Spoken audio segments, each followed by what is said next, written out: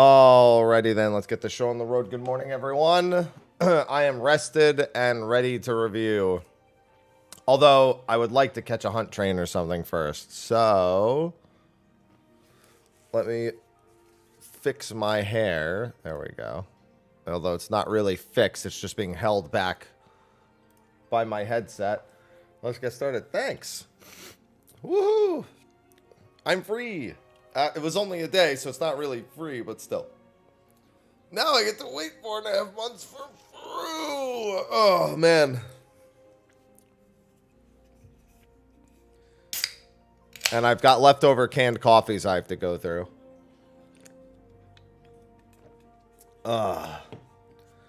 Now I get to work on the content. I'll probably record my thoughts on the tier video today on stream. Although, actually, that wouldn't even take me that long to do off stream, because I can record it without being visible the whole time, too. Oh, one sec.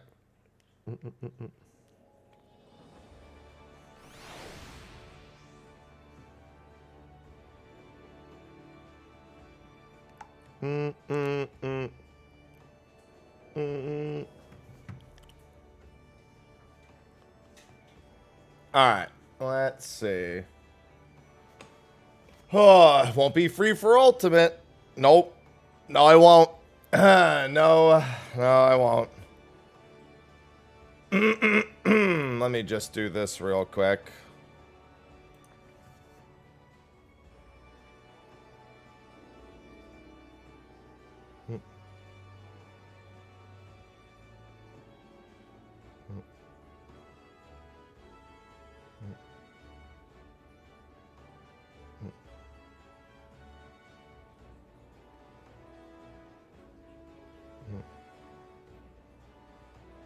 Let's see.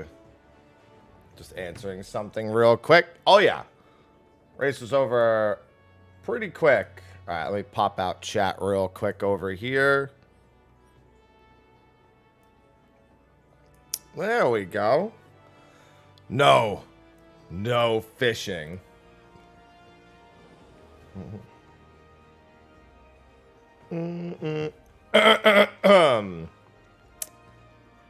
Let me see here. All right, looks like we're all good.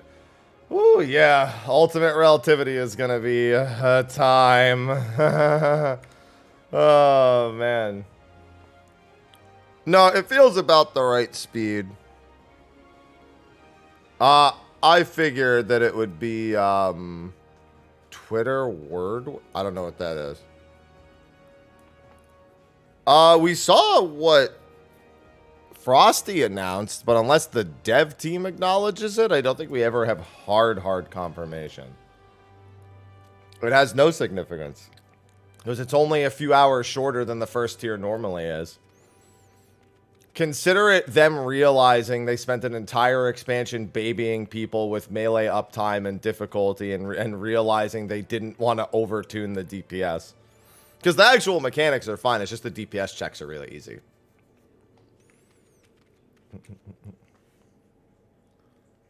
That's all. Yeah, Frosty put out who they have as like the I think the person who actually won the streaming one, I'm pretty sure was Neverland. I think the stream because I think for Frosty's World Ace he was only counting the on-stream ones, like for whoever won what his prize. But there were 2 logs that were uploaded that were not part of the streaming, if I recall. It was Serenity and one other one that began with S.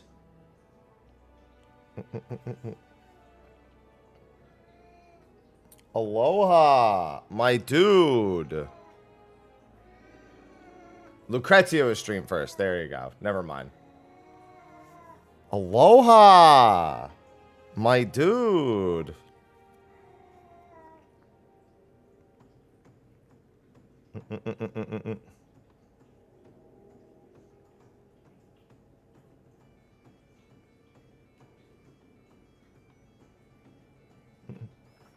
Avelia, thanks for the 73 months. That's right, I could turn my alerts back on.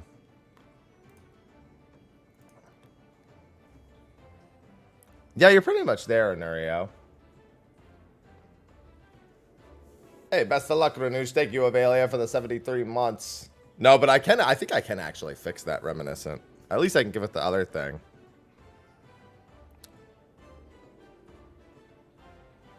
All right, give me one. I need 1 literal minute. 1.5 literal minutes. Hopefully, I didn't miss a super early hunt train, and we have a hunt train coming, because I do need to get tomes. Don't think I've forgotten about tomes. Good morning, Alice. But give me 1 sec.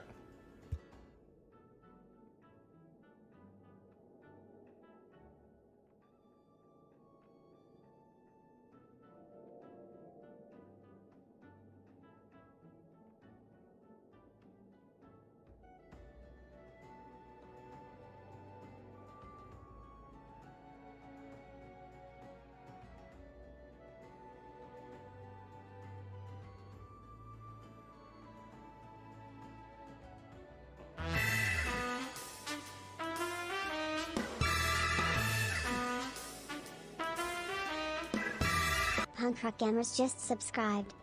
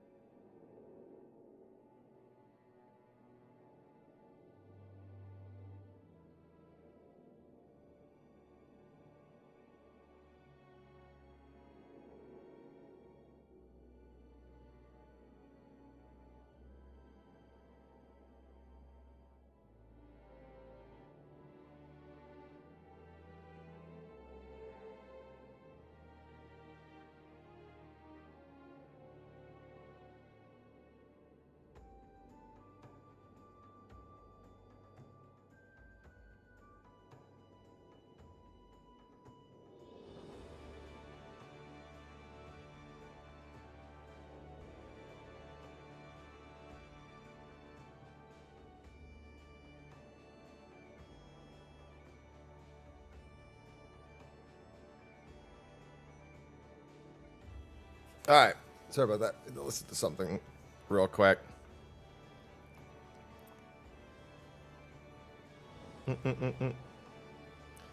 Holding the phone without gloves is a safety violation. You're a safety violation. Yeah, apparently data center travel last night was a disaster. Good thing we were already all on Dynamis. Dude, I can't believe my bow dropped. I like, oh my god, the 1 in 21 odds, and it was the bow. Oh, what a. I got pants too. Very productive first loot week for me. How'd Bard feel? Bard felt good. There were no annoying bits in Savage at all for Bard. Even if this was Endwalker Bard, it wouldn't have been annoying. The song changes. Pants. Bardbo. Yeah, I'm gonna do the thoughts video probably in like an hour. I want to get my tomes out of the way if I can. Yeah, it was pretty brutal for a lot of people. Now, yeah, I got the Bardbo. Now I can do machinist clears. I don't think that's gonna be the case. I think we're helping our knights get clears next week, if I recall, something like that.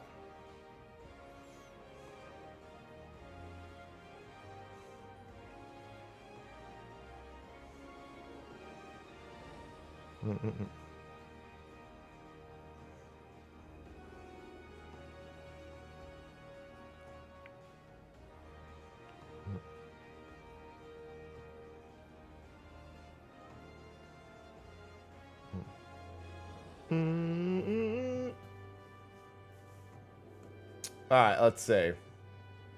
It's not gonna be that. What's going on, Star? Yeah, they were within minutes of each other. Pretty much, the clears. In fact, the first 4 clears were all within 10 minutes of each other, I'm pretty sure. All of the first 4 clears. Like, both the non-stream ones and the stream ones were all within, like, 10 minutes.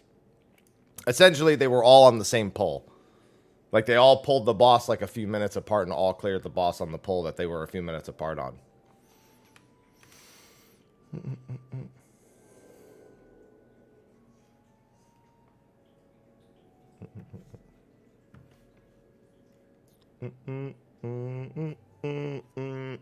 All right, hopefully hunt train soon. Yeah, I still got to actually take care of my tomes for the week. Urkel Pacha. First two were 20 seconds apart. My God. The next two were within those 10 minutes. Good morning, PD.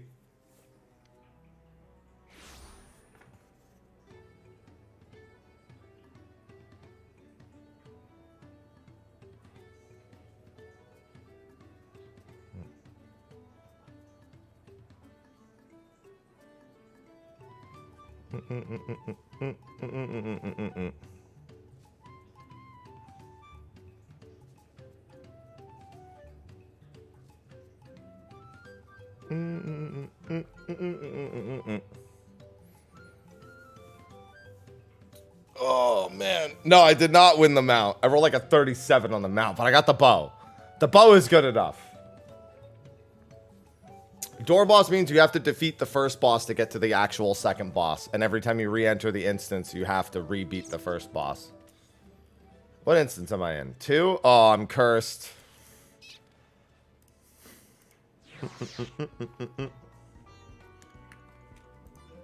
Yeah, our crafters really are some pretty big MVPs.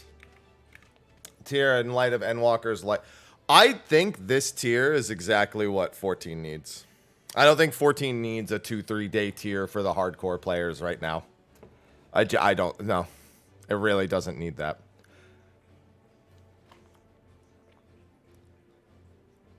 Yeah, it was the cycle bike. Mm-hmm. It was indeed the cyclo bike.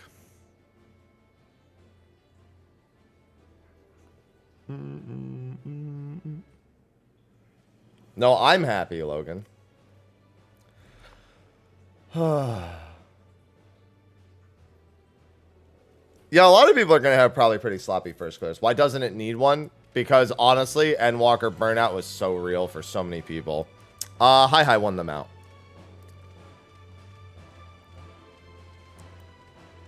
And I'm not talking about the people like me who blast through the tier. Okay, so let me put it this way.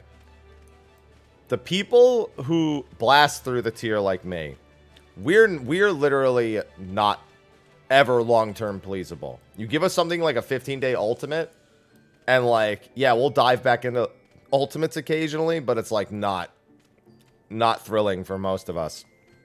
You know, we're glad to get it done, but like it's not like a, oh my God, I'm so glad that took 15 days of my life, you know? You give us a 1-day tier, we're pretty glad in the short term, and then in the long term, one of two things happens. You either get those of us who are now like, oh, you know, like, whatever, that was too short. Or what's more likely to happen is you get the people who are really willing to go into the PF or go do groups with friends. And now all of a sudden, all the people who are really intimidated by it feel a lot more confident doing it. And now you've got more people raiding. And for the start of an expansion, you want more people raiding. You don't want less people wanting to raid from like something stupid, long, and hard at the start of the expansion. Yeah, it needs to be fun. All the fights are fun. They just don't have DPS checks. They do. We did hidden rages while we were progging, but that was like with 15 deaths. M4S hardest mechanic is the very first one, I think, the in-out, the dive bombs. It's either that or it's the cannons later. I think it's the in-out dive bombs. I think it's literally a light rampant situation.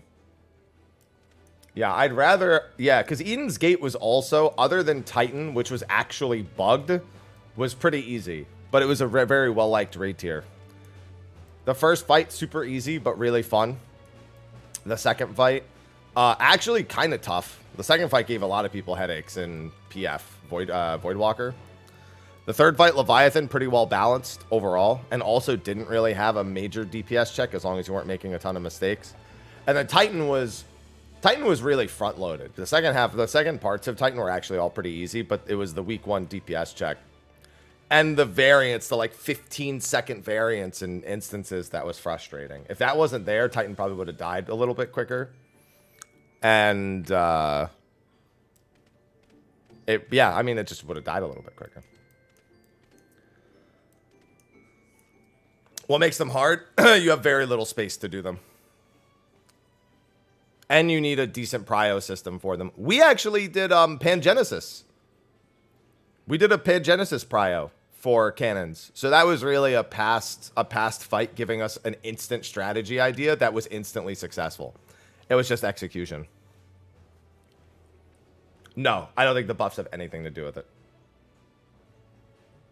They deliberately make the first tiers have lighter checks.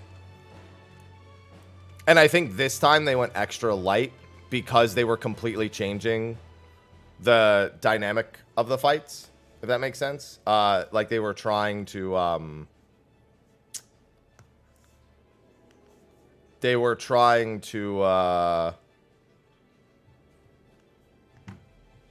really focus on making people earn uptime more. So a great example of that is actually Criterion. In Criterion,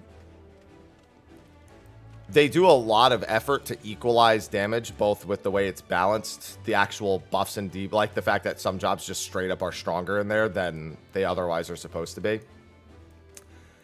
And downtime mechanics. It definitely feels like they factored in that teams might have 2 melees and that a lot of the mechanics are just go fuck yourself if you're a melee. They are. They're just straight up go fuck yourself mechanics if you're a melee. There's like you can, if you're really confident and careful, you can still do some like fun things. But we had to like accommodate for some people to make sure that they were like really safe doing a lot of stuff.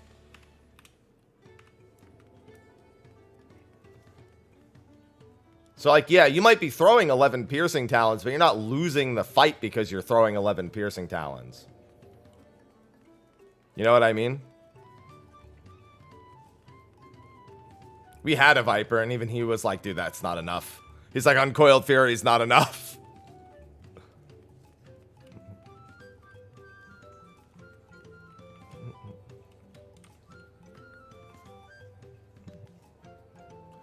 Our team did have really good kill speeds from what I understand, though, amongst, like, the day 1 clears.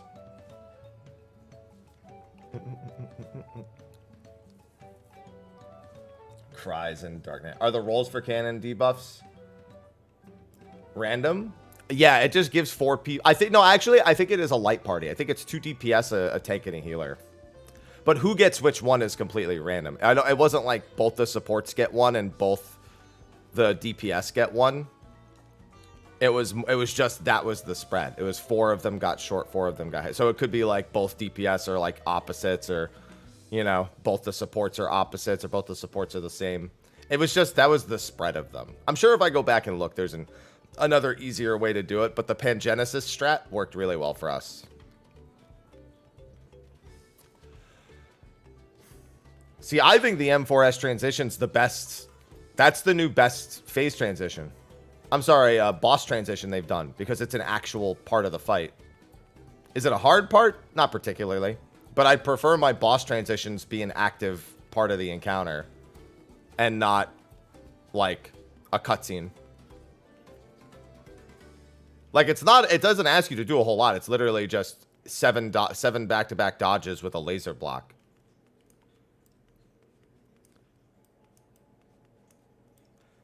We didn't actually see the M3S in Rage. We skipped the entire thing. We blasted M3S pretty hard. We literally killed him before the well, is his last sequence. Isn't it another doping draft, and then he just does the Omega like crazy combo that ends in the Enrage?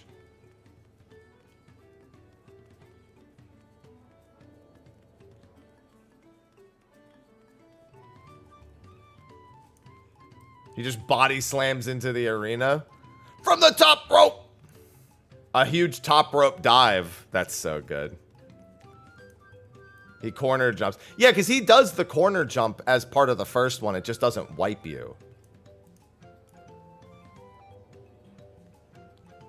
Honestly, looking back, I rewatched M3S. I think they actually did a really good job with that fight looking back. It's so entertaining. Like, when I was doing it, I was like, they didn't really cook on this enough. And then I rewatched it, and I was like, oh, no, they did a pretty good job. They actually did do a pretty good job with this fight.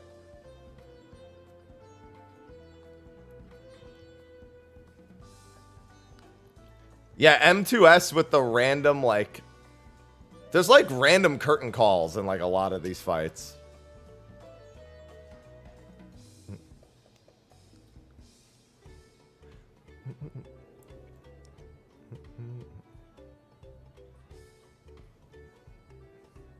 Oh, he makes you watch? Unfortunate. No, we never saw the Devour phase in M1. I can't even do, like, a proper guide. I need footage. I realized that. I was like, I can't even work on the guides. I literally haven't seen the last mechanic in, like... In 3 of the fights. I haven't seen the last mechanic. I need to find someone who's actually seen. Yeah, from what I understand, it's the exact same normal mode one. Where she makes the clone and the clone does the Devour. And then she does the half room, doesn't she? Isn't it literally like a carbon copy of the normal mode? That's what I was told, but I haven't seen it. It's just faster, yeah.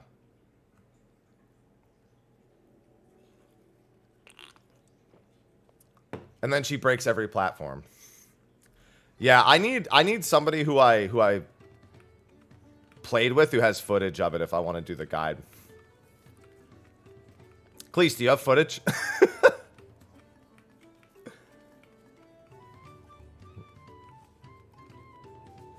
Cleese, have you seen Enrich?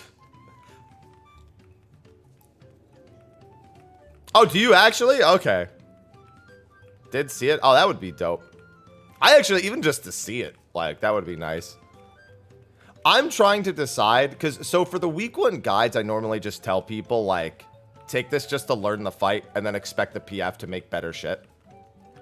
So what I would like to do, because I actually think what we did is a really good idea, but I don't know how popular it's going to be, if it would be.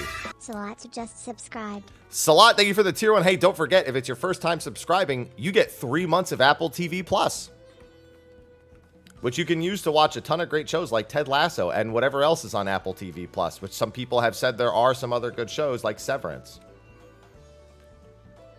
Courtesy of Hope. Yeah, but if I'm going to use it, Memorancy, it would have to be with their permission. You know what I mean? I wouldn't just take it off the balance.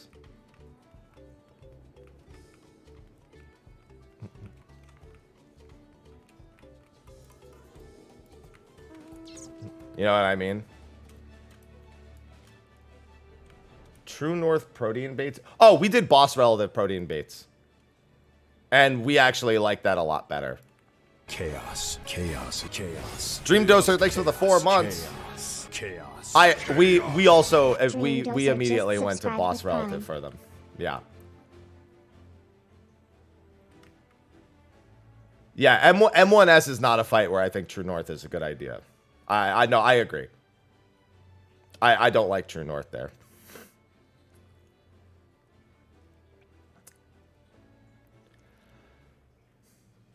Because generally, you line up with the boss or the ads.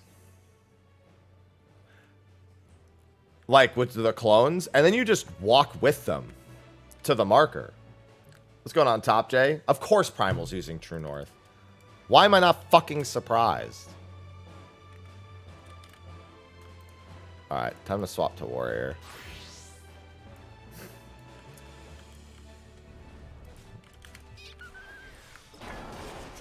Yeah, and the left-right is actually very relevant to the mechanics. Yeah.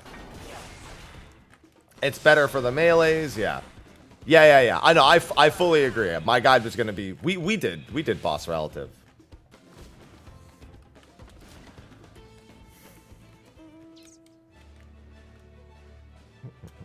Like, I think we did one pull True North, and we went, this is stupid. And then we just instantly changed it. Like, it took no time at all for us to, like, get to that point.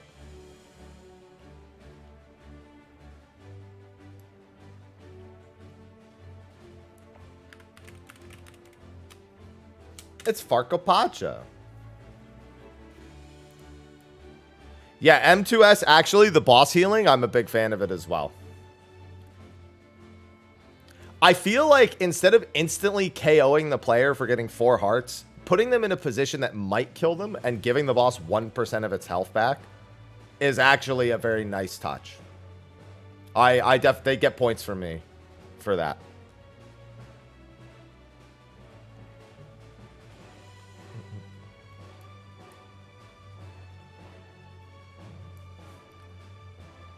Yes, that's exactly what it means, June. 3%? No, I think 1%. I think they do 1% on the chance. Because here's the thing. The boss doesn't just heal. The boss also gets a permanent damage buff to all their love phase stuff. If they didn't get a damage buff, more healing would make sense. But they also get a damage buff. A permanent stacking damage buff. So 1% healing makes a lot of sense.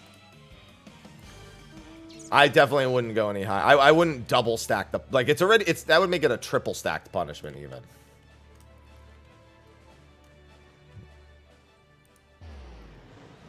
Yes, that is very normal. Because it's all the world prog raiders buy everything day 1. And then the market is, you know... of rich players buying gear day 1. You got to remember that it's rich players buying gear day 1 that sells that. The average player then needs to pick it up after the fact.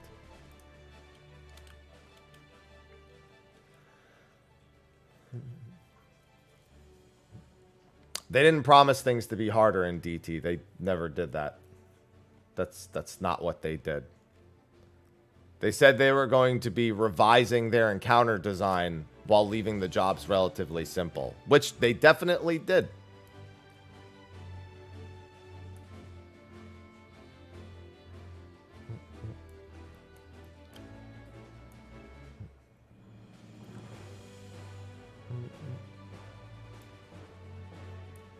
I mean, honestly, the Savage encounters are really engaging. They just don't have tight DPS checks.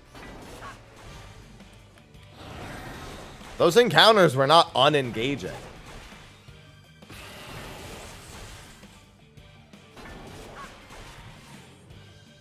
Bard was fine, Savage.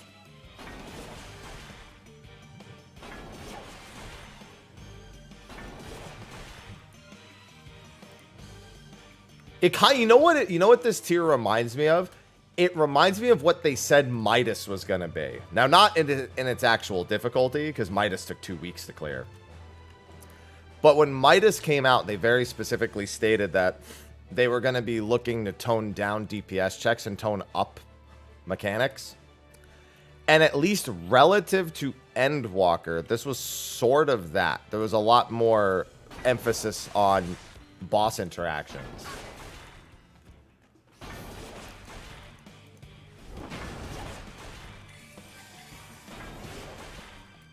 Than there was on it being like a tight DPS check. Yeah, no, I agree. I like the closer calls too. But what I like and what I want, I just don't hold too relevant, because no matter what, I probably am, you know, I'm going to clear it in a day or two and then just re-clear it in an hour or two, you know.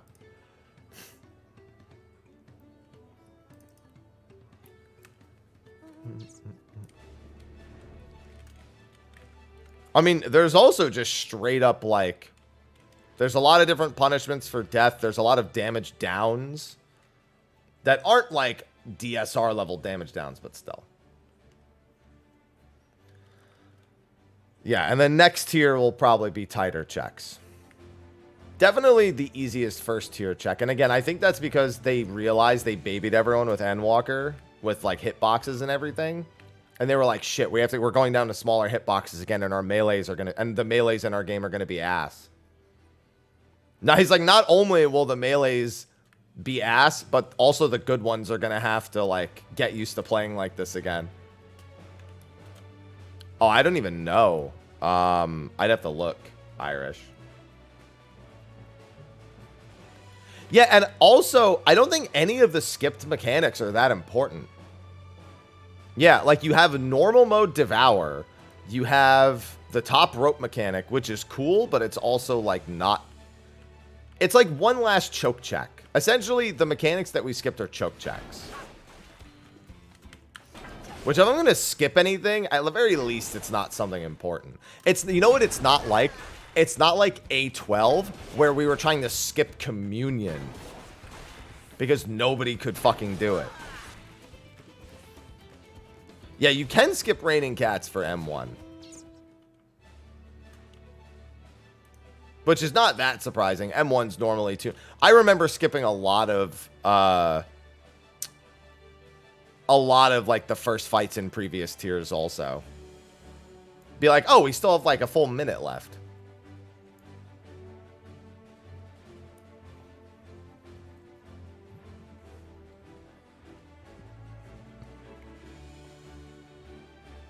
Yeah, Raining Cats, I'm pretty sure we just said fuck it to Raining Cats, and I just like I just ate the far stack and just died. Raining Cats is near stack, far stack, tethers, right? I'm not misremembering that. Can't you just like tank invuln the near and the far stacks while everyone else does everything else?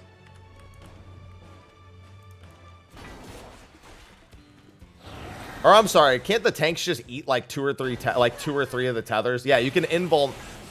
Yeah, I was gonna say you just go melee tank tank tank. Yeah, that's what I figured, because that's what we did by accident.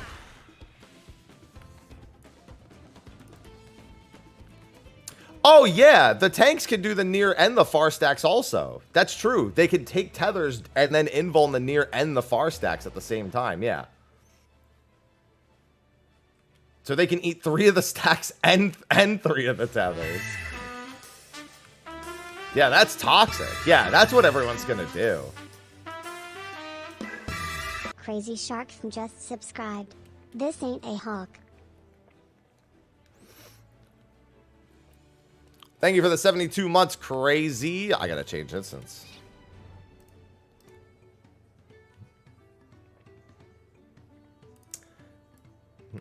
Yeah, that sounds about right, Niall. Yeah, you could also just do the melee and the range stack and let the tanks do the tethers, and it's no problem at all.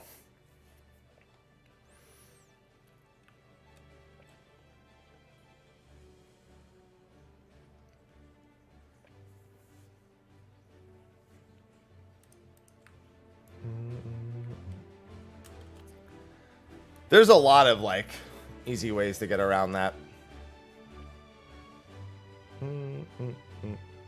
Melee tank tank tank. Secret Payable the way marker dance for M3. Oh, so yeah, that's actually probably the most important part of M3. So you're talking about long fuse, short fuse with the marker dance, or are you talking about the second marker dance, second fuse specifically?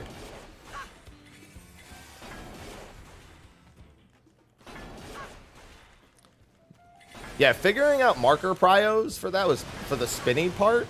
So all it literally is, if everyone just goes to their marker and just dodges the AoEs next to their marker, the mechanic automatically resolves.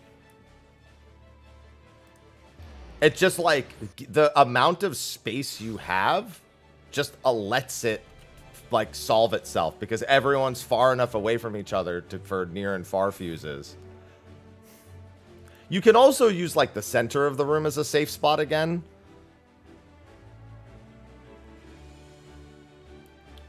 But I think your melees have to be willing to downtime for that. So like I think for uptime you're gonna see instead, you're gonna have a safe stack. So we had like 4 markers down near the center of the room. You can put 2 people on 2 of the markers, like the 2 tanks and the 2 healers out.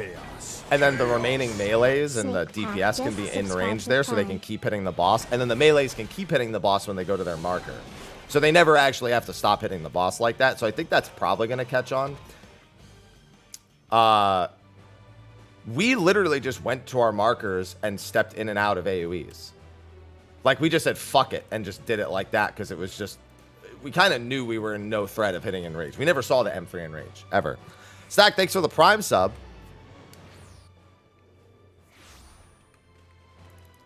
Thank you for the Prime sub. Thanks. I'm so glad I got the bow. I was petting Aloha, and I heard, oh, bow drop, and I was like, yes! Bet you machinist weapon drops next week. I'm going to get all my fizz range weapons 3 weeks in a row, and I'm going to be upset because I don't really want all 3 fizz range weapons right away.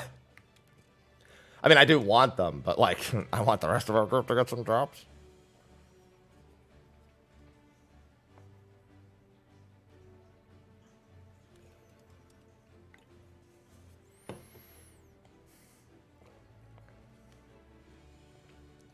Curse the fizz ranged forever. Shut up. I'm just glad we got 2 weapons week 1. Oh, you know what Whoops said? Whoops was like, got my weapon. Time to go Barce EX trials.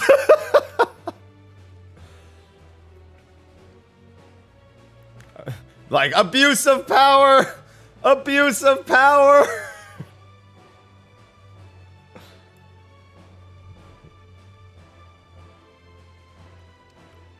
I think that might have been my favorite thing that Whoop said in Prague was, sorry, I forgot what a clock looks like. And he wasn't even trying to be funny. He was just trying to come up with any, like, way to explain what he did. He didn't, like, no, it wasn't even a joke. He was just like, sorry, I forgot what a clock looks like.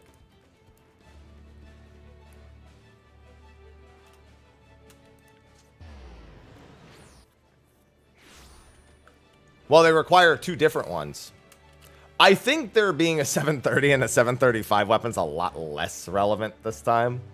Generally speaking, when enrages are a little tighter, that 730 weapon is insanely valuable.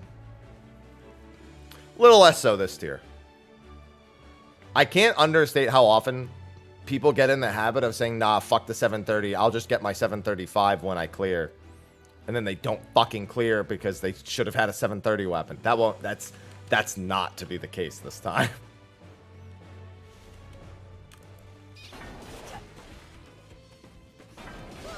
I still think it's worth picking up if you haven't beaten the 4th fight and you have the tomes for it, but all the same.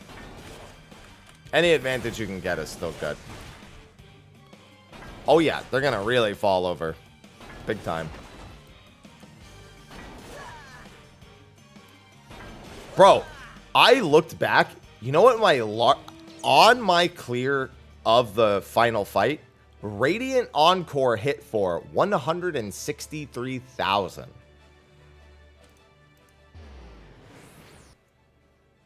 Jesus. Like, one of my if there was ever a this is the clear moment, Radiant Encore hitting for 163,000 is the moment.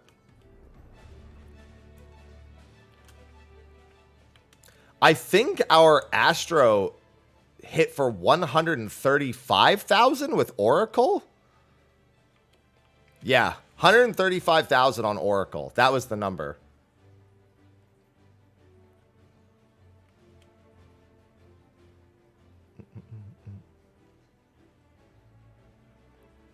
Theo was juicing. Yeah, I think that was on our clear. I think it was at the burst at the very end. I mean, look at the boss health bar on our clear. It goes from 4% to 0 in like 6 GCDs. I think we all direct crit everything at the end. Yeah, we still have Ultimates, Alliance. We have Criterion raids. We have 2 more tiers of Arcadian. We got a lot still to look for. Oh, and the large-scale Savage, of course.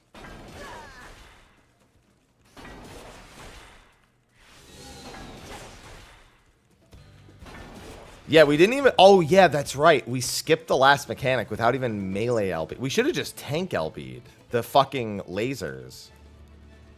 Not gonna lie, tank LBing laser is almost certainly gonna be the PF strat. The second lasers. I think the first lasers, people can pay just enough attention to, like, survive. I think tank LB, second lasers, is actually gonna be a thing. You still need, like, shields and shit. I mean, I'm talking about, like, early weak. Like, skipping lasers would be nice. You absolutely can skip lasers with gear. You can skip lasers completely with gear. But if you see lasers, I think Tank LB lasers is going to be the thing. Tank LB second laser. It's much more reliable than trying to do like a healer LB there or something.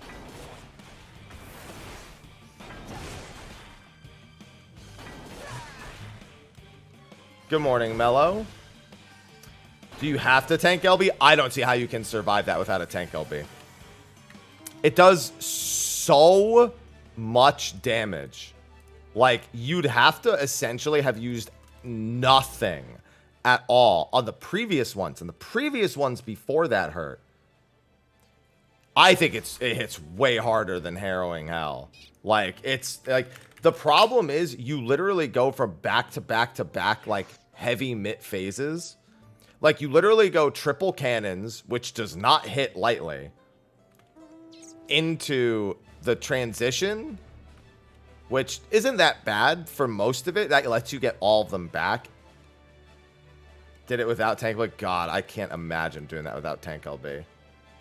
You'd essentially have to have every single mitt. Yeah. If you have anything short of every single mitt,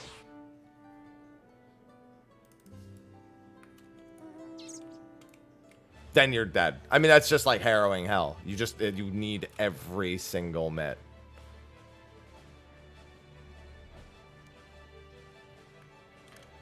Tank LB3 is going to be the standard, without a doubt. Because you can tell it's not a Tank LB3 mechanic. Otherwise, it would say you need to break your limits. They're pretty clear about that. When they want you to use Tank LB3, they almost always tell you, except with like Hush Font, they'll tell you to break your limits.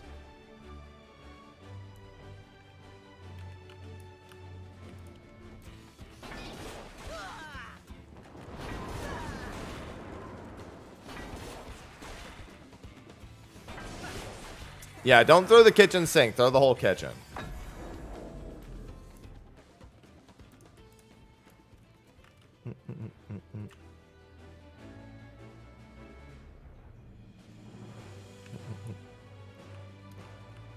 Yeah, that's the... Honestly, that would... Here's the thing. Unironically, that might be the scariest part of the whole phase. Is the part where you tank LB3.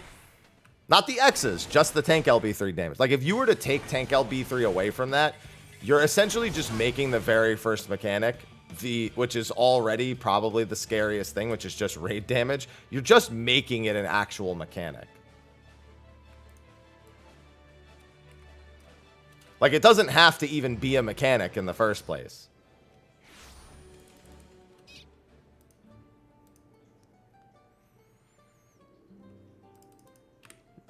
By not tank LB3, you're just making it +1 mechanic. You can tell there are other spots where this is clearly the first tier.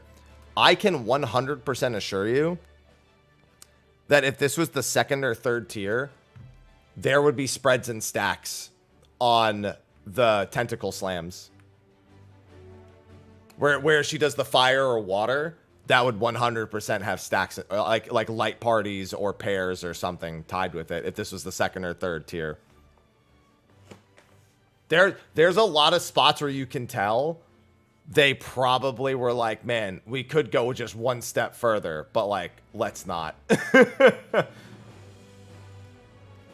Saving that for ultimate, yeah.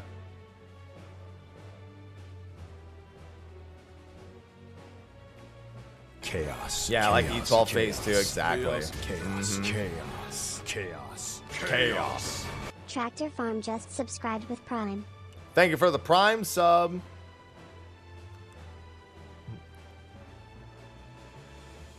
But it was a fun tier, all the same. Saving this for later.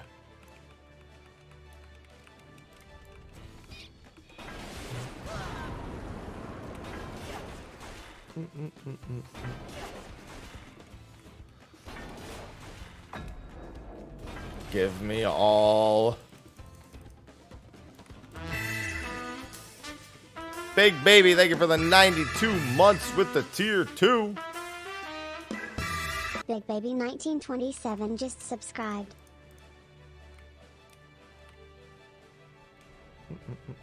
Thank you for the multi-month tier 2.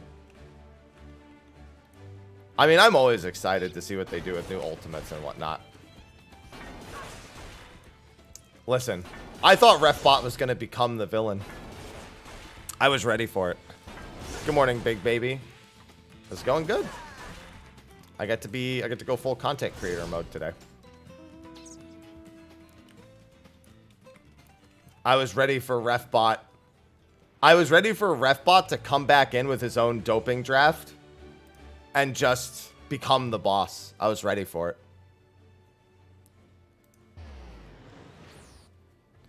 Oh my god! Refbot has entered the ring! It appears he plans to give Brute Bomber a taste of his own medicine.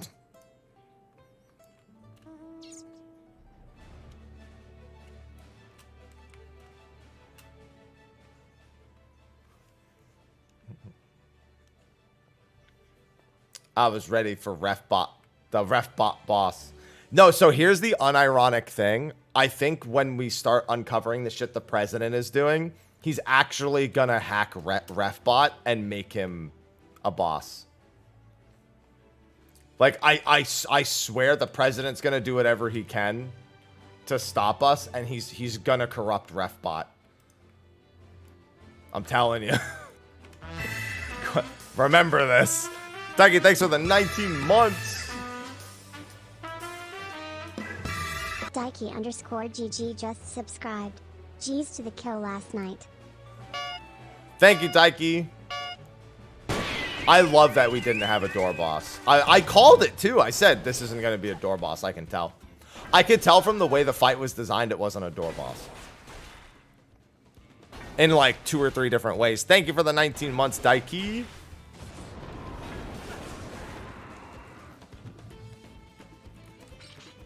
Oh, no, I think the president's just going to pump himself with, like, every primal soul imaginable. And he's going to turn into Ouroboros. Hello, Striker, and thank you. What's the most accurate prediction you've ever made for 14? Can we say... No, Dancer having chakrams wasn't actually that hard to predict. Complete global saturation. Damn. That hurts, Cleese. That's an 11-minute... That would be an 11-minute door boss. I should have been the one to fill your dark soul with light. That's when they're going to flip the script. They're going to do the 12-minute door boss and the 4-minute actual boss. We call that the reverse X-Death.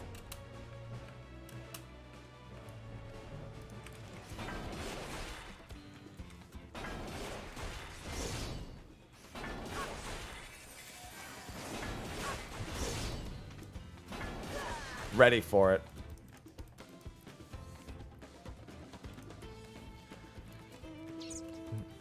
I hope they call the president like Vince McMahon or something like that. Just like change the V to a B or just do what the PF does. They change Parse to Barsh, just change Vince to Vince.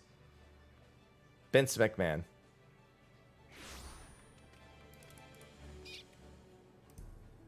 They can learn from the community.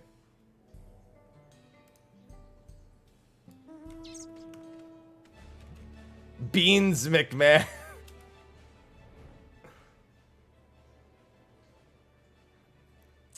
I mean, yeah, of course he does. But if they're making fun of him and he's the villain, then fuck it.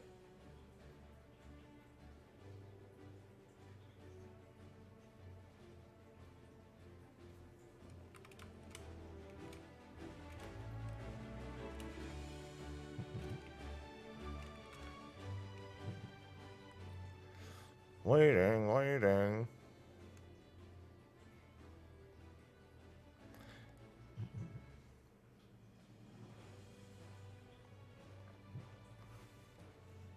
Player limit reached.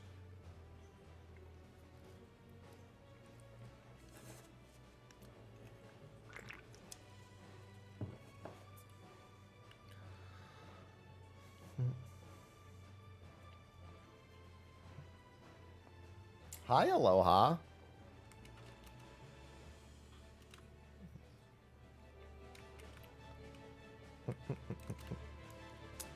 Alright. Hello, Dome. Listen, I'm ready for fun times.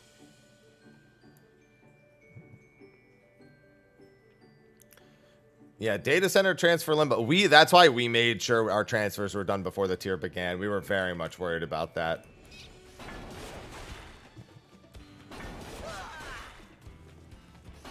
What's the thinking? There's a lot more pressure to perform when you have a longer encounter.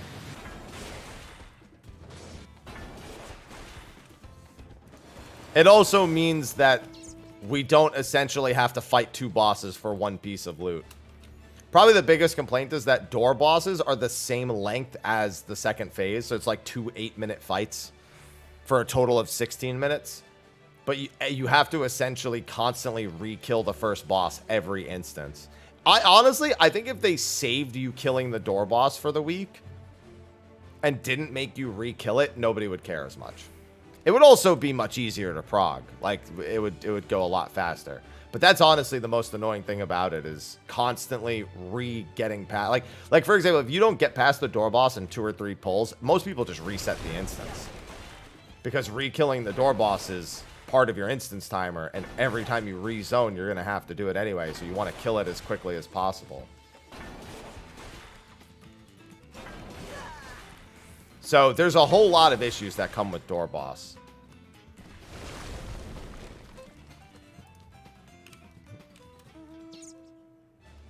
Generally speaking, yeah, we normally get... Well, no, this is a 13-minute encounter. I think the Enrage is 13 minutes specifically with Wicked Thunder. It's like 1250 something or like 1305. It's like somewhere in that range. But if they made it so you didn't have to re-kill the door boss every single time, people would definitely be better about it. They'd be better with it. Because it honestly just makes some of Prague just... Ugh. Wait, are we going to instance 2 or 3? We're going to 2, aren't we? There we go.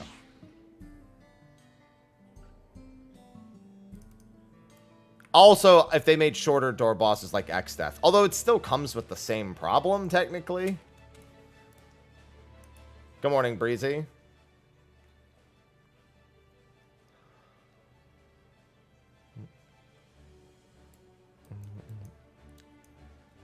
Yeah, or if killing the door boss reset the instant. There's a lot of problems and a lot of solutions to door bosses. But honestly, I just hate getting 2 half fights. Like, it feels like shit to kill a boss for 8 minutes and just know, oh, well, now I have another entire 8-minute encounter. And it's all for the same loot.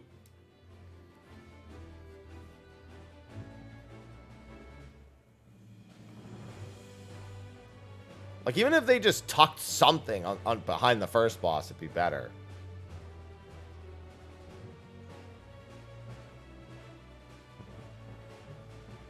Yeah, at that point, they could just make the fight 2-3 minutes longer and just do 5 bosses. And just put, like, I don't know, do something with the loot. Just upgrade mats or something, I don't know.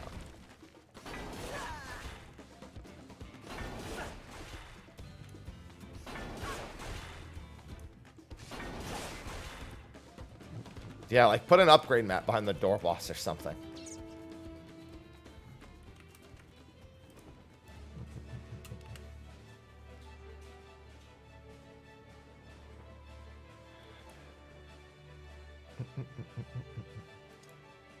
Yeah, the second boss here is more of a continuity thing, because we have Electrope explained to us, and her mechanics are largely based around what we already know about Electrope. But then she also revisits things that she does in the previous phase. Like resummoning clones of herself that have the wings or the cannons and whatnot.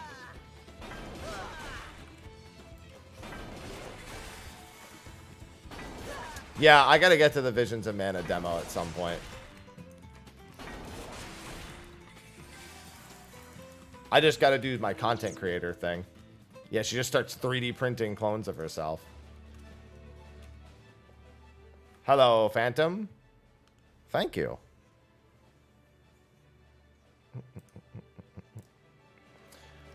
Oh, that's right. I also have to do a video judging all the new weapons.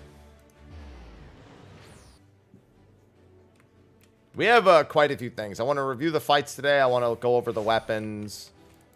I want to see if I can start working on a guide.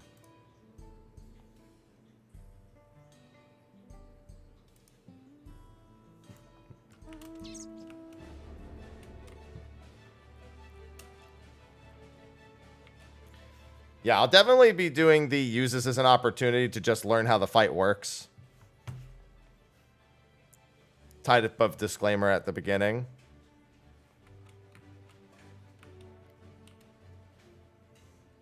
God damn it, Frosty. Frosty, according to Frosty, some of the commentary for Mog Talk yesterday called some mechanics happy mechanics.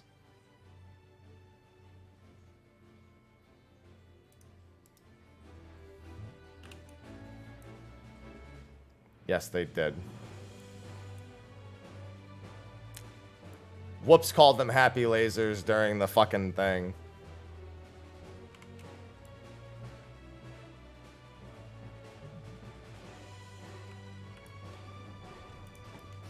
But wait, I'm happy.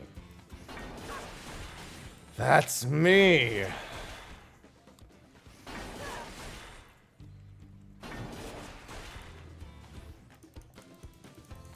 Call that happy witch hunt.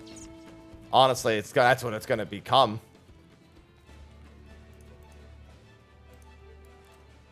Can I just witch hunt myself? Please and thank you.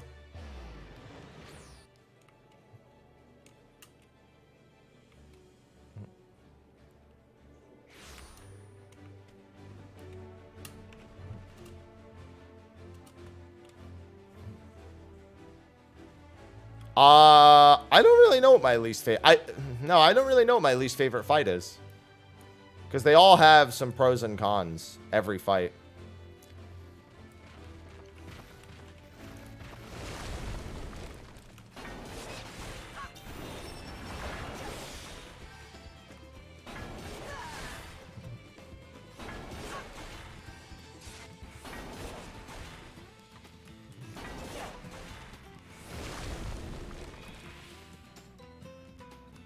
Hate it.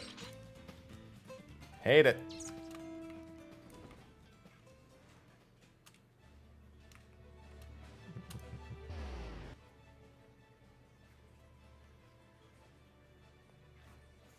Yeah, I really like some of the things that they do across the fights. Like M3, for example, has a mini curtain call phase.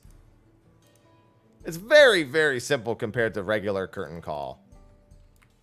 Because it leaves out like the AoEs and the boss AoEs. Like it's just the most simple bits of it. The damage is pretty severe. But I like seeing like the mini curtain call, and I like the final B phase with the like party-wide AoE. If anything, that's actually even closer to curtain call. Instead of like running apart from your thing, you're actually running towards your partner.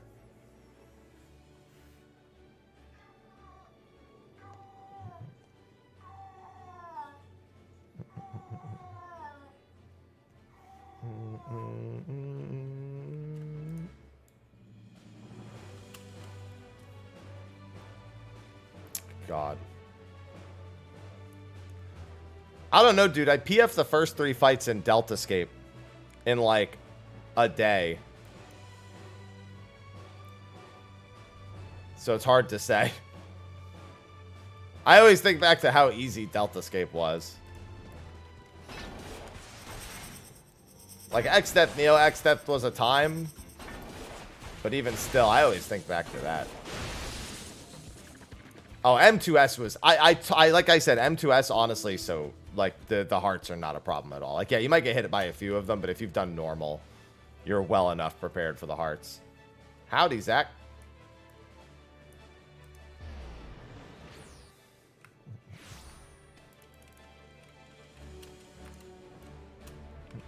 Actually, I thought it was an instance change for a second.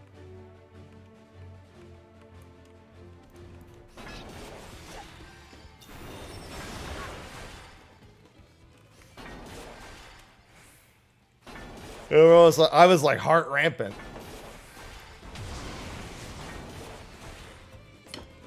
I mean, we would have all been ready for Fru anyway. That would have never been a concern.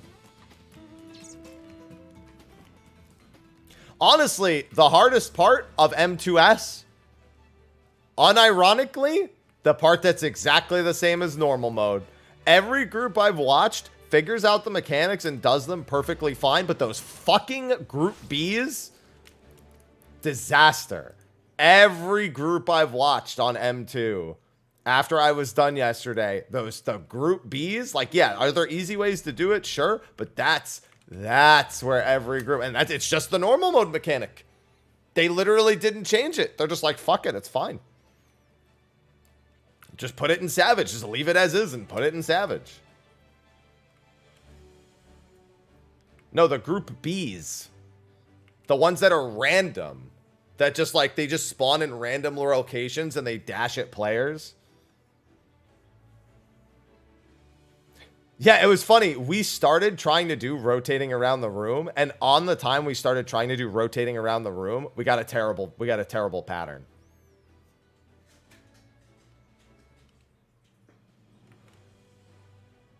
We literally were like, this is fucking stupid. Yeah, so we start with the boss in the center, and then we moved out, and then we YOLO'd. That was it. Our rule was bait the first 4 or 5 middle, and then you're on your own. That was what we did, and that worked pretty well. So they're baitable, but the order they come out is completely random. So you have no idea where the first one is going to come from.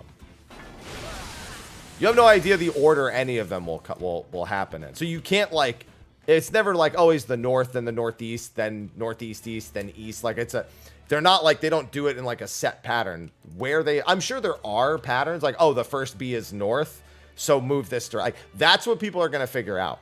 If the first B is north, then it probably determines the rest of them. The first B is west, it probably determines the rest. And so it becomes 4 different patterns. Almost certainly that's what's going to happen. They didn't mess up anything. This is only 3 or 4 hours different than the average first tier. Think about, on average, it's about a 4-hour difference. Yeah, for group Bs. The first tier is always cleared in a day.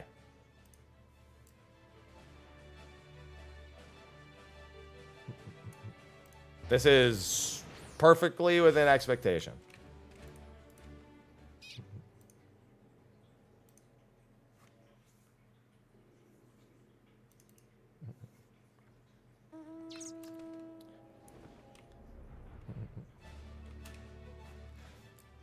Yeah, in normal, generally Mario Karting works most of the time.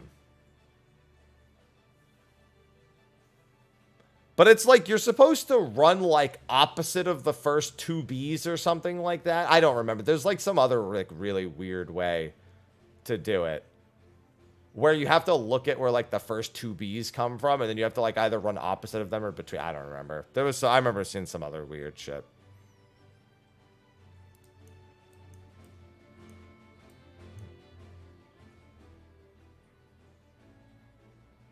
Yeah, so generally that's what we did. It's just a matter of like where the bees themselves actually are. Waiting 4 or 5 and then moving the boss again is definitely the play. And not to move the entire time. It just depends. You need to know where where there is to move. So essentially it becomes deductive of where the bees are coming from. Which is the only potential concern. Because we did the same, but we started in the middle. Like, we would bait 4 or 5 through the middle, and then run to the whatever open section was there, and then wait 4 or 5, and then start, and then YOLO. Essentially, we would take care of, like, 8 or 9 of the tethers in 2 different locations, and then fuck off, because the remaining ones are just kind of dickish.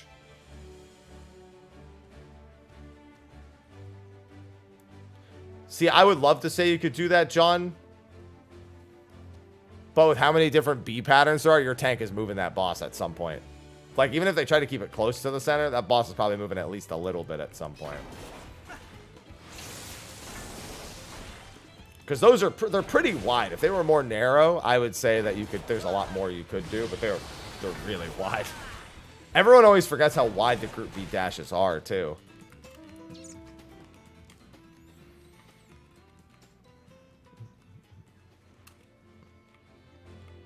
Yeah, we were triple ranged for that. So that worked out pretty well for us. All right, after I get into instance 1, I have to ascend. Or any instance at all. Game.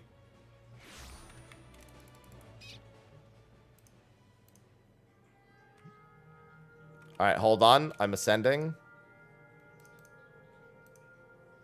There we go.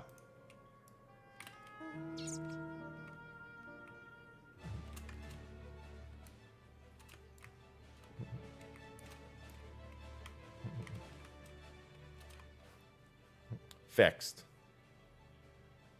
Oh, I have your gold cert? Thanks.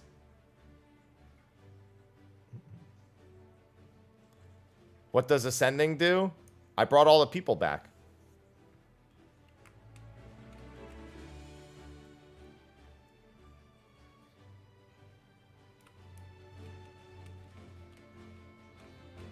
An FC contest during Endwalker.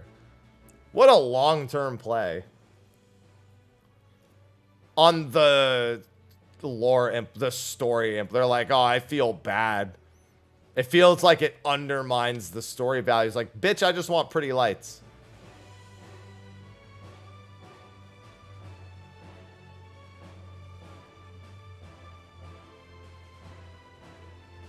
They're all still dead. I didn't bring them back. They're all fucking dead. It's fine.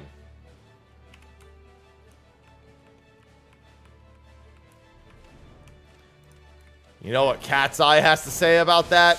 Grrr.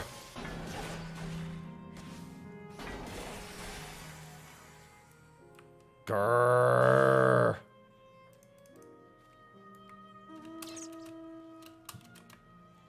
Well, they were alive at some point. Just not anymore. Now they're well, they were endless.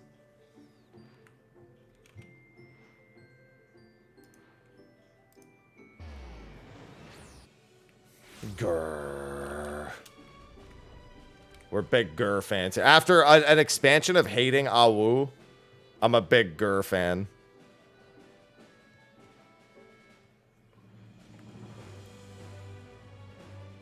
Grats on the clear. Damn right. Thank you. I just make it New Game Plus.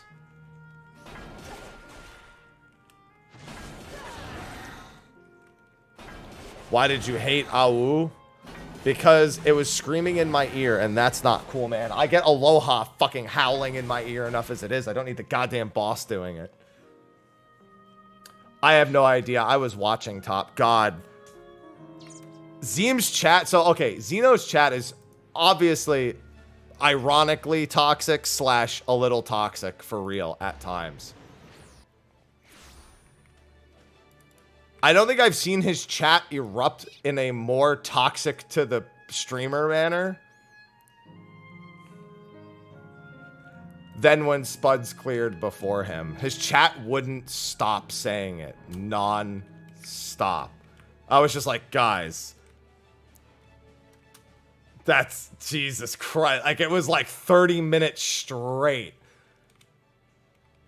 of just non-stop.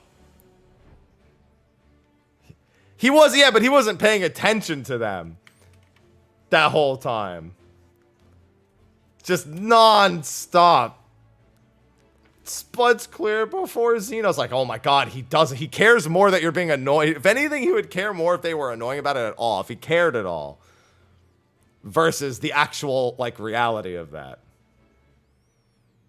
It's jokes, like, 90%. They were mad. He did not give them kissies, yeah.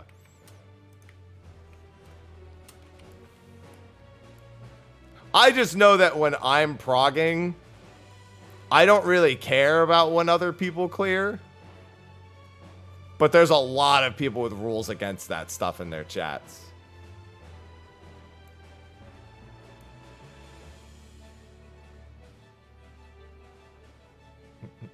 So when I see it anywhere, I'm like, oh, God. Because I know he doesn't care. But it's still just like seeing it over. Oh, did Whoops clear at the same time as me? That's crazy. No, I didn't see that.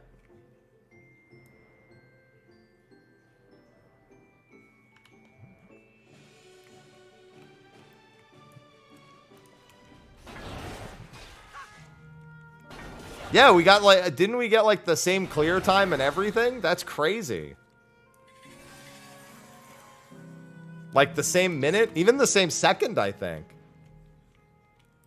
Yeah, what are the odds? It's wild.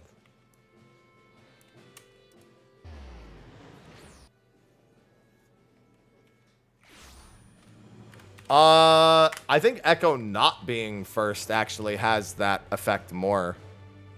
Although I will say this, I think Neverland is a stronger team in longer tiers.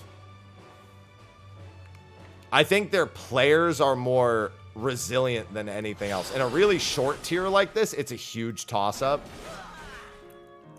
Neverland's strength has always been in resilience. Like, when it comes down to things that are like days and days and days.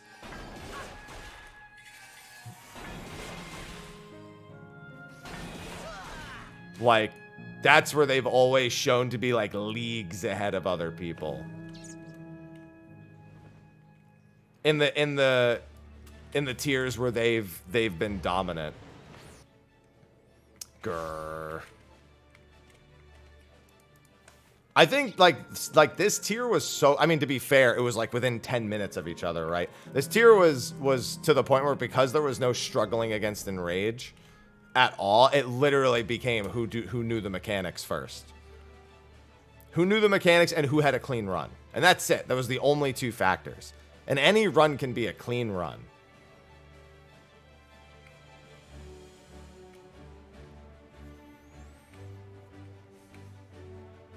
So I'm more curious about Ultimate, where you not only need the clean run and you need that damage, but you also need to not hate each other after several days. Some people are really not good at taking care of themselves for more than a day.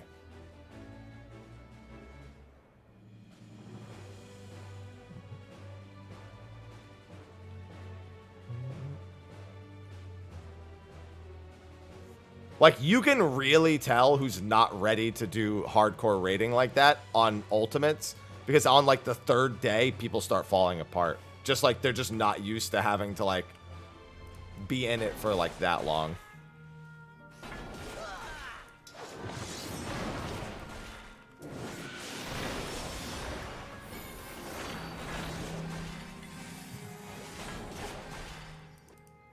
I remember during,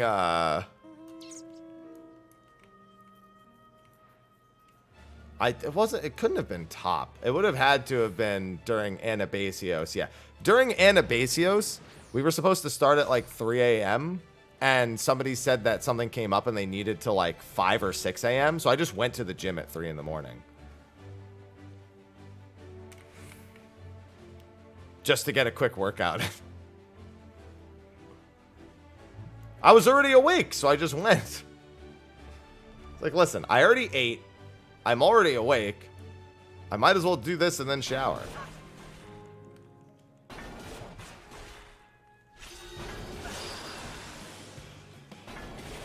Must have been lonely. You mean amazing? Gym when no one's there is the fucking best time.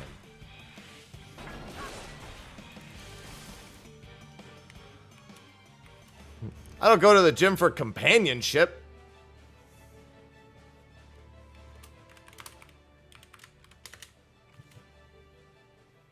I'm like, get these motherfuckers out of here. I got workouts to do. Yeah, the grunts get loud.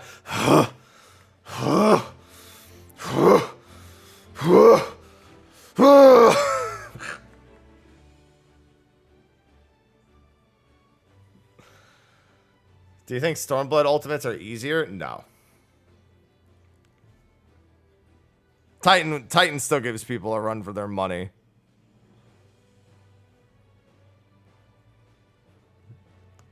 I just think they were solved so long ago. It can't really be hard anymore.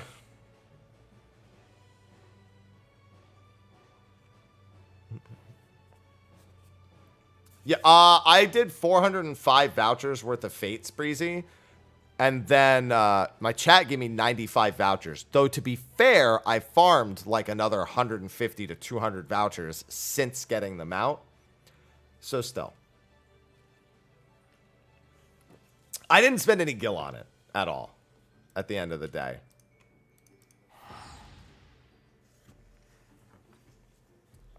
You know what I did? I made 20 million gil, and then I paid 20 million gil for my crafted gear.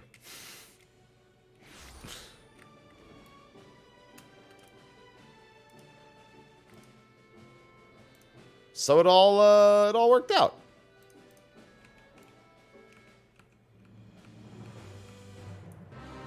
I'm here, Garlock. Garlock, you're not part of a fate. Get out of here, Cancer.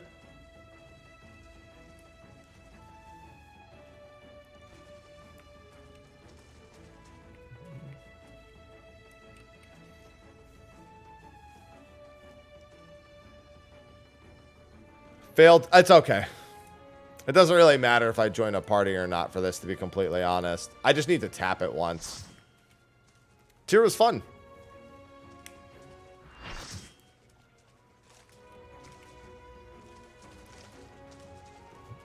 I'm gonna do my my tier in review in a little bit.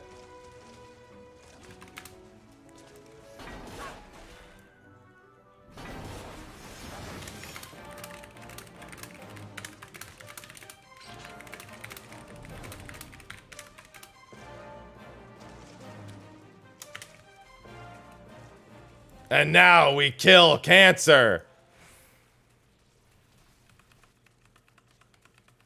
That's it, Cancer. You must die.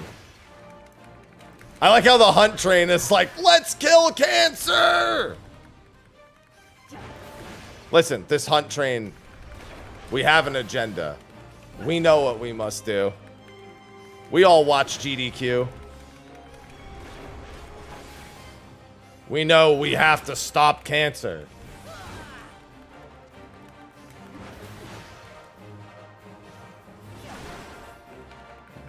All my homies hate Cancer.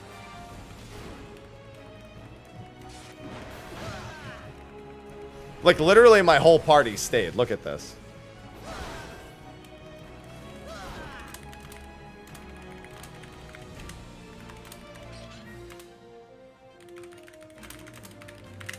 I'm here to kill Cancer. I already have a minion.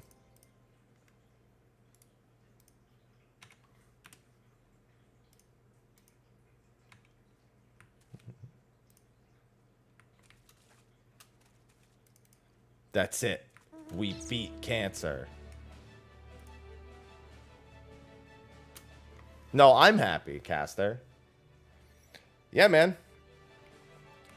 Took us like I think we were world 14th. Yeah, I got the bow and everything. Wait, I'm wearing the wrong set. I'm still wearing the wrong set. Hold on, I gotta actually equip this. There we go. Are these the pants? Yeah, I got the bow and everything.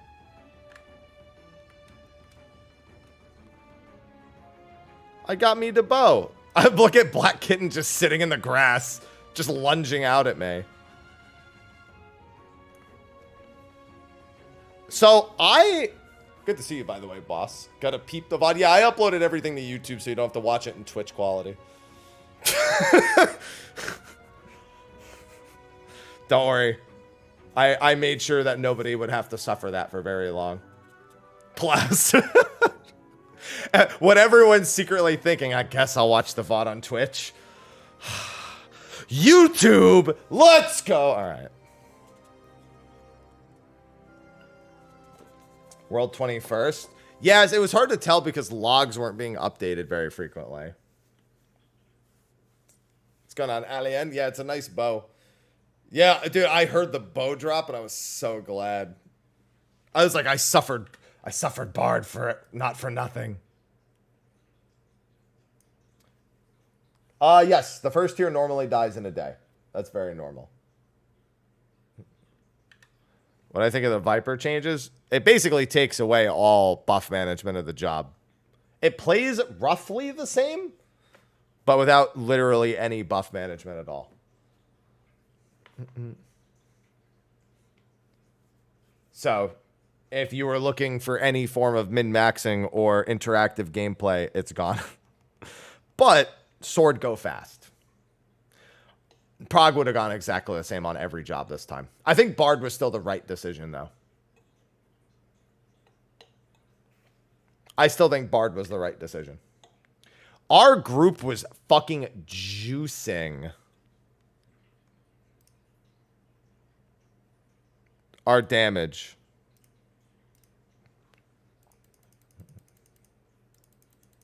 Like, we absolutely squeezed them.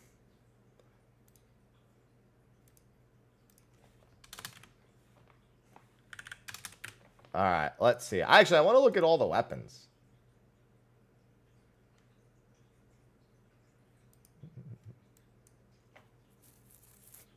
Well, yeah, essentially with Viper, you just alternate your first GCD now. And otherwise, and then there's no buff management, so you just juice the entire time.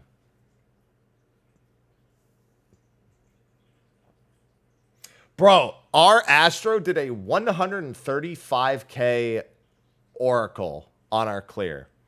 135. Like, I did a 163k Radiant Encore. That was nuts. Like, we all juiced at the very end of our clear.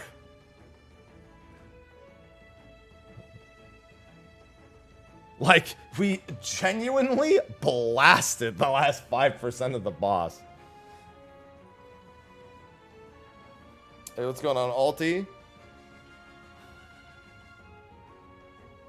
Yeah, let me tell you, I hadn't seen maybe I had seen 163k Oracle, and I just didn't realize it. But like, no, we were 45% going into the second phase. Sub 40. I mean, we were at, I think, exactly 45%. Yeah, Whoops did a 200k Starcross at one point.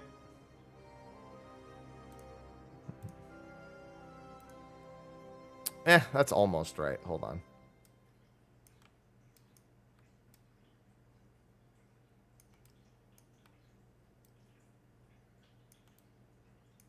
This isn't part of the review. I'm just going to the Radiant Encore. Oh, here it is. This is the literal frame. There's my Radiant Encore going right there. There it is. I found it instantly. Let me tell you, at 1.3%, that's a nice strong Radiant Encore right there.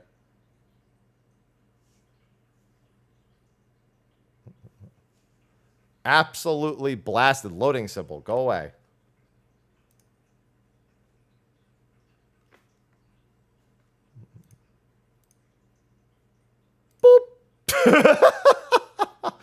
Listen, you give me an orbital laser on my Fizz ranged, I'm going to orbital laser things on my Fizz range.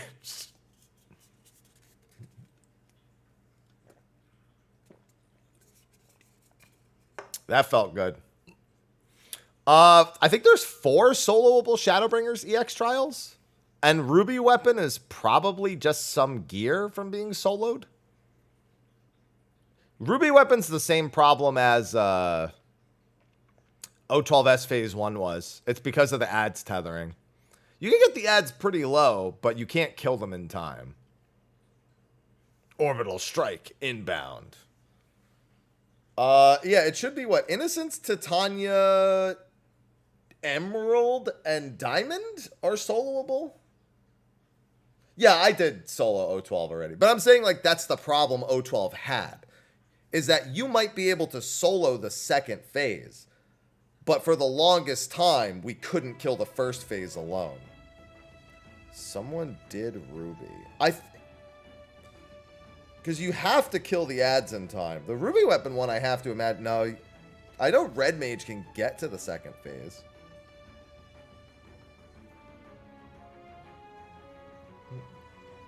Because you have to be able to, like, separate. You have to, like, essentially destroy one of the ads as soon as possible for Ruby.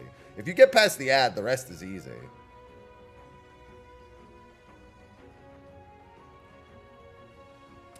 Yeah, for Ruby Weapon, don't you also have to do a resource run?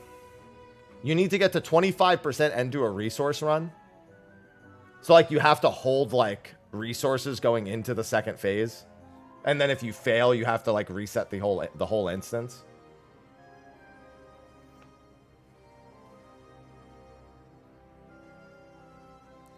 Because you just don't have, like, you have your buttons to press, but, like, you actually don't have, like, absolutely everything unless you you go into the second phase with resources already tucked. Yeah, I know that you need 25% echo. Yeah, the only ones you can't do, I don't think you can do Hades, and I don't think you can do Warrior of Light. I think those are the only two you can't do.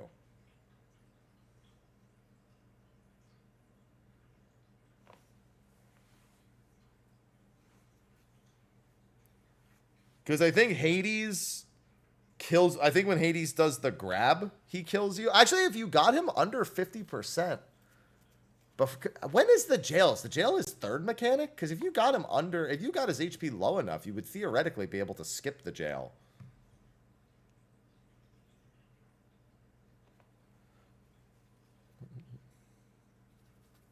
Warrior of Light probably hard stops at not tank LBing. More than anything.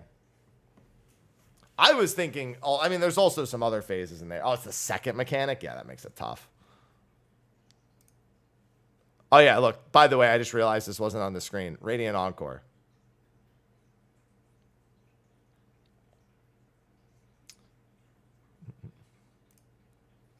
Look at that juicy Radiant Encore right there. What's going on, Nayuda? But yeah, almost all of Shadowbringer's EXs are soloable. Memoria. Oh yeah, I forgot about Memoria. I don't remember if Memoria... I mean, you'd have to be able to do the ad phase quickly enough. That's about it. Honey Bee Proggin. I'll be your queen bee, honey bee, lovely. I'll be your one and only champion. All right. That's a juicy... Yeah, the transition's the only thing I'd be worried about. Stop. What do you mean, stop?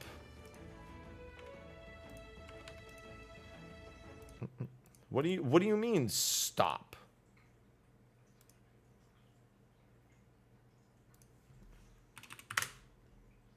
My ears love it. You can't take it? Oh, no, this is the actual one. Hold on, I don't want the actual intro with it. Ah, here, the 10-hour version. There we go.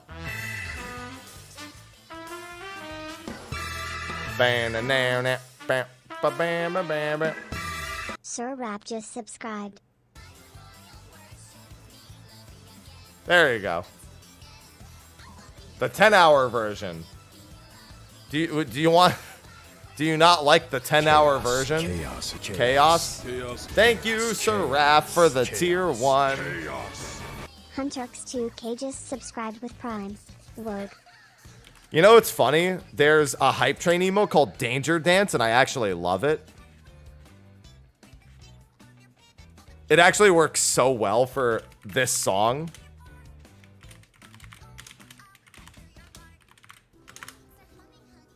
Like, I don't know, I love the way that it looks. That's one of Twitch's hype train emotes. Thank you, Hunter, for the 5 months. Yeah, I figured you had it, Avelia. If I had it, you almost certainly had it. Excuse me. I was listening to that.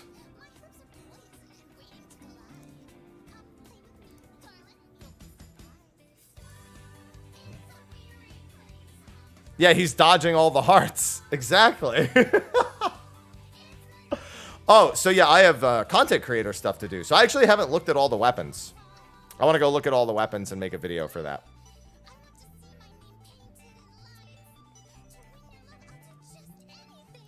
But first, I need to listen to this Honeybee song briefly. Because I know chat wants to hear it.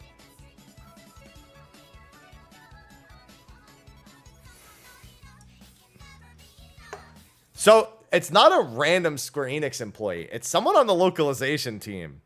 And I refuse to believe it's Kate. Oh, actually, yeah, because Soken said that they have someone on their localization team. At least that's the way I took what he said. Where he said we have some very talented people on our localization team. I was like, there's no way Kate sang this. There's no shot Kate sang this. She really trying to take Koji's job that much? It would be funny. It would be funny. You're not wrong about that. It's Paula Gerhard, who apparently did the Titania theme. That would track. That's not someone on their localization team, though. Maybe he just meant the localization team found a really good singer or something. Localization editor. Right, that's what he said. On the team. It's still on the team. I think he was just trying. Yeah, I think he was just joking around to try and imply that Koji did it. Oh, did Titania? Oh, is the woman who did Titania's theme on the localization team? Oh, I didn't know that.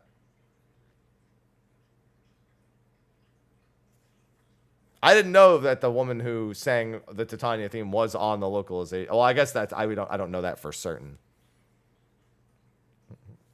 It wouldn't be so. A lot of people. There's a lot of songs that are actually done by their employee. I remember, so the Ravana theme is done by one of their employees too.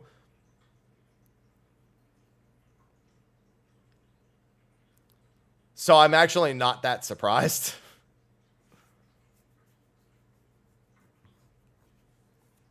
There's actually quite a few themes that are apparently done by people on their team. Byakuo is done by somebody on their, not Yoshi P. I know Yoshi P has sung it, but he's not the one. I'm almost certain that the Byakuo theme is also sang by somebody on their team.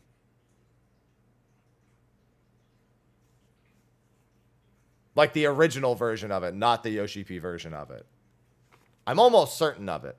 Because I remember him saying that the Ravana singer and the Byakuo singer both weren't very talented singers.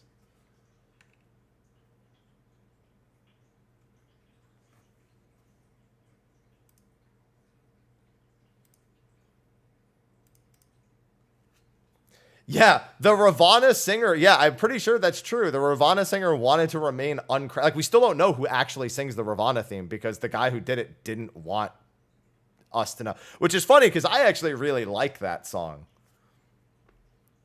I actually really like the blood trickling down my fallers. And blood trickling down to see. So I actually like it.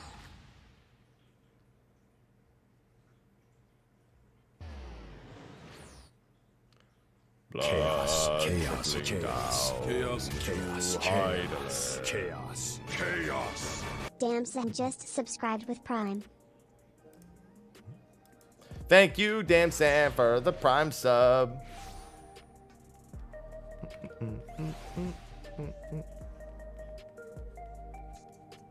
It's funny he didn't like it because a lot of other people like it. And the war still rageth on.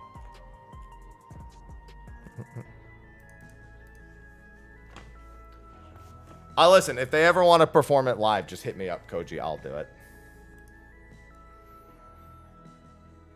If they ever want to perform Ravana live again, I'll do it.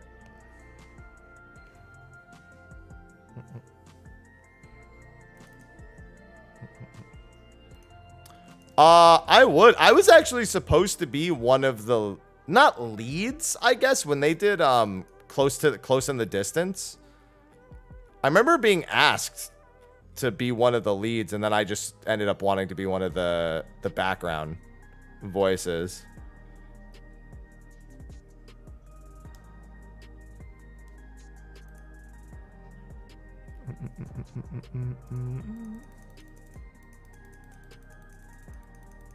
All right. Huh. Okay. So, I gotta do my whole content creator thing. I gotta review the fights. And obviously I gotta work on guides and stuff. But one thing I also like to do is I like to look at all the weapons. So I actually want to do that first. Funnily enough, in case you missed it, on my clear, I got the bow. Which I actually kind of like this. I like really gaudy bows.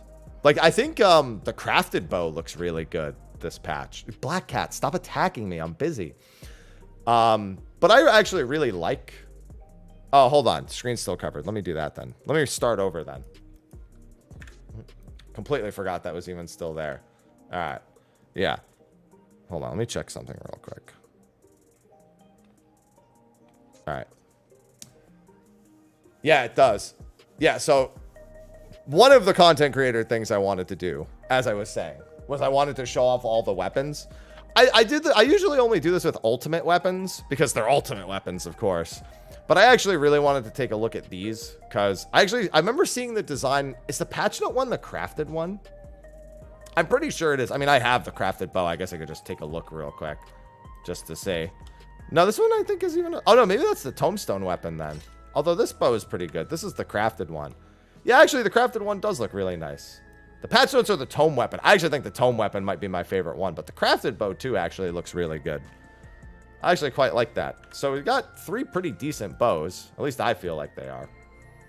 But yeah, I did win the Dark Horse bow. Which, it's got kind of like a wooden finish to it. It's not overly gaudy, but it's not too simple at the same time. But I should actually look at the tome weapons while I'm here too. Because I only remember the ones from the patch notes. I saw the Dragoon Spear. The Dragoon Spear, I remember, we had a lot of funny nicknames for it. I'll get into that in a little bit. Look at that. Whee! Look, that's what chat wanted. Now I'm going to have to fix that, and it's going to annoy the crap out of me later, but I'll fix it. I normally have my camera set to 35. All right. Anyway, I want to see what the rest of them look like.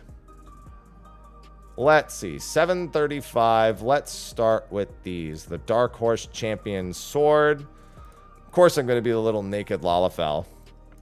That's not too bad. It looks like we're really going for, like, simple designs with all of these. Because it seems like anything that's, like, triangular has got this, like, little curvature right here. In a sense. Man, you know what I will say, though? It's almost impossible to please me with the Paladin Sword. Because the Cortana exists. There's a lot of really cool Paladin Swords.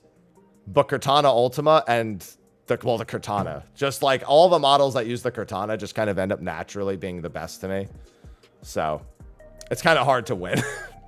That's not the worst, but that's not anything too crazy. What about the shield? Shield's kind of in the same boat. Like, this is a very triangular shield. Yeah, they're like really simple. I actually really like the hanging chain here. Just that one little detail. These actually preview quite well too. But man, shield's the same problem, dude. Paladin weapons, we've been through so many generations of good Paladin weapons. It's rare that I find one. It looks like pizza.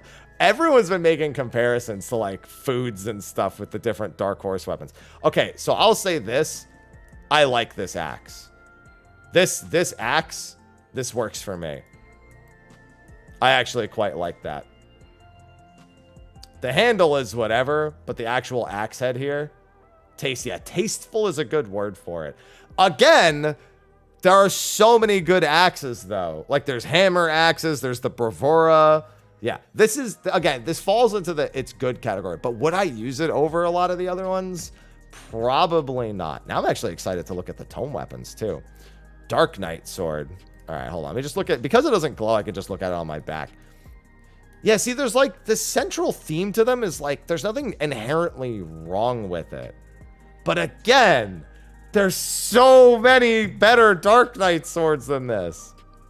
I felt, you know what though? I'll say this. All of these weapons, and even the one that I have, I could see them in like a Dark Souls-esque. Like if somebody was trying to make like a character look like a Souls character, for example, like if you were going for that aesthetic, it works a lot better. How do they die? I'm colorblind, so it's hard for me to ever care. I'm not gonna lie. But I can give it a quick peek. I'll just give it a peek on the sword in particular. So it looks like the blade is what dies for the first slot. Oh, that's actually pretty nice. And then it's the actual handle for the other die. So it's actually two major parts. Like this isn't one of those they kind of screwed it up. That starts to be a decent bit. Yeah, I actually really like the way that it dies. Wow. Okay. Wait a minute. Maybe the weapon's cooking actually. Wait, maybe these weapons died are actually cooking like super hard. Cuz that actually that's a really good die pattern. Yeah, cuz it's straight up a half and half. So you could probably cook pretty well with some of these. All right. Well, you know what? That gets some points. I kind of want to go back and look at the other ones. I guess that gives you an idea of how well the other ones will die too, though. I will say the default design, though, is kind of like, yeah, like this is like very Souls-esque. Because it's kind of dark and gritty, but it's also kind of like, what's the word? Like super detailed. I don't hate this either. I'm kind of hard to please with gun blades. There's a lot more gun blades I don't like than ones that I do like. Truth be told.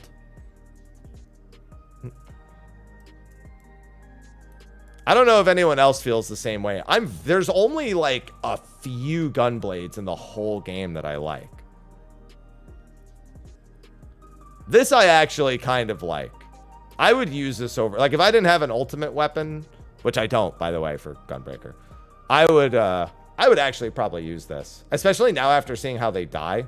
Yeah, the Manderville blade, some of the OG ones, like, you know, obviously there's references to Final Fantasy VIII, and then there's like one ultimate one that I like. But that's not too bad. The spear, I did not. So the spear is, we were having a good laugh about it. That is a squid. Somebody said that's a squid on a stick, and I can't unsee it. So even if I maybe would have been okay with it, now it's a squid on a stick. It's the Azure squid. Can't unsee it now. It's ruined forever. At first, I was like, again, kind of like a Dark Souls-y aesthetic, but now it's a squid. Now it's squid. It's ruined. War Scythe. Okay, well, just on the design alone, this one's like, maybe it's just because it's a scythe, but this one's gaudy as hell. Look at this. Look at the chains hanging down and everything. It's a bird. You're right, Ed. Now this one's a bird. They're all animals. That's what it's like. It's a toucan. Or a colibri. We're going to ruin all these weapons. Every single one. Caw-caw! Caw-caw! I can't even like draw it any more than that. I hate the preview window for this. Like a flamingo. God, it really is. It is a... Now, yo, I guess if you want the Fruit Loops, you're going to have to go through me first. That's a bird beak. Oh, man. All right, fists. I'm always excited to see monk fists. Okay. So, again, monk fists, really tough. Fair. There's so many good monk fists. That scared me so much. I'm gonna turn those off while I do this. Ton_e__. Ton just subscribed. Thanks for the resub, Ton. Oh my goodness, the squid on a pike. Yeah, the thing is that we have the nipples here, and the nipples look so much better than this. Like they're literally just like these are the nipples. Like it's like a redux version of these. You know what I mean? Which makes it's just kind of unfortunate by default. See?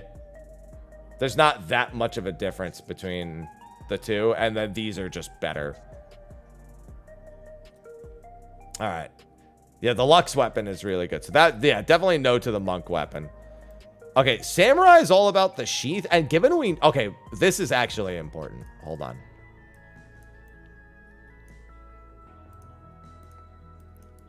All right, there we go. Honestly, the way these die kind of saved the entire thing. I'm not gonna lie.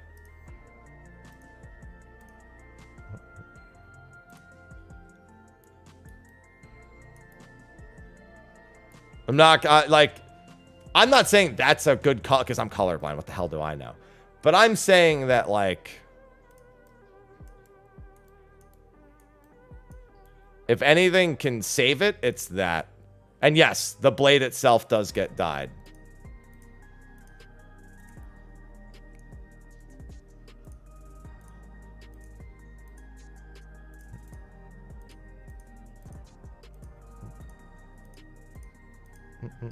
Most of them are just really dark compared to what is actually on the blade, but it does change it at least a little bit, it looks like. Mostly these ones that did the thing. So yeah, this is, I think that a lot of these are going to look a lot better. The blue makes it look like a toy. Yeah, listen, it's a toy sword. Yeah, so by default, I'm not wild about it. I think the scheme, you know what it is? I don't really like the dark on dark. I think that really makes a lot of the weapons kind of, they try to go for like a metallic, like, and wooden feel at the same time. For the bard bow, it works. I think for a bow, it makes more sense. For a lot of these, it's a little bit tougher. There's not much contrast. That's not necessarily a bad thing, though. It just, I don't think it works with some of these. Like, let me see the daggers. Yeah, like these daggers, I think, again, it's fine, but does it look better if I were to, like, you know, if I were to change, let's see. Really have to look at these dyed. Like, if I just go with, like, that's metallic silver. Let's do the second one. Like, if I were to go for, like, I don't know, metallic silver and white on the blades or something like that. The dye, yeah, the dye goes a long way. I think that's just because I'm colorblind. I need a lot of color contrast to, like, see details, I suppose. But, like, compared to, like, the default, at the very least, again, they dye. Some of them look ridiculous with some of these colors, but, you know. That's all, the whole point of the dye system. Sometimes they're going to look ridiculous. And sometimes they're going to look cool. The dye's putting in work. Not every dye. Some of the dyes leave them looking very similar. It's mostly these that seem to have the big differences. Alright, and then we have the Viper weapons. Ugh, I don't think dyes could save these. Viper actually already has so many good weapons. That doesn't do it for me, man. Combined, or like even as a twin glaive style thing, I don't think the dye saves that one for me. I'm cheating though. I have Criterion Savage Viper weapons. And also, the Valagarmanda Viper weapons. What are Valagarmanda's weapons called? What's the nomenclature for it? Like that all of them share? Disaster? Sky Ruin. Alright. Yeah, the Sky Ruin Twin Fangs are so good. Like, that is a premier weapon. Like, that is a, oh my goodness, I'm waiting until the glowy version comes, the crafted glowy version comes out. The Valagarmanda ones. Like, genuinely speaking, top tier weapon from EX1 for that one. The Criterion Viper. What are they? I forgot what they're called. Exquisite? I think it's exquisite. Yeah, exquisite. Yeah. These were the Criterion ones that I had, but the double half moons and the glow. So like that, my point is that the Viper weapons from this are not good, like at all. The Viper weapons from the raid tier are not good. Yeah, these are the 660 weapons, but the Criterion version glows. These are the 665. These are the Zwill crossblades from Endwalker, but these are the Criterion variants of them. Okay, but either way. And then I have the bow. I also, okay, I'm going to say another important thing, and I haven't said it yet, and it really, really should be said. The preview window colors are always terrible. Honestly, they fixed the character creator colors and the lighting. They really need to address the character preview window lighting, like bad. Like really bad. I have the bow. I know it looks better than this. Like look at it in the preview window right here. That's the bow. Now look at it on me while I have it. Like it's not even like it's a glowy weapon. It just looks better, not in the preview window. Yeah, it's because the light source in the preview window is just so not good. Like, maybe some of these weapons actually look good in, like, natural lighting. Because I didn't think the Zwills looked that good when I saw them initially, and then I actually selected them, and I was like, oh, that's pretty good. I mean, so actually, this matches a particular aesthetic. So I think some people will really like this, the double barrel sawed-off. Yeah, I think that's going to be, people are actually going to be a fan of that. And that's, again, going to look better outside of the preview window. But my lunchbox, I got a wrench. That's one of my skills. That's the wrench. Yeah, I think, I actually think people are really going to like this for a machinist weapon. This is one of those cases where the theme of the weapon doesn't really matter. It's the type of, like, gun that it is. And again, it probably dies pretty well. It probably looks like a cartoon gun when I start dyeing it because I'm colorblind, but you know. And I can see the lunchbox is being dyed in the back there. There we go. Let's make it look like an Overwatch weapon. There we go. Let's make it look like it's from Fortnite. There we go. Now it's a Fortnite weapon. Got it. And look, the lunchbox too. Blue orange, yeah, hold on. Where's general purpose? Yeah, let's do the reverse. Let's do orange. Okay, maybe not metallic orange. Let's go with, if we're gonna meme, we should do, that's brown. Unfortunately, I have to read. That's yellow. I don't know where the dyes are.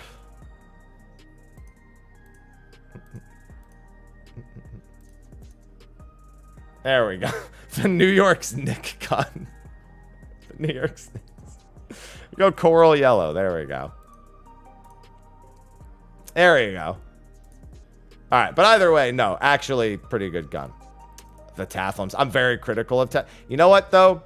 Those are good Tathlums. They even look good in the preview window. Those are actually good.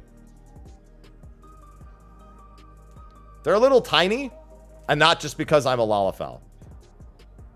Those are actually pretty good. And they don't look terrible in the preview window, surprisingly.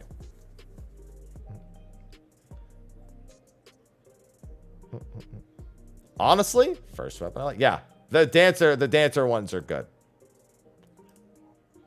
And then we have what? Like cool design on the top. This is Black Mage, but no. Like dyed me. Look, it's kind of like a heart. Honeybee? I know that's not the design. The design is not that, but still. Nah, I'm not a fan.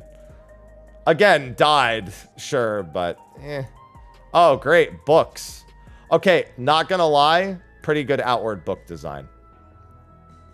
Not it's very, very jagged. A lot of edges. A lot of jagged edges on this one. Ready for books. Let me see how it dies. Yeah, I agree. The black mage weapon kind of looks like a white mage weapon.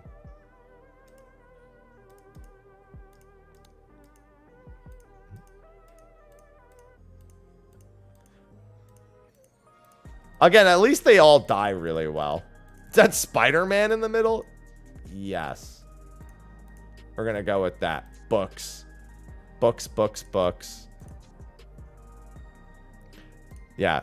Not a I actually don't think it's an awful book, but I don't like most. What the Bro, it's a lance. It's just holding a short lance. Little glowy end. This is nice. I don't mind this. But together, that's really strange. Little poker. All right. The brush. What the? What is this? I want to show you another book. I mean, I want to show you I want to show you another brush to show you what a good brush looks like. All right. That's a cool brush. See that? That's great. You know what's not great? This brush. Like, you have this, Edenmorn, and then you have that.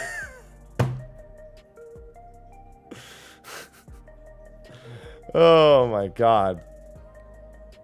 What a brush that one is, let me tell you. That's the conjure.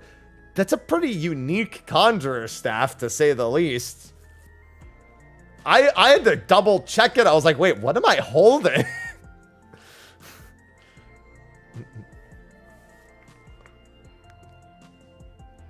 The idle pose would go hard. Yeah, probably.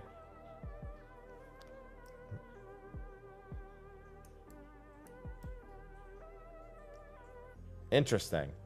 It's a shower rod. Oh, that's funny. That's funny. I don't know why I thought putting my gear on would make it funnier, but I was right.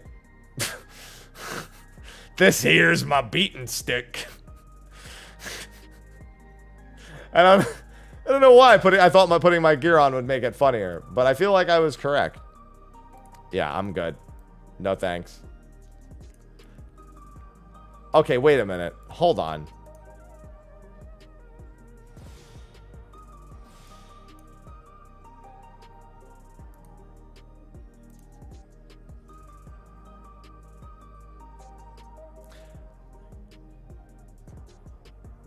Like, I know the books are very similar, and I can see there's a few small, but like that's the same book. Normally the two books are very similar with a slight difference. That's a very, very slight difference, almost unmeasurably. Yeah, the inside's different. There's also some different part. I think like right here is a little bit different. Like I think that this is a cross and the other one is which one am I looking at right now? Looking at the scholar one. The other one has a different design. Oh no, the cross.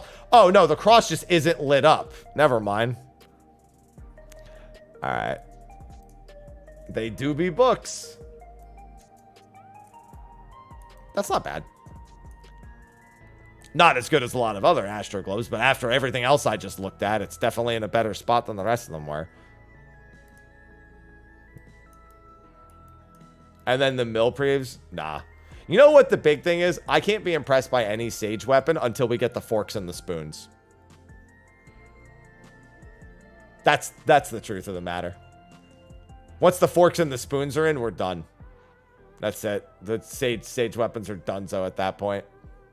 One day we'll get those forks and those spoons in. Now I want to look at the tome weapons, actually. Hey, Tome NPC, you want to show up for work? Oh, I have New Game Plus on. Idiot. Right. Get back here. Wait, why is the Arcadian... You know what? I'm not going to question how it works. I don't know why the Arcadian NPC is here, but the Tome ones aren't. That's whatever it is. All right, so these are the Tome weapons. Let me take my gear off again. Yeah, no. Actually, that's nice. I like that. Oh, you know what? Hold on. I'm looking at the 720 versions. If I want to see how they die, I need to look at the augmented versions. Why did I look at the sword again? I don't even care how this dies. I don't like it. The shield, on the other hand. Yeah, obviously with, like, the helmet and everything, because, like, this is all bird gear.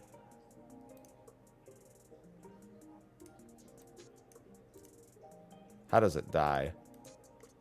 So, it looks like the feathers and the crystal die. And then the other one's probably the wings, I assume. Yeah. So, it's just the crest. So not a whole lot of dying potential, but I mean, at least it looks good by default. I had a feeling it was just going to be the Quetzali bits. Burge. Yeah, the crystal glows as well. No, it does. You can sort of see it there. That's not a bad aesthetic. Again, it probably just dyes the edge of the feathers, but there's more feathers on this. Oh, I like this. I think that the whole the lack of contrast works a little better here because I think the designs are just better. Although it is kind of unfortunate that so the other one dies better but doesn't look as good by default. These look like they don't die as well, but they look better by default.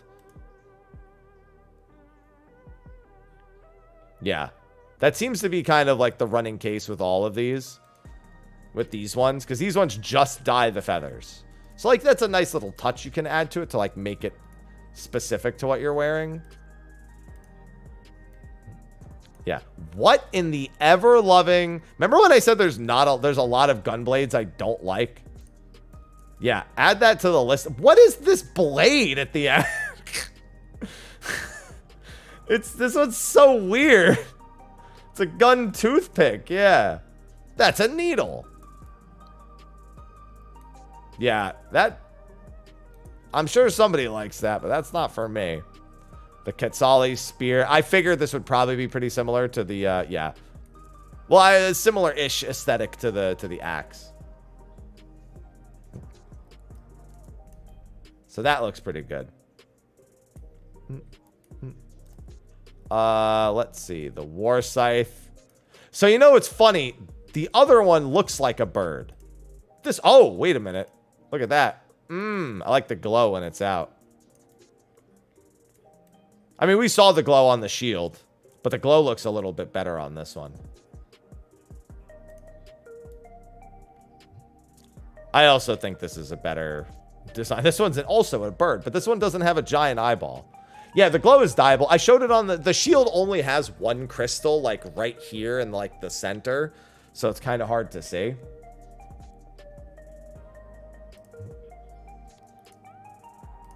And then we have... Oh, actually, I kind of like those. Hold on. I need a glowy version of these. I'm not going to lie.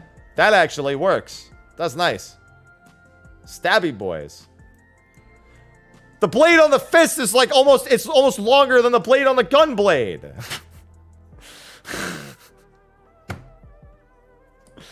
No, you know what? That's good. That's a plus for me.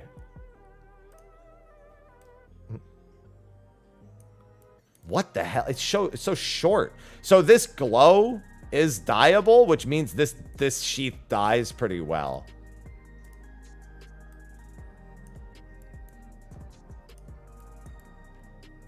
The more of it that glows, the better it's gonna dye. Yeah, there you go. Unfortunately, it's weird how like short and stubby it is. But this actually dyes quite well. This is a pretty good sheath. Yeah, no, my sheath isn't short. It's just cold out. Yeah, and then the blade itself also has a little bit of a glow. It only glows down here, but the blade itself, yeah, also pretty good. And then it's got like a curved tip. All right. No, you know what? That's not bad. Not like top tier, but not bad.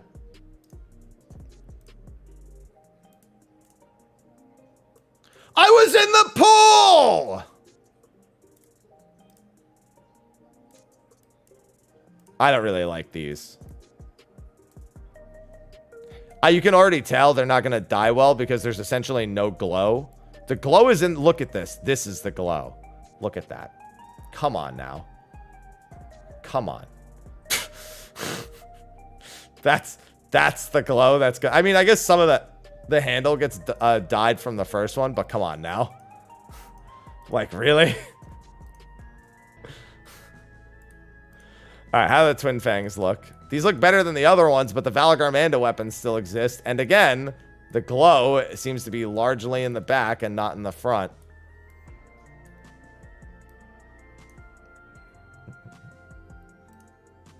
Yeah, it's still better than the raid design, though. Yeah, the Quetzali bow I already knew I liked. The Quetzali bow is in the patch notes. I already knew I liked this. Before you even dye it, I knew I liked this bow. So, that was an easy one.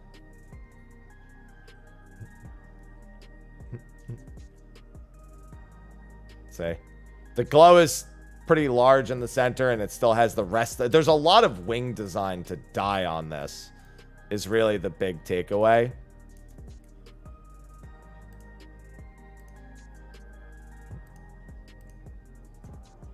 Yeah, so this is the feather. Feathers on the end, specifically, and then this should be the glow in the middle. And the arrows glow too, yeah. The arrow. Oh, and the quiver. Look at the quiver in the back.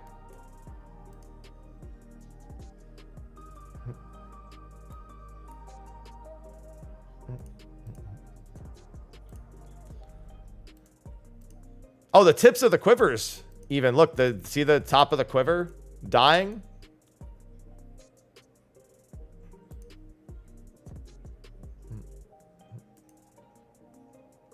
Yeah, Bard definitely big winner. I think that's a really good bow. Oh, whoops. I meant to go to the gun. So the machinist gun before was actually one of the good ones. Oh, this is one of the more... Actually, I really like that gun too. I think both the guns are actually pretty good.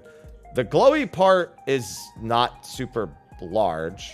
Looks like it's mostly on that. Yeah, no, that's pretty good. No, I like that. That's a pretty good... That's two pretty good guns.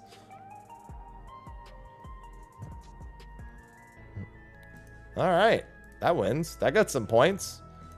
I mean, this isn't bad. If you want... I like the other design better, but this is in the not bad category. This is in the average to maybe, depending on your taste, a little above average. In terms of chakrams. Just some circles. Isn't that what most chakrams are? Just some circles. Yeah, it's all right. Like, do I really hate it? No. Am I gonna go for it? No. Okay, both the Black Mage weapons suck. I don't care for either of these. Black Mage fortunately has like a billion other good weapons. But no, both these Black Mage weapons are not having it, man. No. Not good. Not digging it. Book. What did you think I was going to say? And I also don't care much for the inside. Like, this never is going to be the determining factor for me. It's always going to be the outside of the book. Okay, thank goodness it's better than the other one. Thank goodness. I like the focus here, too. Book. That's certainly a book. Yeah, the focus for this. Actually, really nice looking. For the Red Mage one. The focus is normally the cooler part anyway, but the sword here is actually also pretty good. I do judge a book by its cover. No, this one honestly looks like less of a poker. The thing about the gun blade is it's like the angle of it is so weird. It's like thick on one spot and then the blade just kind of like sharply cuts down. Yeah, it's got more of a blade than the other one was. That's not too bad. The brush. This is a brush. Man, that does not look like a brush that would paint very well, given it looks like... That looks like a paintbrush that you left in the paint container and then it hardened. Like, it's such a that's a tablet pen. Precision painting. You know what also I didn't look at? I didn't really look at this. How do I even get a good angle on that? Oh, look, it's a Game Gear. Anyway, it is genuinely like a drawing tablet. This is one of those where I need to be able to see it out of the preview window, but I didn't really look at the tablet for the other one. That's a Nintendo Switch. Oh, man. The cane. Not a terrible. It's so narrow. I like my canes thick. Not thick enough. Needs to be thicker. Okay, wait a minute. That's the default? Okay, so it's the same book as the other one, but the default coloring on the Scholar one is... I mean, again, I guess it's just the contrast with the window.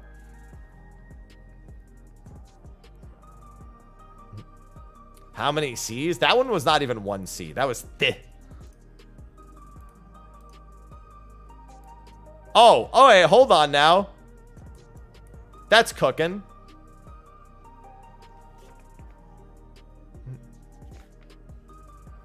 Hold on. Wait a minute. The Astro Weapon cooks. That's a very, very unique Astro Weapon. Bro got a portable aetherite in there. All right. No, you know what? Astro Weapon cooks. And then, you know, go play your Yu-Gi-Oh! Yeah, that's actually a really good one. The counter rotation. Yeah, I actually really like that. And then the quills. Wait a minute. I think these look... Oh, yeah. Oh, yeah. Here we go. Now we're real Birdman flying.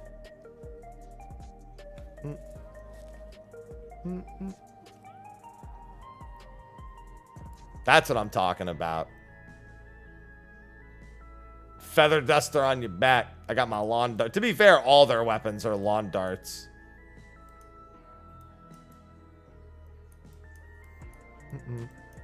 All right. Yeah, overall, I'm not too crazy about most of these.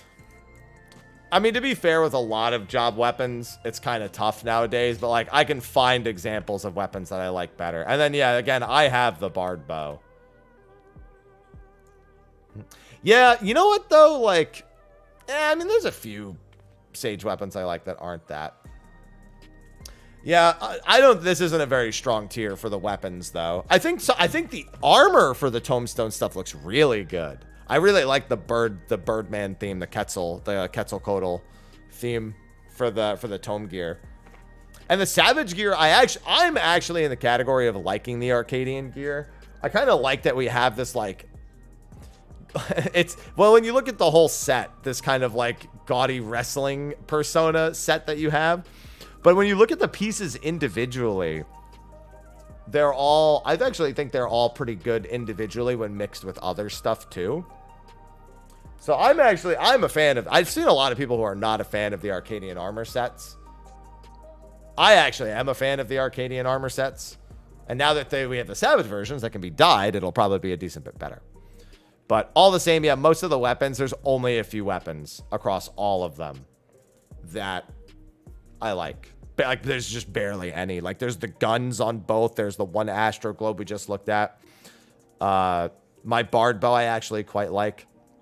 But there's, like, only a few. And it's not even just that there's only a few that I like. It's that I actively don't care for most of them. If that makes sense. Like, it's not even that I just prefer others. It's just, like, they don't even come close to being anything I'd consider.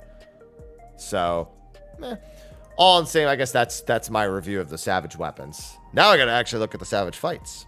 But I'll chop this up and throw it on YouTube. Just as a quick one too. Because YouTube's always wondering what the whole set looks like or what I think of anything. So there you go. So that's for YouTube. Ah. By the way, thanks Frost and thanks Ponto for the resubs.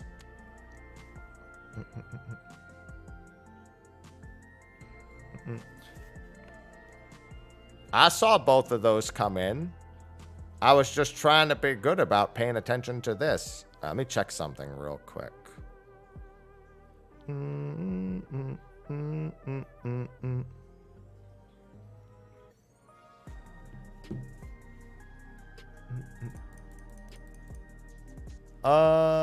actually also gonna go get my second coffee real quick. That's my last coffee until tomorrow, so should be good.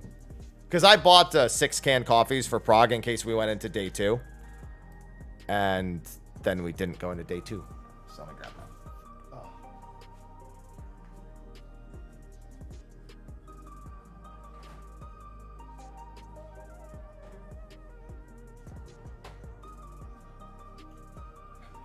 I ascended when I had my legendary 4th coffee. Thanks to the 34 months, Sarathi.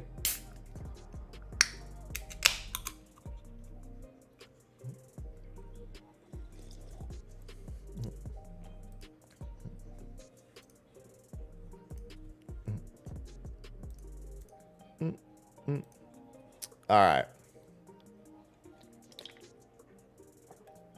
What am I drinking? Just canned coffee. The first tier since... No, I don't think I cleared any tier in Stormblood because I didn't have a static for Delta Escape.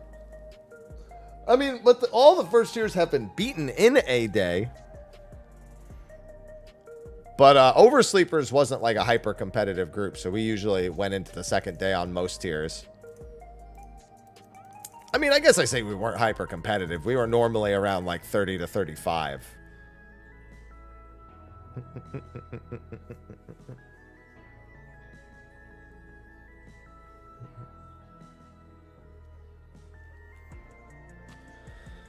Oh, let's see.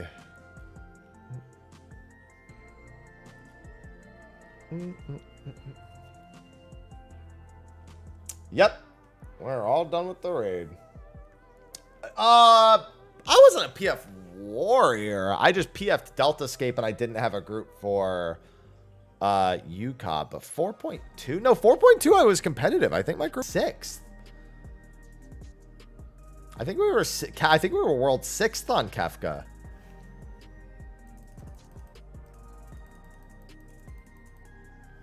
And I think we were like 12th or something on Ultima. Something like that. I don't remember. What happened in Alphascape? We were also like 12th or something in Alphascape. No, I don't have the... I've cleared top 1 time and I have the Monk Fists from that. I've never gone back and cleared Ultima again.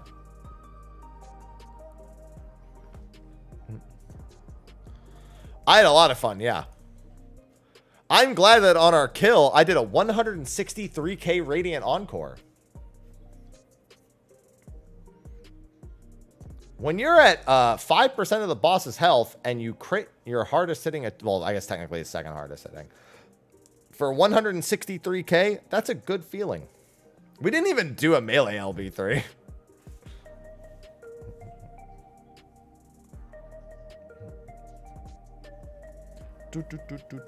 All right, yeah. So now let me pull up all the fights real quick. I gotta pull them up in their own tab.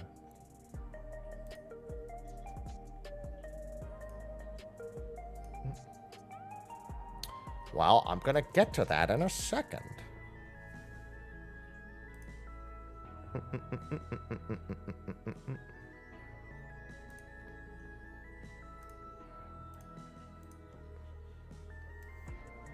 That's what the review's gonna be for.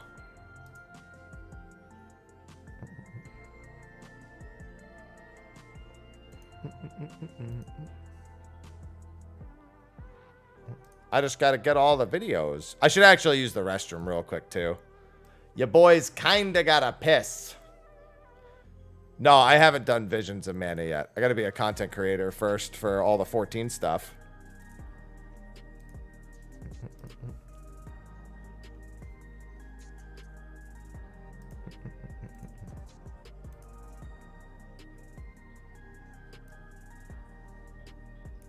Alright, I think that's all 4 fights. Yeah, here we go.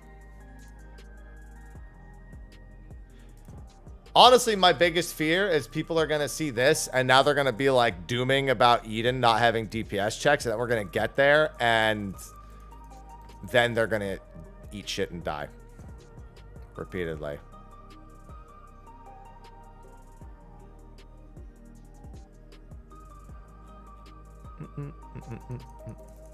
They're gonna eat in these nuts.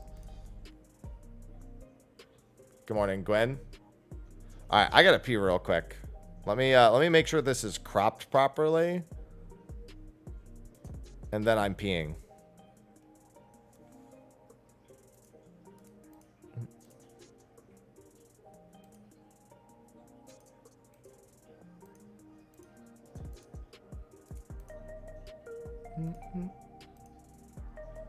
All right, looks like it's cropped properly to me. All right, looks good to me. All right, I'm gonna pee right back.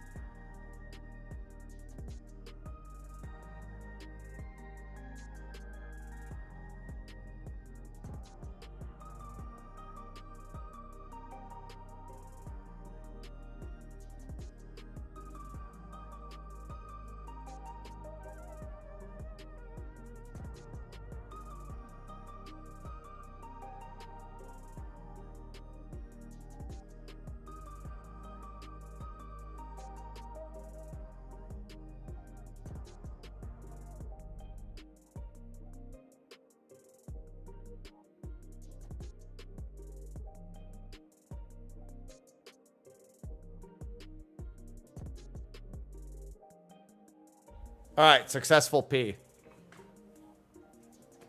I have successfully emptied my bowels of all urine.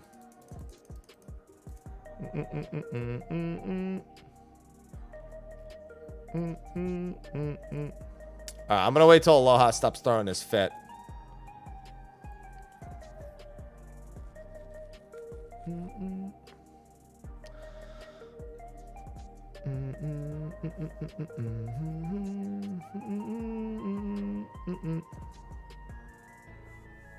Good pee clear.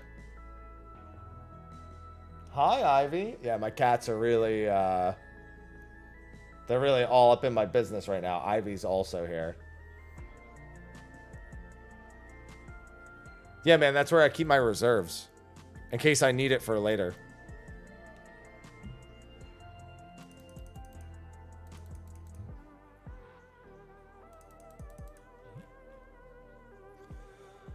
Oh, cats. Come on, cats. We just want to try to get this done. Aloha is going to be throwing a fit for a few more minutes. I can already tell. He's up and about. He's in a mood.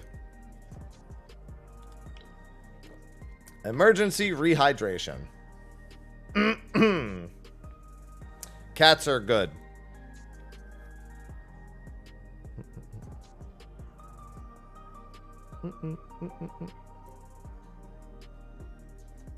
Alright, let me clear these out.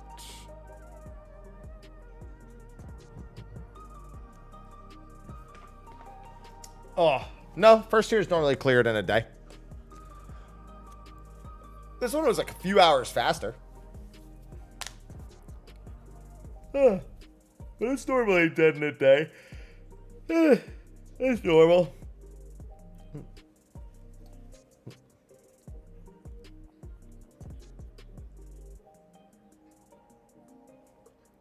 I mean, no, you should have to I mean, yeah, you should have to know how to do something. Players need to memorize every moment to avoid wipe. Yeah, you need to understand how the fight works. They don't want you not knowing what's going to happen, and then you just wing it, and then you die sometimes, and you pass sometimes. You got to make sure you know what you're doing.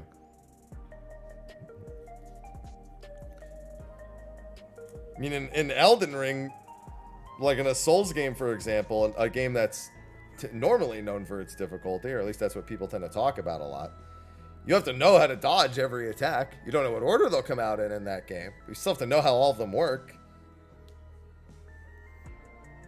Looking at you, Radon. Dying is learning.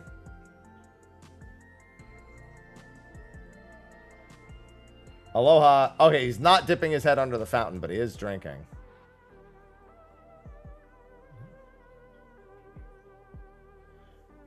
I mean, we knew Seraph was getting the congested tag, though. It literally has more people on it than Gilgamesh does. That's exactly why the congested tag exists.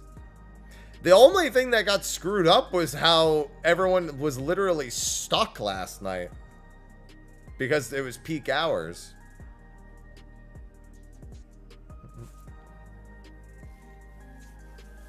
There's a lot of traveling happened.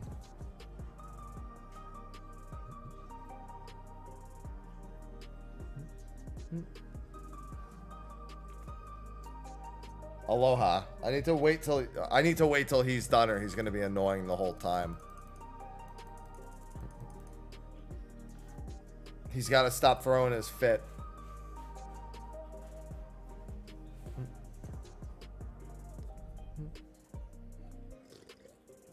But yes, dying is learning. That is the important bit.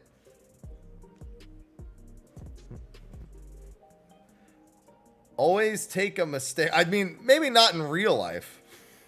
Maybe it doesn't need to go to that extreme in real life, you know?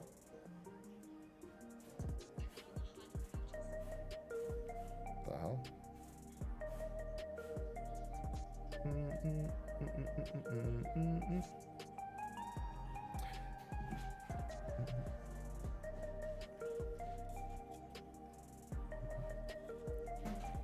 Then you'd need to memorize them even more if they were less predictable. You wouldn't have to memorize bosses less if they were less predictable. You'd have to memorize them more. Because you need to know what to do. And if you have more chaotic elements, you need to memorize them even more. Because you need to understand what's actually happening. Yeah, if a world is congested, it takes a hot minute to travel. As you can hear, Aloha throwing his fit. Ivy is also up and about. Both of my cats are up and about.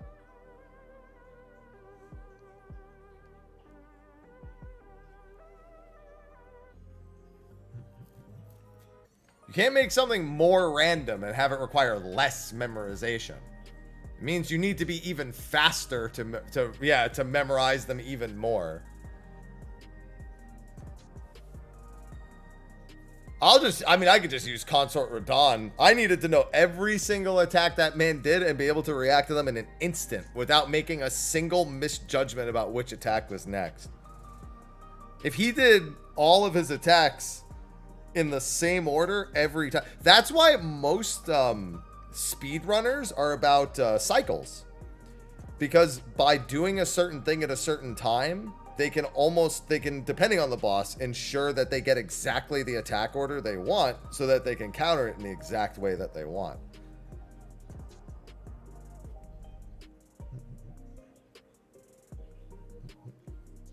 Because everyone's used to coming to Ether to raid, and Ether, they weren't sure if it was going to be doable because of data center travel, so they all went to Dynamis instead.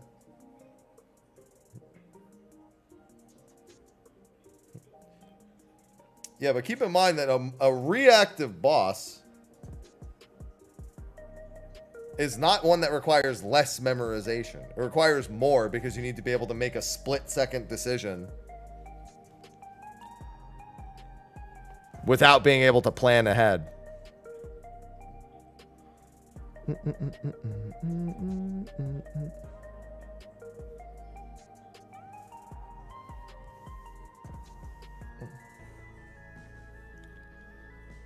The 2 crits? Just that's it? You just clip the crits and that's it?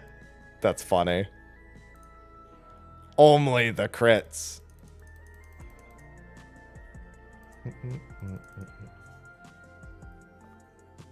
My cats are Savage Fights. I'm about to rename them to fucking Wicked Thunder and Black Cat over here, and they're not even black cats. Yeah, I know. I still saw the link. And I can see all of my clips. Big crits. I love big crits. Once Aloha jumps back on the couch, I can start. Until then, he's going to be in a raw mood. Hello, Wub. Hello. I think this was a really good first tier. I mean, I'll talk about that in my YouTube recording, but I think this was a really good first tier. Actually, I can take this time and I can highlight the gear. Gonna turn this off. There you go. Shut up, Happy. No one cares.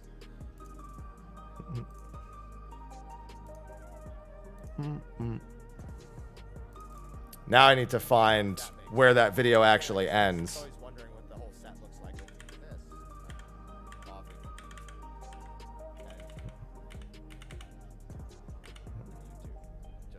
There it is. YouTube's always wondering what the whole set looks like or what I think of anything. So there you go. That's for you. Past Happy is an asshole. We hate that guy. By the way, thanks Frost and thanks Ponto for the resubs. Oh, there it is. I guess that's my review of the Savage weapons. Now I gotta actually look at the Savage fights. But I'll chop this up and throw it on YouTube. Just as a quick one too. Because YouTube's always wondering what the whole set looks like. Who's talking? Shh. I don't know, but we hate that guy. All I know is that we hate that guy. Whenever anyone asks me, I just say we hate that guy. As I was saying, show off all the weapons. All right, there we go. Now it's like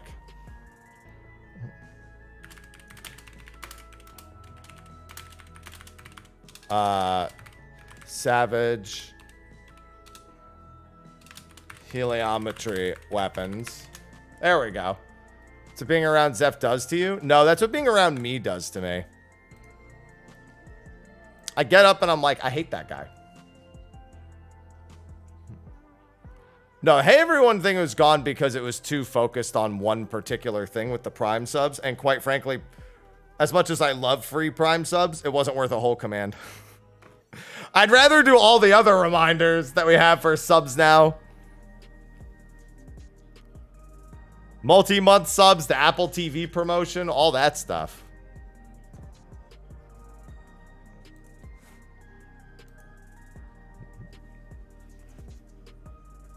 Apple, what am I waiting for? For my cats to stop being annoying. I don't want to have to talk over Aloha for the entirety of this. But he's in a raw mood right now.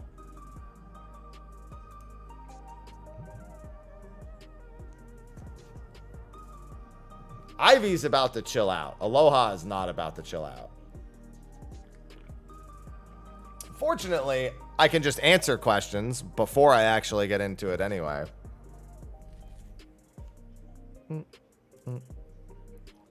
Is this cropped right? Let me just make sure it's cropped right. Looks like it could be cropped a little bit more over. Not by much, if at all. I think it's fine. It's a little bit on the left, too. There we go. That's a little better. Waiting for Cat to be depleted of energy. Yeah. Aloha's version of zoomies are more like slowies. Because he's too old to like really sprint around anymore.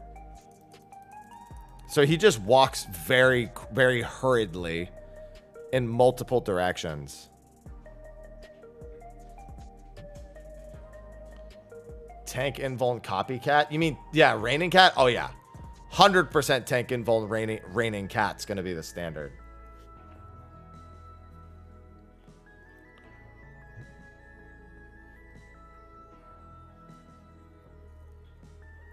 Well, yeah, that's because it being random who wins based on how the fight randomly plays out would be lame as fuck. Total. It is execution based, right? You're actually, just like the other person, you're asking for it to be reaction based. That would be fucking terrible. Absolutely terrible. Essentially, you're just adding a bunch of random shit, and then it's somebody who gets either an easy pattern or a good pattern or a less random. They just win.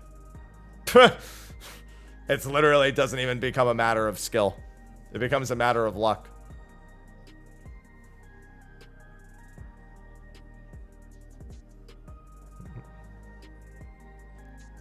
There already is reaction-based stuff.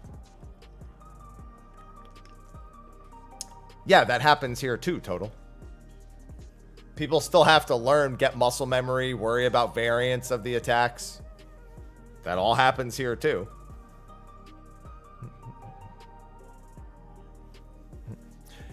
WoW, it becomes a problem because amongst 20 people, one person fucking up wipes everybody. When you have 20 people, everything is harder. Yeah, it's also still not like random or anything. Yeah.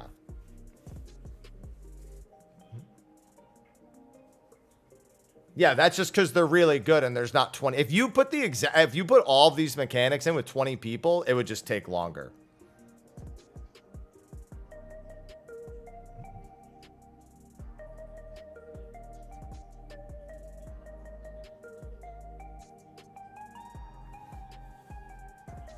Like if you took every single WoW raid and made it 8 people, it would be done, and it would be done so quick.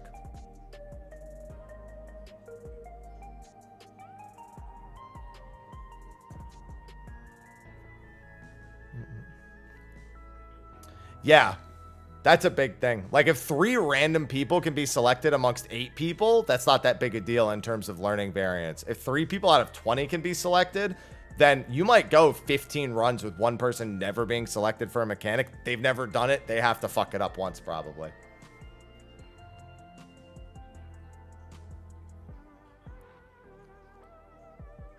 I guarantee you took all WoW raids and made them 8 people, they'd be done in a day.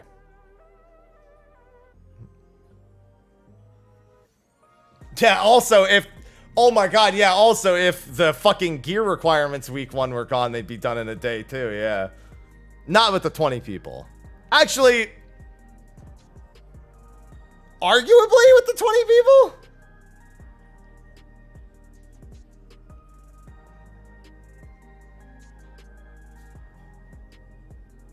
Because honestly, that's like 99% of the prog time. Is like... I remember, I forgot who I was speaking to. It was somebody who's done shoutcasting for the World Race stuff. And I remember asking them, I was like, what do you do the first 3 or 4 days? And they go, honestly, that's probably the most bullshitting I've done in my life. They're like, I don't think I've ever had to try harder to make something entertaining than the first 3 or 4 days of WoW prog. Because they're casting splits. Yeah. Yeah, I'm really hoping the splits problem is as gone as they say it is. Really hoping. That's going to literally cut. I hope people are ready. So here's the thing. Somebody else said it in chat. WoW raids are over-designed for week 1. That is a big fucking factor as well.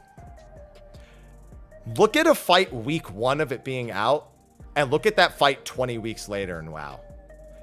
You literally think 2 different people made the fight.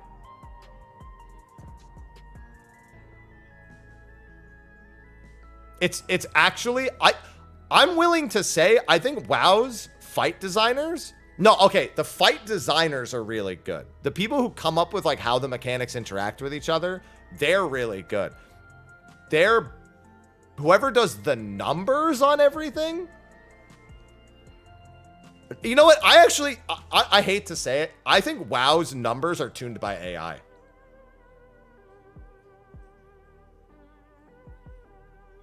Because there's no way a human being is doing that, right? It's just not possible.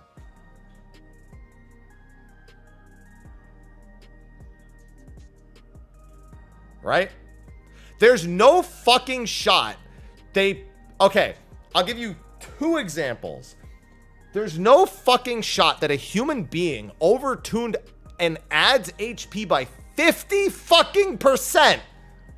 50% in a final fight in a tier.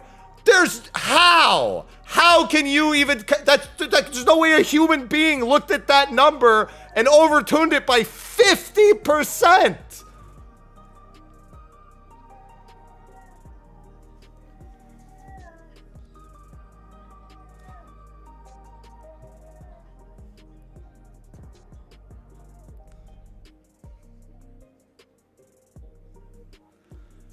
And then my other favorite one, Season of Discovery, Phase 3, Sunken Temple. There's no way. There's no way that's possible. Here's the thing. There's internal testing and there's straight up numbers. They have people beta test like updates and shit. They have players who do like beta testing for like wave 3 and like wave 2. They have numbers. Even if you don't play test it, you have the numbers to know what something is capable of. They just didn't even look at it.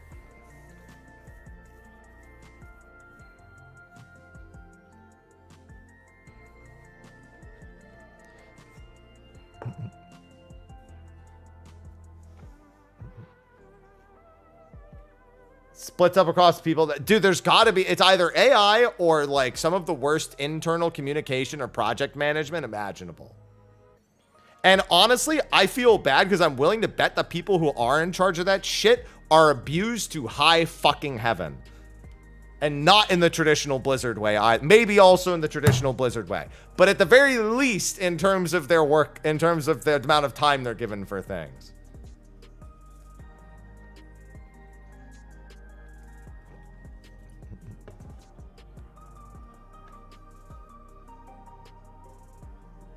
They have to be. They get both. Cause like, they just, the numbers in WoW are just always so off. And and you know what? It is because it's on the fights that the players don't get the test in advance.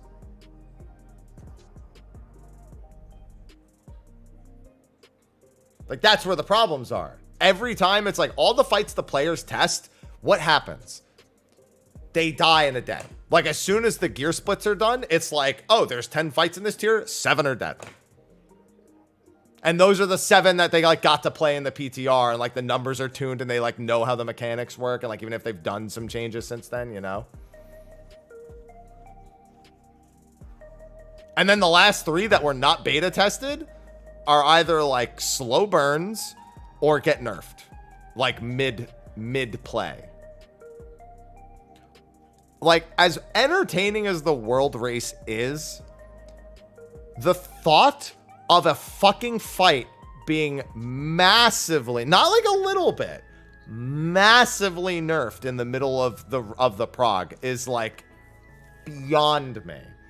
But but I guess the more important thing, WoW's first couple of weeks of progression are literally designed for only those teams.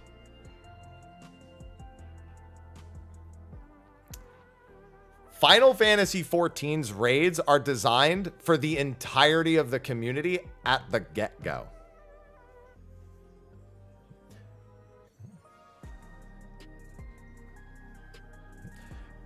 It's super hard for them to figure out how much damage players will do. It wouldn't be if they tested something.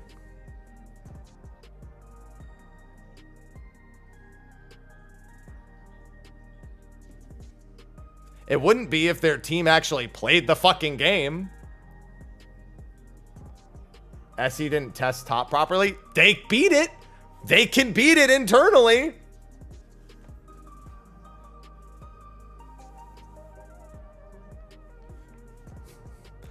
You want to know what happened? They released Gordius having never beaten it. They declared that was a mistake, and now they do not release fights unless the team that can beat them internally with just the intended gear and whatever. Yes, they can beat every fight internally. Raid breaking bugs. There's the auto attack thing, which quite frankly, we played around. Skill issue.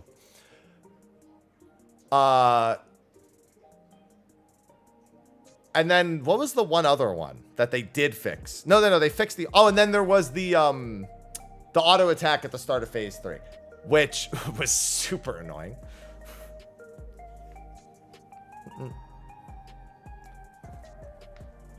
But they can beat it. Yes, they beat buff cap. Okay, there's buff cap too.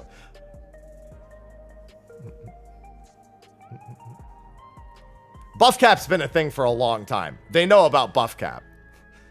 They very clearly just didn't run into buff cap internally.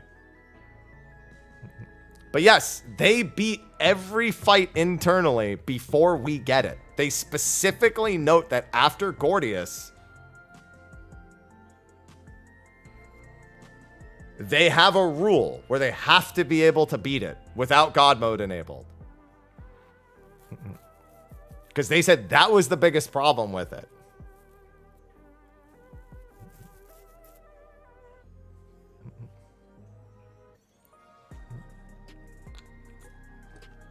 And you know what's funny? P8S, they did test. Do you remember the reason why P8S was overtuned? Yoshi P was like, yeah, our internal team is, they're kind of just too good right now. And, you know, we normally take our team and just, you know, we're like, our team, just buff them up, you know?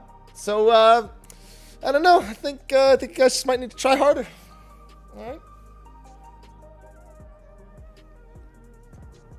Yeah, Yoshi P. So for those who missed it, P8S was overtuned by like a percent. And overtuned is the wrong word. It was beaten before it was nerfed.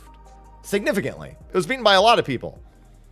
But it was very, very tight. And it's the first tier they've nerfed mid-tier since Midas. And the reason they gave for P8S being overtuned was that when their dev team beats a fight, they assume the player base is better than that by a certain percent.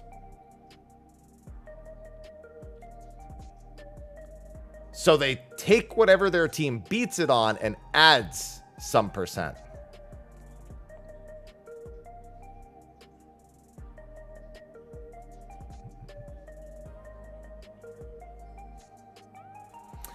And it just seems like with P8S, their team got too good. And that was the end of it.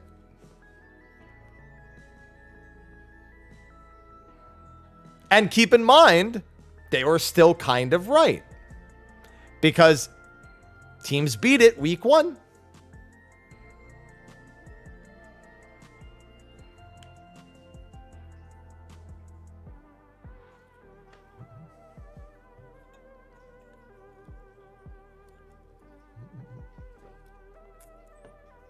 That's not on record anywhere, Mikhail. That's you taking a player saying that. All they've said was that they beat it internally and then buffed it up by a few percent. That's what's on. I don't know what you're talking about. You're just making that up, Mikhail.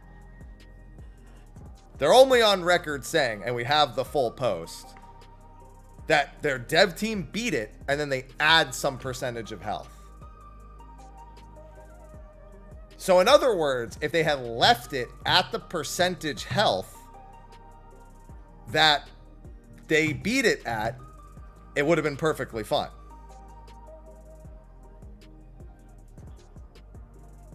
And let's be honest, if they really added 5%, which seems to be what their going average is, then yeah, that pretty much means whatever they beat it as would become irrelevant because every comp would be able to make up for a 5% difference.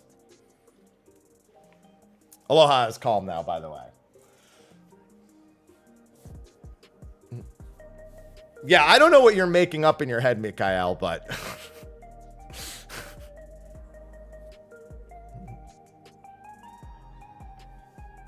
We literally have on record the reasons. So it sounds like you're just trying to logic something in your own head that has no basis in reality. It wasn't Square did it as one comp and it was the best comp and never tested another comp. It was they beat it and then added 5%. Yes, they beat it at the intended item levels as well. But that's what they do. They beat it at the intended item levels, and then they add percentage onto the health.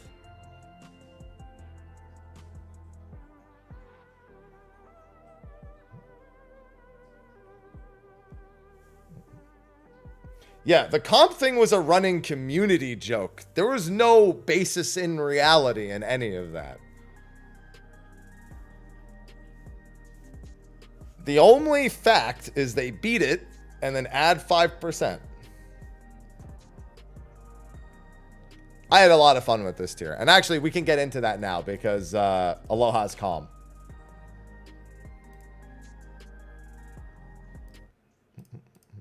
Aloha has calmed down.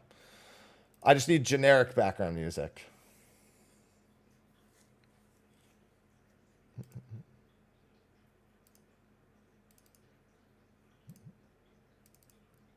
Let's see. Well, next is content. Then I got to finish getting everything to 100. Then I got to work on my Ronique. I have the Visions of Mana demo. Visions of Mana is at the end of August. Why not the raid music? Because there's 4 different raid fights, and I don't feel like playing that on loop in the background while I'm trying to talk over it.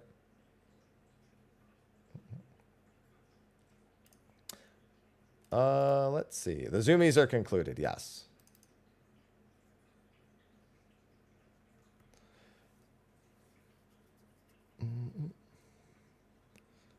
I've got 4 more jobs to level with Fates. 4.5. No, it was just zooming. Yeah, I need my green room music. There we go. Generic background music. I love my generic background music. I've been using it for years. Oh. All right.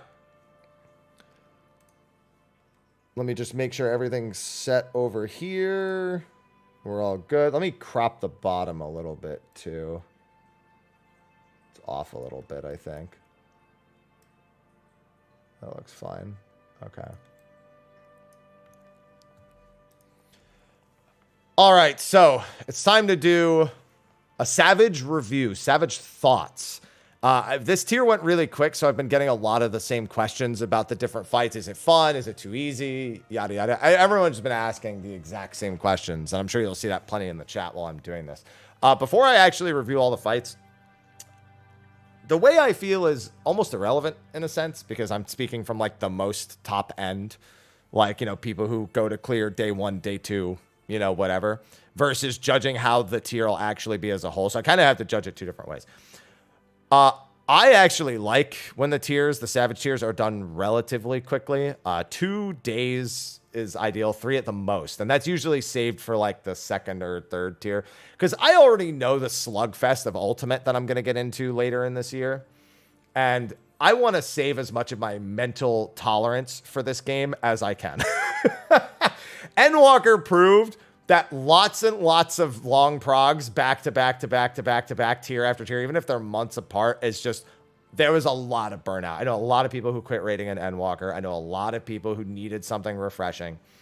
And I think this tier, several teams beating it within, what was it, 9 hours or so? 9 to like 15 hours was like a lot of clears. I think it's probably healthier overall for the first tier. For those who don't know, the first tier is normally cleared pretty quick. 13 or 14 hours is like a good average for like the first clear. This one just had a lot of clears by the 13 or 14 hour mark. And for a first tier and a new expansion that does some pretty fun things, I'm okay. And quite frankly, I don't even think it's a mechanical thing. I think a lot of it is the tuning. And we'll get into that in a little bit because there's a lot to say about each individual fight. But with the comfort of the Endwalker jobs, they went a little bit more ham with some of the mechanics, but we know how to play Endwalker jobs. And they didn't change that much. A lot of them, some of them did. A lot of them didn't change that much going into Dawntrail. So there's a lot less of a post-expansion release learning curve, I suppose. But I'm going to kind of expand upon those thoughts here. Because as a PF, I think all these fights are going to be great for PFing for the next several months. I think there's going to be a lot of people who seem refreshed getting back into raiding after the burnout that was Endwalker. And that's kind of needed because we're expecting just as many progs, if not more progs this expansion. We don't know about a second ultimate. There's no word about that.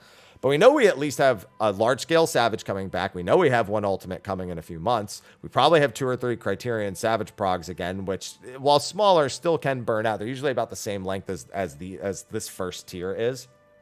If not, maybe another day or so. It depends on the seriousness of the group. Well, I guess technically that's only for the Savage mode, like to get the consistency down for it. But we're probably looking at quite a few tiers. So I think this one being short is probably a good kind of just wet the beak kind of situation. But either way, let's get into each of the fights because a lot of that stuff makes more sense as we talk about it. So we had Black Cat up first. And for the first 2 fights, I really expected them to be very, very similar to normal. These are not more similar to normal than I expected, but both this and I was going to say, I wasn't sure if it was HD. Both this and the second fight have more similarities with normal mode than I was expecting, only because they normally would make changes to certain things that I wouldn't think needed changes. Like sometimes there's normal mode mechanics where you're like, honestly, if they just put this in Savage, it would be chaos. They actually did that a little bit. With Black Cat, a little less so, but with Honey Bee, there's literally a normal mode mechanic in Savage, completely untouched. Maybe it's a little bit longer in length. That is just as threatening as it was in normal mode. So I think that's hilarious. So quadruple crossing, like this is just to establish that this attack exists, which is a really normal thing for Savage fights. And I'm not going to lie, the mechanic of the first fight being 2 near baits into 2 follow-up dodges, it's not a hard thing, but it's rare that you see that be the very first thing that the very first boss comes out with. Like, I'm so used to auto raid wide or auto tank buster that I honestly just assumed that quadruple crossing was going to be, oh, that's just a new raid wide for Savage. And then it was, oh, it's you know, back-to-back near baits with the dodges that come after. And it sets a tone for like stuff you're going to need to do later because you actually want to get this first dodge down in a particular way that makes the later parts of the fight to actually do. So that was a nice little like a fun bit right off the bat. So honestly, it gets kind of points for that one. And it does make for a not so necessarily free opener. Now, 9 lives was a mechanic that they decided to really go ham with here. And this is kind of what I expected, making clones copy. I think I predicted this in my Savage video, like making clones copy her attacks. In fact, this exact thing, this very first 9 lives where she summons 2, I predicted this exact thing. I said she's going to summon 2 clones and each of the clones are going to do a half room and you're going to have to dodge the first and then the second. It was one of those, like, I've played this game long enough and it was super, super obvious to me that that was going to happen here.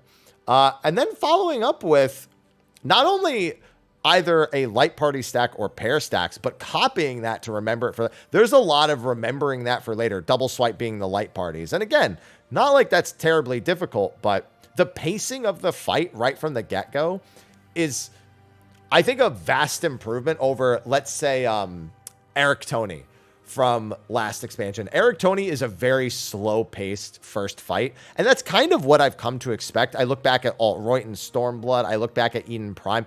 Like, is there a lot to pick up when you first go through? Sure, but then they're all pretty slow-paced for the most part. There's a lot of time to kind of like stop and do something that you've already done several times before. Black Cat kind of immediately takes all the normal mode stuff and just changes it.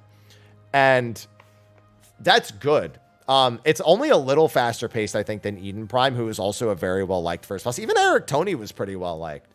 But just, I think it sets a really good precedent with this one. So we have that. And then, yeah, the movement into the close space. This, I think, is probably my favorite thing that the boss does in this fight, is leaping quadruple crossing.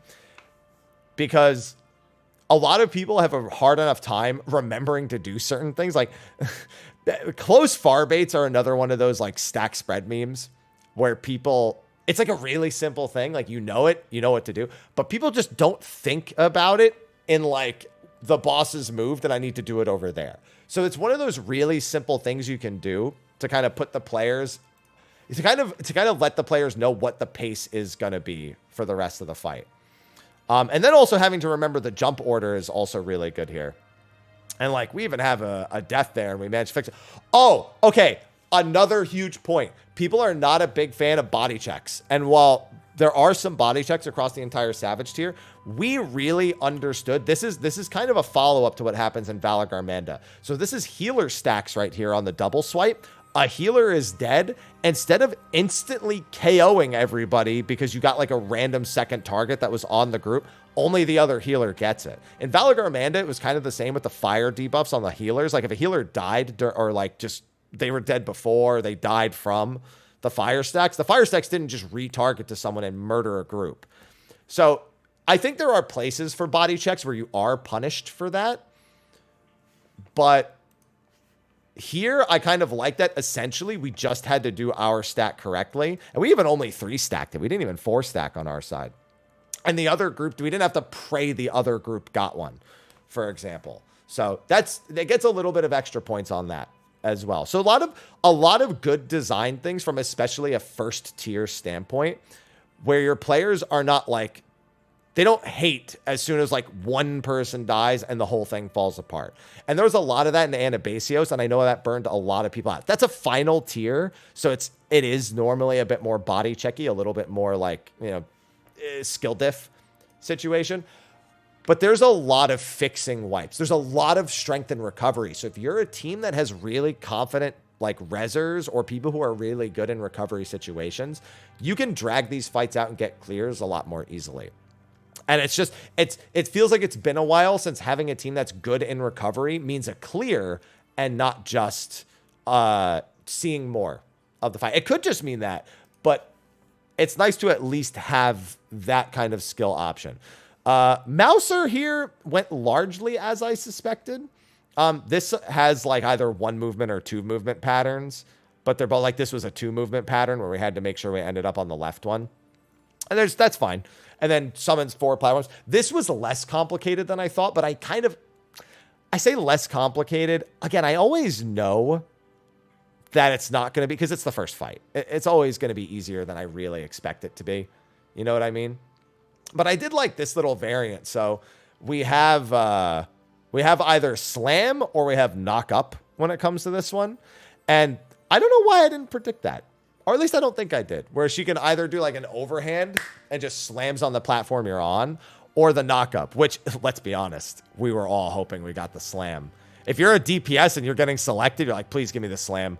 Don't give me the knock up. Just give me the slam. So you already know people are going to be complaining about which one they get. Not like really complaining, but you know, they're like greedy. They're like, I don't want the knock up. I just want to get slammed down. And we actually did something interesting here. We tried to make it so the party had to move as little as possible. So like common sense would dictate that you, by the way, you still get stunned when you get slammed down, just not for, I don't think it's for as long. So it's effectively what makes the most sense for people here is tanks on the inside too, regardless of which pattern they're getting, and ranged on the outside too. What we did is we just made it so that almost all of them were on the same side. So like, for example, we're doing these all on the west side of the room. All of the slams, so all the cross AoEs are on the west side. And that way the party can just stay on the east side the whole time. Like, they might need to move over a square to like make room for the square they're on, because they're on the safe square right now. But that's it. Instead of like constantly having to look, oh, that person's standing there, whole party shift over. Oh, like, just try to eliminate any factor of like trying to constantly shuffle, like flail back and forth. Yeah, less flailing back and forth. So I don't know if that's going to be popular versus having the melees. Because here's the thing. A melee can stand on 4, for example, and go to the one south. They'll land there and then they just gap close back. You know what I mean? As opposed to them starting at 4 and landing on 3 and then just already being in melee range. So yeah, it just, for us, that worked a lot better. So that's a nice little bit of variance and strategy that I always welcome when there are multiple ways to solve. So like, for example, now they're going out there and they have to do the knock back. So you can see we all just get to stand here. And then Whoops has it and he's gonna go and he's gonna do the 4 to far here. Actually, I think he does 4 to near here. I think just he takes it. But the point is we make it so that all of the crosses are still on the other side. And look, the whole party got to stand here the entire time. I don't know. For us, that definitely worked a little bit better. We had triple ranged as well, so it does make it a little bit easier for us to kind of make that movement here. But yeah, we definitely really like trying to keep the whole party on one side. But that's another big thing is I think every fight at least has 2 solutions to most mechanics, or at the very least, the solutions that people came up with aren't so strict that you couldn't potentially come up with another one. That makes PF strats a little bit too variable, which I don't mind, but the PF does, because the PF loves to argue about what to do and when to do it. But I think it's better fight design when that's even possible in the first place. By the way, this I did kind of predict. The platforms coming back and you needing to know where they're coming back and react to it. This is just quintessential Final Fantasy. That's just, you know, spread, knock back in the spread. Whatever. But, okay, what's crazy, and this is probably the most important topic, the boss is at 55.5% right now. This is probably the biggest topic of the raid tier. Is the HP too low? And I think the answer is yes, but not in a way I'm upset about. And that takes some elaboration. So, Endwalker was a baby game. When it came to Savages, at the very least, they essentially made it so the bosses always had uptime. And because of that, they had to tune things as if you always had uptime. And that meant that they more regularly... I'd say really only P8S was like that. I don't know. P12, we had a Paladin dead for like 40 seconds. Like, at least in the second phase. The first phase was a little tight, but that's because the first phase was crazy movement intensive. So, like, even if you weren't, like, struggling with uptime there, and most people had some sort of uptime strat there for, like, most of the mechanics, you still had to, like... You were just busy. Like, really busy. And again, you shouldn't really compare a final tier to a first. You should really look at P1. P1, I mean, you could skip almost the entire end dartboard to have like 15 deaths and clear P1. You know, P2, I mean, P1S damage down strat was a go-to strat week 1. Like a deliberate screw one of your players, just make sure you resolve the mechanic. And that's it. Like, that was I mean, that's the whole match clip with someone blaming me for that. Was they were just like, oh, that's not how you do it in the happy strat. I was trying to get people to not do that because it was lazy. And P2, kind of the same deal. You'd usually skip the last few mechanics. P3, we were like 45 seconds ahead of Enrage in P3. And then honestly, P4 with Pnax and like actual people actually doing damage was really the only struggle. Like the second phase, we had a ton of screw ups and we still cleared by the skin of our teeth. But it was like one of our only Enrage pulls, I think, that we actually had where like it was a semi-clean execution. So it's like we generally in the first tier, it comes down to how tight is the DPS check on the last fight. Whereas the first few fights are normally very lenient. At least, again, in the first tier. So I think the only surprise here ends up being the DPS check in the last fight. And I don't want to jump ahead to that. But that's where I think the majority of the time was saved. Is it not really existing in all 4 fights? But this isn't that much out of the norm, believe it or not, when it comes to how quickly first, second, and third bosses were actually downed. But then the rest of the fight just kind of plays on what it already teaches you. And again, I just think this fight does a good job of showing you what it's capable of and then asking you to do it with slight variations. The fight doesn't necessarily repeat. It just takes the things you know and it evolves. I like when fights just do that. To mechanic. Here's the thing we taught you. Now do it in a slightly more complicated way. It will gradually accelerate that. And then this fight does another thing. It also does the what is it called?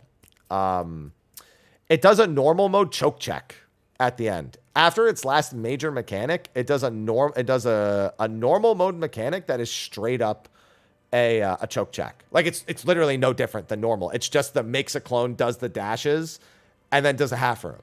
And that's it. Like it's just the normal mode mechanic. And I kind of like that they did that for a choke check because it really puts into perspective if anyone was semi-understood the normal mode mechanics. But I love the memorization of like the clone going to here and then having it's just the slight escalation. This fight does slight escalations for a first fight very, very well. So it dying because it doesn't have a lot of health isn't that much of a factor for me saying it's not a good fight. It just means with gear, you are going to be skipping the hardest mechanic. And the hardest mechanic is already cheesable in the PF. Like, it's literally a tank and vuln mechanic. And I think probably the biggest case of tank and vuln cheesing in the entire tier with raining cats at the end. And yeah, and then this, just like a slight, like, oh, you don't want them taking the first one. And then you move out for the second one and you make sure you just don't hit them. And there's just a little bit of damage. And then, I don't know. To me, this just works. This just works. This fight just works. This is a fun fight. I really enjoyed this fight. I walked away from it like just kind of content with all the decisions they made. This is where things were a little chaotic on the clear. And this is honestly where trying to keep everyone on the same tile felt way more important. Honestly, the fact that Overshadow is just one split damage AoE kind of shocked me. I get that there's only 7 people, but like, I thought they'd do more. But they do more. They just do it with splintering nails. And the order is also random. It can be 2 and 2. It could be, the first 2 mechanics and the second 2 mechanics are the same. It could be 1, 3, 2, 4, whatever. And then the boss also you have to react to every time. So like, for example, now we're doing splintering nails. So like, while we're doing splintering nails, we want to try to stay on this platform as long as we can. We also know we're on the safe platform though. So it's a little bit different. Yeah, so you can see there's kind of like a mad scramble. Trying to keep all of the crosses on the same side. That's kind of the one major benefit to doing it. Is to try to stop that from happening. So that's why I think the way that we did it with trying to force it. It's just that it doesn't work as well when you can't choose the attack. It's not like the same order like it is in the earlier one. But then you just have raining cats. And with raining cats, we YOLO'd through it, as you'll see right here. Like, we had a plan, we just didn't execute it correctly. Where we wanted one near group, one far group, but we're too close to the person with the tether. Like, I think we just have one person get clipped on the right. So we just needed to, like, move over slightly. Yeah, no, they're too close, so we needed to shift over more. But what groups are doing here, we actually kind of do by accident. So our tanks just took the tethers here and just started just tank invulning them. And we're like, this is when I realized this was a tank invuln. Because here's the thing. You can have your tanks technically be the nearest person, the farthest person, and the people with the tethers for 3 attacks. And the invuln eats all of it. This is what the PF is 100% going to do if it's not doing it already. So then you just do the first set normally. With like the one group on the ring, the other group off the ring, and then the tanks one group in the ring, one group across the ring, and then the other 2 on the ring, like north, south, and then east, west. And then the tanks take it, and the tanks get in position, and the rest of the mechanic is done. Like, you can just sit both groups on a specific spot, and then just let the tanks literally do all of the rest of the mechanic. So, and keep in mind with gear, this is Cachexia. You're going to skip this. Like, this is going to be a Cachexia where there is a strat, there is a group, like, there is an idea if the group sees it, but if you're in the PF, you're like, please skip it. Like, you're just praying like 3-4 weeks from now that there's no shot your group sees this mechanic. And the rest of the fight's so easy that it's kind of like a within reason thing. Like, people bringing pots, food, people grabbing tome gear, like, it should accelerate it to the point where you don't see it. And the only thing after this is the normal mode mechanic and then the enrage. So overall, I'm willing to say one of the best first fights we've had. I think Eden Prime in Eden's Gate is like a contender. I think they're like similar-ish. I think Eden's Gate loses a bit of that factor because of the cutscene. And I think the ad phase is really lame. I don't think this has a lame phase for a first fight in the expansion. I'm going to say I'm also referring to in each expansion. So I'm comparing Alt-Right to Eden Prime to Eric Tony to Oppressor. I'm not going to compare Coil. I guess, yeah, and you know, I guess throw the snake in there. So, yeah. But compared to all of those, this is up there from like an outright mechanical design like aspect. The DPS check being super light is not a factor because it's always super light for this first fight. So this is a big thumbs up for me. The second fight is where I think there's a question of quality. And that's going to go person to person because I think they actually did a good job with the second fight too. And exactly what I said would happen happened. The majority of the elements people were afraid were going to be chaotic were controlled, except for one. And that one honestly might be the hardest mechanic. If you don't have like a really sound strat or you don't have eyeballs, I don't know how. Like it's just it's such a time. Like this starts with like a normal mode check. It does also show you a new honey pattern on the ground, which I think is valuable. But it starts with a normal mode info check. Do you remember what Splash of Venom does? Do you remember what Drop of Venom does? Do you remember what the honey or what the venom on the ground does? The exploding venom on the ground does. Like that's literally what it is, and that's fine. This is very normal for a Savage fight. Actually, I was again surprised that Black Cat kind of jumps into an immediate "here's what's different" instead of anything else. Killer Sting being a tank share, whatever. Like the first like 15%. Going into, I also like first beat, second beat, third beat for Honeybee Live. Nice little way of dividing. 4 hearts, we did predict maybe getting more hearts. This was also kind of nice. I think this could have been a little bit more strict or random, but I think because it's only the second fight in the expansion, where essentially it's always, I remember us waiting for this to be an X or a cross pattern, but instead the second hit is always exactly the same. So the movement is either in, directly out, and then shift over 90 degrees and stay out, or it's like out, shift over 90 degrees and stay out, and then move in. It's literally the same pattern, but just in reverse. Those are the only 2 patterns that are there. So that's, yeah, again, that's pretty normal for a second Savage fight.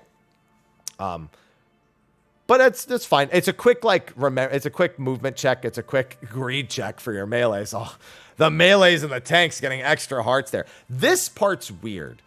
So we honestly YOLO'd this part every single time. We just said, okay, 0s and 1s prioritize until everyone has 2, and then just the first 2 into a circle gets it. And then the whole point is you want 4 2s at the end of this. And if anyone has more than that, that's no good. I mean, it's not the end of the world, and I'll actually talk about that in a little bit too, because there's something about this phase that they did that I love. Yeah, but we didn't like try to come up with like a plan. Like I kind of hovered around my quadrant, like as a like a fizz range. I'm normally by the 1 marker. So like, yeah, like here you can see I grabbed one that was next to the 1 marker, grabbed another one that was next to the 1 marker.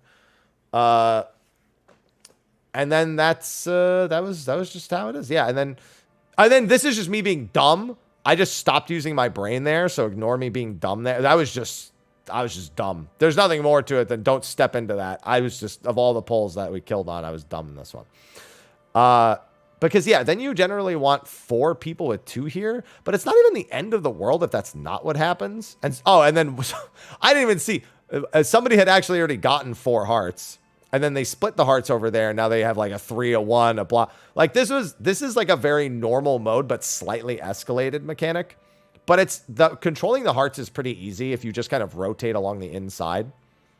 So it's pretty flexible. But the biggest thing that this does, what happens when you fill 4 hearts is probably what you're wondering in Savage. Because I said somebody filled 4 hearts there. You can't move for a few seconds. Yes, that puts you at risk of dying, but it doesn't kill you. It also heals Honeybee Lovely by 1% of her health and gives her a stacking damage buff that makes her finale attack here do more damage. I don't know if it affects the final phase as well, the Call Me Honeys or like anything in regards to the final phase. But as long as you don't get too many of those, it's not that bad. But I love the alternative punishment for a player making too many mistakes. So if one player gets 4 hearts, the phase isn't over. It's not a body check. It doesn't screw you for everything else. And if anything, the fact that they now have 0 hearts makes them able to be a big part of resolving the mechanics to stop anyone else from getting to 4 hearts. They actually become a part of the process of stopping the snowball effect, as long as they don't die because of like an AoE or taking hearts or like whatever. And then, you know, obviously if you were to, as Chat said, if you were to die to an under 1% in rage and somebody got 4 hearts, you know who to blame. But I like the fact that they kind of keep you as part of the mechanics and as part of resolving the mechanics. If you do it perfectly, it never happens. If you do it a little bit wrong, you're punished, but they can then stop the snowball effect from everyone else. So it's just a very well-designed punishment for making mistakes. And people, especially in this community, I won't speak for any others, love alternate methods of punishing the player instead of a vuln stack, a damage down, you know, a knockback that sends you off the edge of the arena. Something like that, that keeps the player relevant to the fight, but still gives the boss some sort of benefit. And I got to give credit.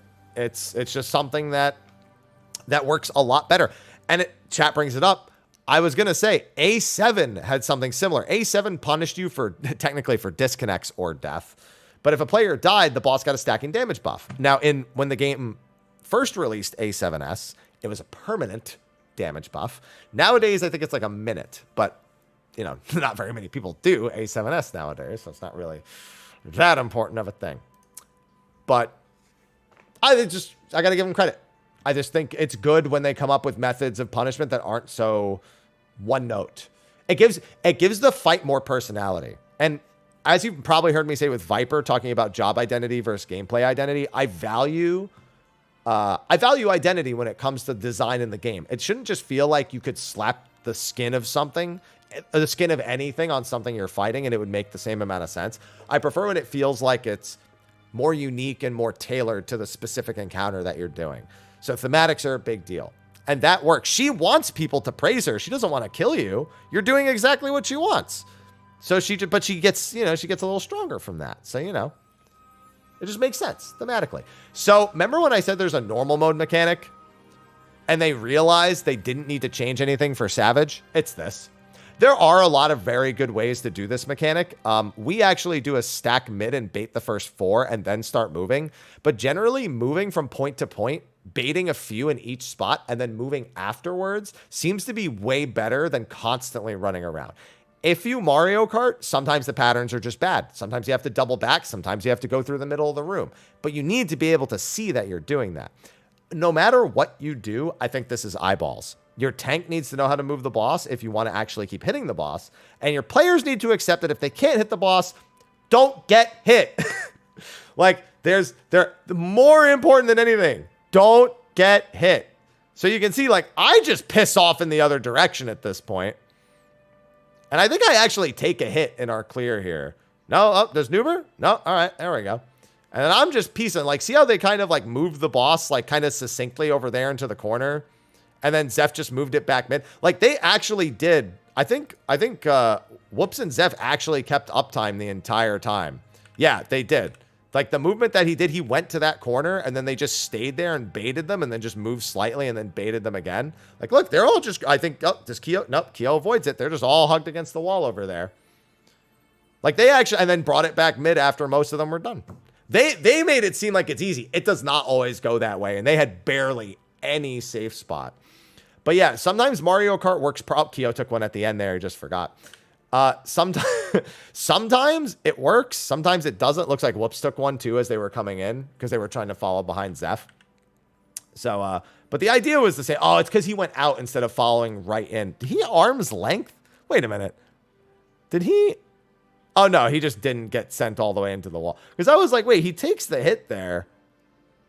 and then doesn't move. Maybe he gap closed, and like it was just so fast I didn't see it. It didn't look like he did.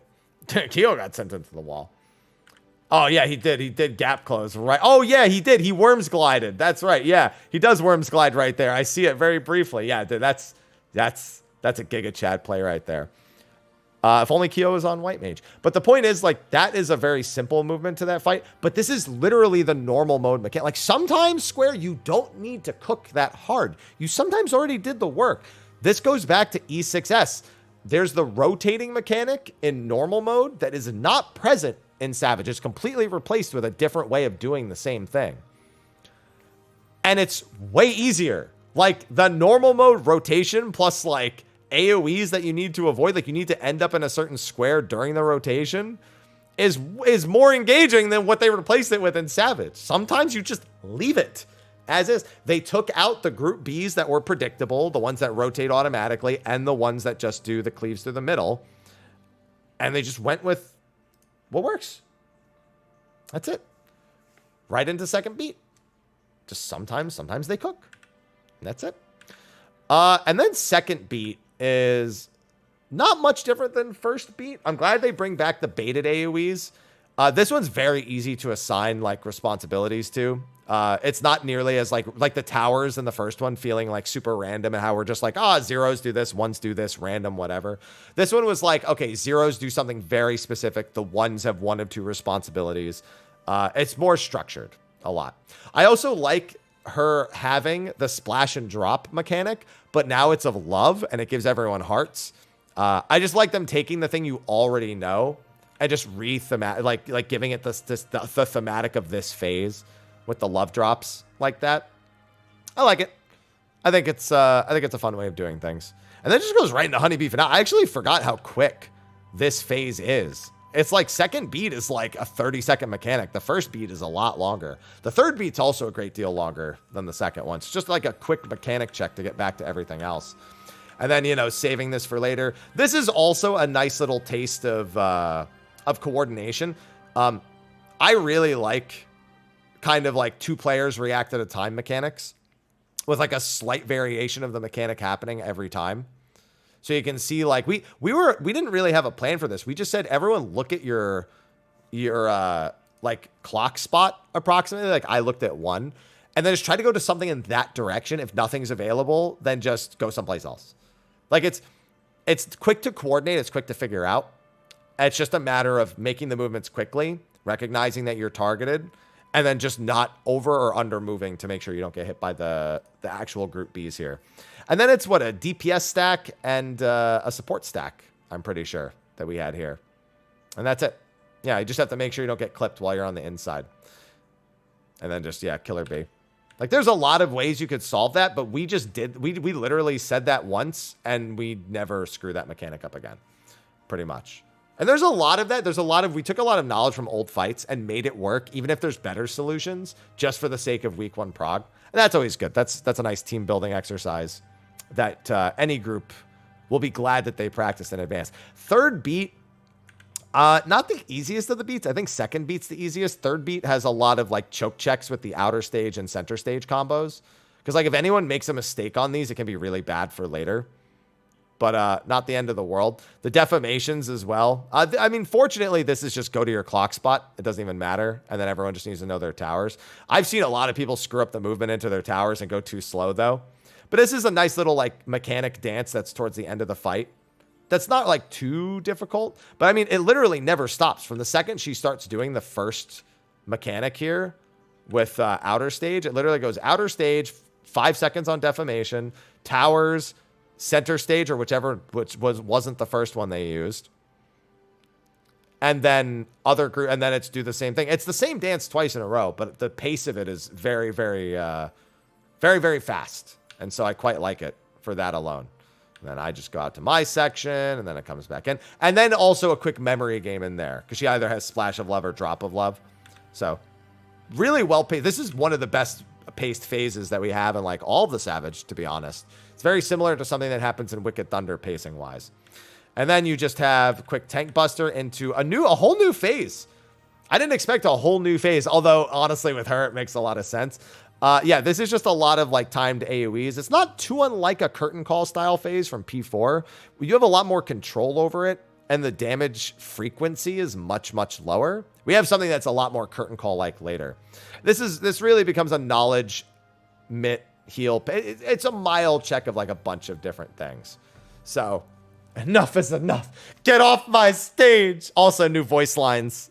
Definitely welcome for that. Yeah, it's just a quick, like, don't rush. Make sure you have enough healing. Make sure you have enough mit. Make sure you can finish the fight, etc. I've seen a few groups come pretty close to wiping here because this is where, depending on how many full hearts you got. So, for example, she has 2 stacks of her heart buff. That means she's gotten 2% of her health back. So she should be dead right now. We know she should be dead right now. But we have to keep going. And there's nothing else you can do about that. You just got to hit the boss, hit the boss, hit the boss. So I think that they undercooked in some parts of this fight, but the parts where they actually like took the time to thematically flesh a lot of stuff out, they did a really good job on. And I think it's DPS check, unironically, because of the heart failing. If you fail any hearts, the check gets a little tighter here than I think all of the other fights in the tier. Like, that's pretty funny. You know what I mean? Just to think that this fight might unironically be the tightest DPS check of all of them without any player dying. I mean, yeah, they get stunned, they get hearted, they heal the boss, but like on top of that, just the sheer damage value that she's going to get out of having all of those heart stacks, it might just lead to more deaths, which might lead to more problem. Like she can snowball, but like her punishment for death is probably the most important takeaway from this. So also, really fun second fight. It has a few slow parts in there, and I think, again, they probably could have cooked a little bit more with especially second beat, but they do a good job. Now, the third fight, I guess the term undercooked is a little bit of a pun here. I wasn't 100% sure. I actually am rejudging it now, because when I finished this fight, we skipped a lot. We skipped his enrage sequence at the end, so we didn't have to deal with that. But more so, I was trying to think, how do I actually feel about how the prog for this fight went? And I kind of need to rewatch it. I haven't rewatched it all the way through since we cleared. Because while we were doing it, I was having a lot of fun with this fight. And again, the DPS check on this isn't that severe, but looking back at Phoenix as a more recent example, and even Leviathan and like Eden, they weren't that tight of checks either. So like, I don't even care. The Tank Buster being multi-hit, the Raid Wides being multi-hit, he does a lot of damage. Like, he gets credit for that. He actually is like a very damage and I want to say intense, but at the very least, he certainly puts a lot of pressure on you nonstop. Like, he does the Raid Wides, and then he does the Tank Buster, and then he does the cleaves, which all hit really hard into the getting away and either stack or spread. And he has that kind of Phoenix X thing where you have to pay attention to see if it's stack, if it's spread, pairs, whatever. Like, there's enough different elements that just kind of, it's just nonstop. And it's kind of just entertaining to watch. Like, he's done, compared to, especially looking at Honey Bee, he's done a lot of raid damage compared to Honey Bee already. And already like 12%. It's actually like really, really high amounts of raid damage in really short bursts with him. But they're not like, they're actually medium length bursts. So this is unironically potentially the hardest mechanic in the fight. I am not sure how I feel about which way of doing this. So the way this mechanic wants you to solve it is it wants you to knock yourself back to the opposite corner and then take that tower and go towards the center, and then take the center tower and get knocked back behind the boss. We opted to knockback resist by our own choice the first tower, and then potentially the second, and then just run middle, and then do that knockback normally. I started deliberately not taking the second knockback and just like arm's lengthening in such a way that I only took this first one, because I think taking the knockbacks, at least if you don't have a spell to cast, might make the mechanic easier to solve. We did this so our casters would have a bit more freedom in like choosing how they moved. But it honestly happened so fast that the number of wipes we had to people doing casts was not insignificant. Like, if we had to definitely do a few reminders of like, you gotta just, you don't finish the cast, just go. Like, if your cast lands on like a bad moment during your swift cast, just go. they definitely want you to take the knockback and leave the option open. So I don't know which way, but like you'll see here, like I go to the right, I go to the left here, and I say go to the right, and I just take the knockback mid. I actually went too far there, and then I just take it back. Like it just puts you at such a good distance to solve the mechanic. And so, yeah, I don't know. I don't know which way I would rather do that. I think casters definitely prefer the whole surecast way of doing it. But as a fizz ranged, I just shoot bow. All right? That's it. The other thing is, and here's what you're going to want to do. Put all of your melee and your tanks on one side. Knockback resist, uptime. Like, the boss jumps to a random spot, so you lose some of that uptime at first. Like you lose it like as the second tower is resolving, and you have no choice with the third tower. There's a chance that he jumps on top of you and does the murderous miss from your corner as a melee, and that would be lucky. But you can't control that. So there's pros and cons, which again, I like. I like when there's pros and cons to all the design aspects. And then the first doping draft happens very quickly. I was really hoping that maybe hitting Refbot here would be like a raid wide, or he'd like pile drive him or something, and he'd become like a tower. I was really hoping for Refbot's abuse to be a mechanic in some way. So I was a little disappointed. Oh, man. And then he just takes the opportunity to show you stuff that isn't in normal mode, which is, you know, him lighting up here and then doing the quadruple lariat, which means in instead of out. Then quadruple being pairs and octo being spreads, which is still relevant here. Knockback again, which can be knockback resisted, but you probably won't have it if you did it in the towers earlier, so that's worth remembering. And then, you know, that just resolves. Look at that. Such a clean stack. Boop. I always feel bad for melees running back in. Brutal impact, what is it, 6 hits? I think it's 6 hits now and then 8 hits when he dopes again, if I'm not mistaken. Same with the tank busters. I think this goes to 6 hits now and then goes to 8 hits when he drafts the second time. What's the tell for in and out? Fire. He's covered in fire while he's charging. And this was really cool. I really like the chain deathmatch where you have to get hit by one and then solve for the other and then dodge both. This was a nice little change on the whole way the lariats were done. You essentially just stand in the center of the room and just dodge one. But fortunately, and this was really important for us while dodging, if you identify the first safe spot, so like you can, for example, you can see 4 and 3 are being hit and 3 and 2 are being hit. Wait, is 3 and 2 being hit?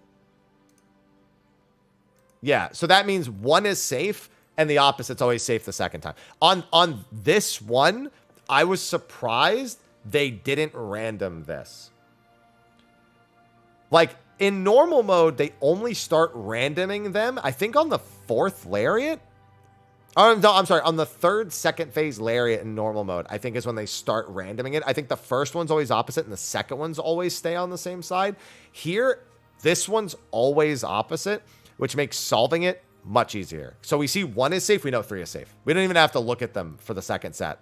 Unless we got Final Fantasied for like 40 pulls. I'm afraid. Like, I'm so afraid we got Final Fantasied for 40 pulls. You have no idea. I'd also like to say, thank you, Square, for making the lariats not where the boss is. So you can melee uptime the entire time during the lariat instead of having 16 gap closers happen back to back to back to back to back to back to back. Like, oh my God, I was a fizz range, so I didn't care. But watching my melees try to brain that in normal mode, they're just like, this is the worst thing I've ever done in this video game. I hate this. I want to go back. Give me the hit boxes. Do something. I don't know. I hate this. Oh, it was nonstop. But here, it's like, you still have a lot of movement. There's still a lot of places where you really want to be paying attention to all that stuff. And there's still places that kind of force you out of melee range at the last second. So if you play it too close, you could die, like on the lariats right there. But they're still just... That was the one saving grace, was the lariats not all being the boss at the wall. Like, I wouldn't have minded 1 or 2, but not all of them, you know?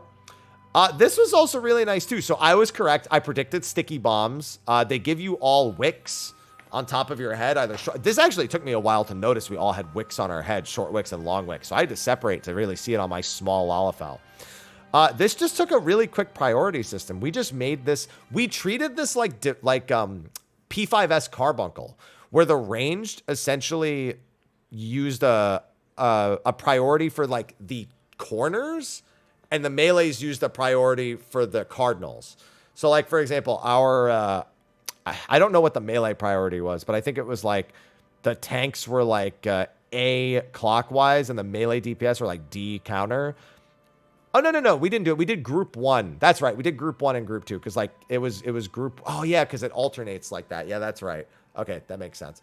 Yeah, so we did like, because I think it's all in one roll. So I think it's all the supports have the short wick or the long wick, and then all the DPS. Yeah, that's how it was. So we did it so that like we paired up with like a support, and our support would always have the opposite of us, and we would just do the same prowess. So like, for example, Keo is my partner, and he's, I think he's a short wick right now. So we were 1 counterclockwise. So he's a short wick, so he can't go to the one at 1 counterclockwise. So he has to go to 4, which is the long wick. So you can see Keo going over there. And now as the long wick, I know I have to go to 1 because I have the same prio as him. So that worked out really well for us. The only scary thing is standing slightly off center mid, because the bombs explode and the players with the fuses are fairly large. So you can see we barely had any safe spot direct. That's like a DSR, like bad pattern safe spot right there. It's definitely better if whoever is the melee in that case takes a step back at the last second, maybe just for a little bit of safety. But I'm sure there's not going to be tons of deaths. In fact, I do see a damage down on Nuber, who tried to like hover a little bit closer to the bomb explosions just to be safe and took a damage down there. So yeah, that's a little bit of safety. And then there's usually tons of space on the second one. It's just down to the melees. Yep. And then Zeph got clipped there. So that's like the only problem with that strat is people being too close. I also noticed there's a lot of the times where people are afraid of being too close to the middle because of the bomb explosions. And that makes them step out more, and then they just get hit by the bomb anyway. So I definitely noticed that happening too. But again, the solution for that, pretty good. And then Quadra Boom, like needing to react to the names and knowing whether it's going to be set. Like you're not just reacting, you're reacting like 2 or 3 different things. You're reacting to, is he in fire? Is he not in fire? Is it Quadro or is it Octo? And then what direction is he going? So they cooked. I feel like they cooked pretty well.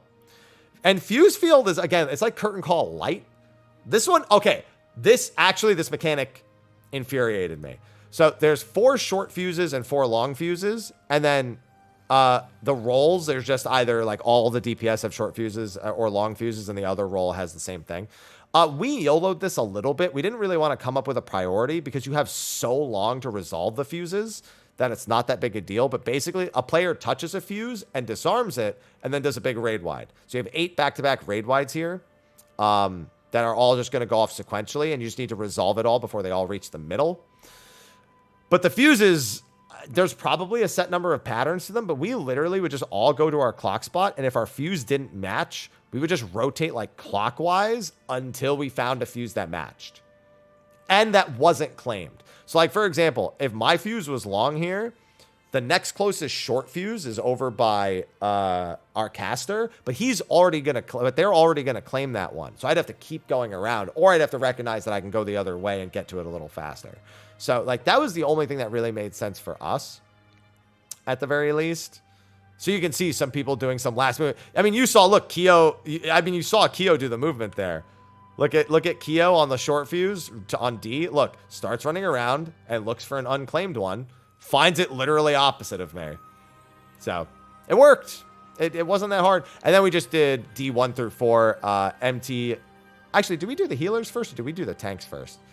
I don't remember. But essentially, we just had a pop prio. I guess I'll find out here. We did tanks first. Okay. Yeah, and then tank again. But, okay, here's my annoyance with this. These fuses are fickle. I literally walked directly over a fuse 3 times and it didn't go off. You have to like stand on the fuse for a second to actually disarm it. And that's annoying. Sometimes the server ticks on the fuses are absolutely obnoxious. And we hate them. So there's that. We actually had, so funny thing, we had someone stand on their fuse really close to the middle of the room and wait. And they died.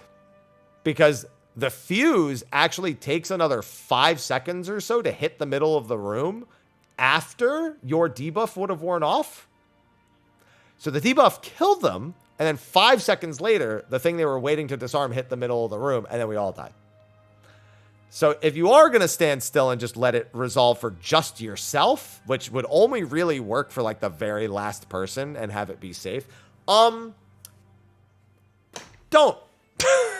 Just be proactive. Be a little proactive with that one. Because you don't want what happened to us happening to you. Yeah, and then you've got Doping Draft 2, which I love this. So this sequence is super easy, but I love this sequence here where my man just starts breakdancing all over the place. This is a little bit of a knowledge check, but he's just, I love this like animation for this Bombarian special. Instead of Barbarian, he's the Bombarian.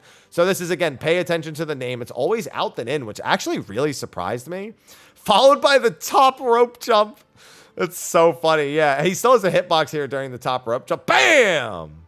And then that's it. So I've never seen the Enrage, but apparently the Enrage is an untargetable top rope jump where he just wipes the arena. He just body slams the arena like so. I've never seen the actual Enrage sequence, but it's that, just it kills everyone. So that's pretty funny. I really like how animated and fun that one is. But I actually want to count the brutal impacts and the tank busters here. This one, okay, but this fight gets kind of a little, I'm not going to say easier here. Even though he stacks like 4 different things here, it's not really hard. So essentially you have to get hit by the boss and one of the things and then dodge. You know what makes this easy? Actually, I know exactly what makes this easy. It's because the bombs resolve before you ever have to do the mechanic. Like if the bombs were resolving at the same time, you had to get hit by both chariots, both lariats, I mean, and then dodge the other. And I'm sorry, get hit by the boss and one of the lariats, and then also dodge the other one. That would be a lot harder. But because they separate them here, it's actually like almost not even harder than the first. Because the 270-degree AoE coming from the boss is not really a concern. It's just everyone needs to be standing in like a slightly correct spot and then get to the remaining. Because this is also always the opposite safe spot.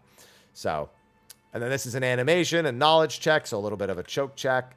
Oh yeah, I actually want to count these. 1, 2, 3, 4. Is it still 6, 5, 6?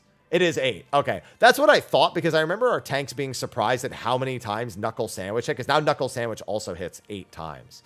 Which is, you know, a lot. Just look at him go. Bam. Bam. Bam. Bam. Yeah. And what's nice about the other thing is you have to eat the poison. So everyone does take the dot from that. It just doesn't hit very hard.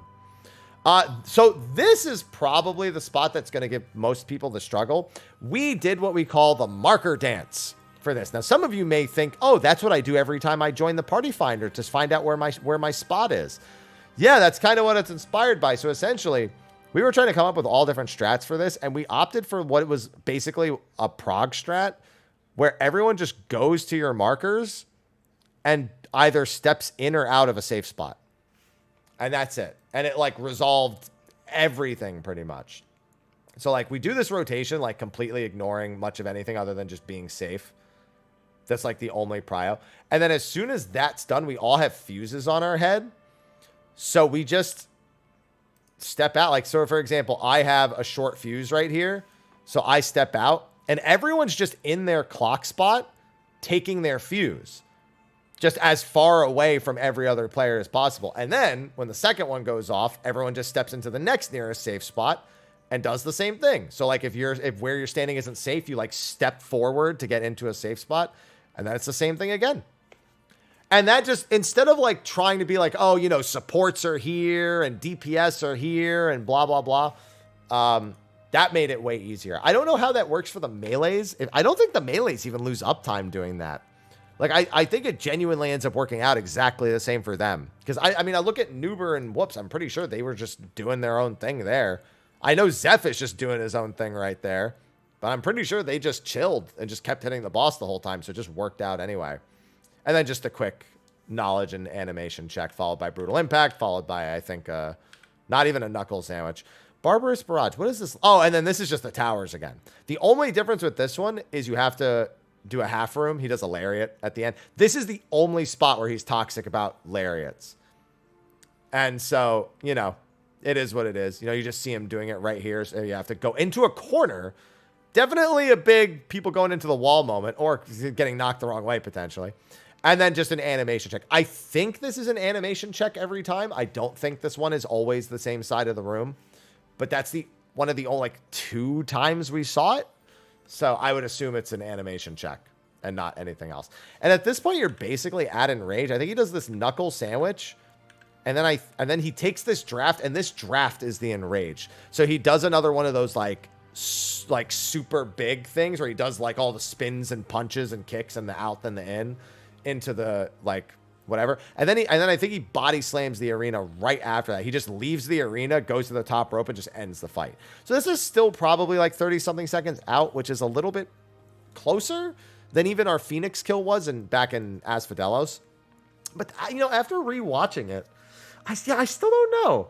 Like, I don't know exactly how I feel about it. There's a lot of damage checks. There's a good amount of mechanic checks. There's a few different ways to do everything. There's a few simple solutions to do some of the bigger things. Yeah, I don't know. It's good. It is good. Whether or not I'm a huge fan of it is a different question. I was definitely engaged. I had to do a lot of running around. There was a lot of, like, different new things that he did from normal mode. Yeah, I think overall pretty good fight. It's not like a wow. It's not like wow, that's amazing. I don't think I'm as impressed with this fight as I am the first 2 and how well they translated from normal to savage. I think this one translated from normal to savage more directly than I thought it would. I thought they were hiding more things. Is I think why I set that expectation myself. So it's like I kind of did it to myself kind of situation, you know? So maybe that's why, because I thought there would be some more, like, recognizable differences going from normal to savage, and they're not. They really do just add a few things and very cleverly use the normal mode mechanics. So, but overall, they did do a good job with this. They did definitely do a good job with this fight. So this one definitely gets a plus. And then we get to Wicked Thunder. Wicked Thunder is a very strange fight. So we're back to no door bosses. Thank you. Called it, by the way. They did some really awesome things in this fight. Both the removal of the door boss and having the unique second phase, even if it is a wall boss. And on top of that, some of the mechanics that they ask you to check in the first phase are really interesting. I think where it has a bit of struggle, the DPS check is, even for a first expansion raid, very light. And this is where I think they not overcorrected, but overcautioned. So because it's the first tier of an expansion, they generally nerf it by like 10 to 15% from whatever their internal testing is. They also don't normally push the mechanics nearly as hard, but I think there were certain parts of this where I definitely thought they were going to do more, and I think if this was a second or third tier, they would have. And I'll get to that a little bit later. But the DPS check is non-existent unless you screw up a ton. We had a run where we had, like, I don't know, I want to say like 7 deaths plus damage downs, and we died at like 2% in rage. That's crazy. And on this clear, we basically skipped about 45 seconds of the fight. I also think the second phase clearly has stuff that maybe they did in testing, or maybe they had in like an earlier design of it, that they cut out. There's a lot of spread stack moments that definitely should have been added in there, or at the very least stricter timing on certain things. That it definitely feels like they were worried that Endwalker had people too used to the big hitboxes, so they needed to tone back. And 2, that because it's the first expansion, it's the first time they're trying a lot of new stuff, that they should like hold back on the numbers. I don't think this is a result of them buffing jobs in 7.05. While that may have some impact, it wouldn't have 45 seconds of skipping and rage impact. Just wouldn't. Yeah. So, but those two things combined, they add up. All of that stuff combined add up to what is essentially a non-existent DPS check. And the only reason this fight was cleared at the speed it was, I think, is because the second phase doesn't have enough mechanics. And there's nothing even... Like, if the DPS check was kind of tight, this probably would have taken another couple hours. At least another. It would have been like an 11-hour tier instead of a 9-hour tier. I don't think it would have been 13 or 14 hours.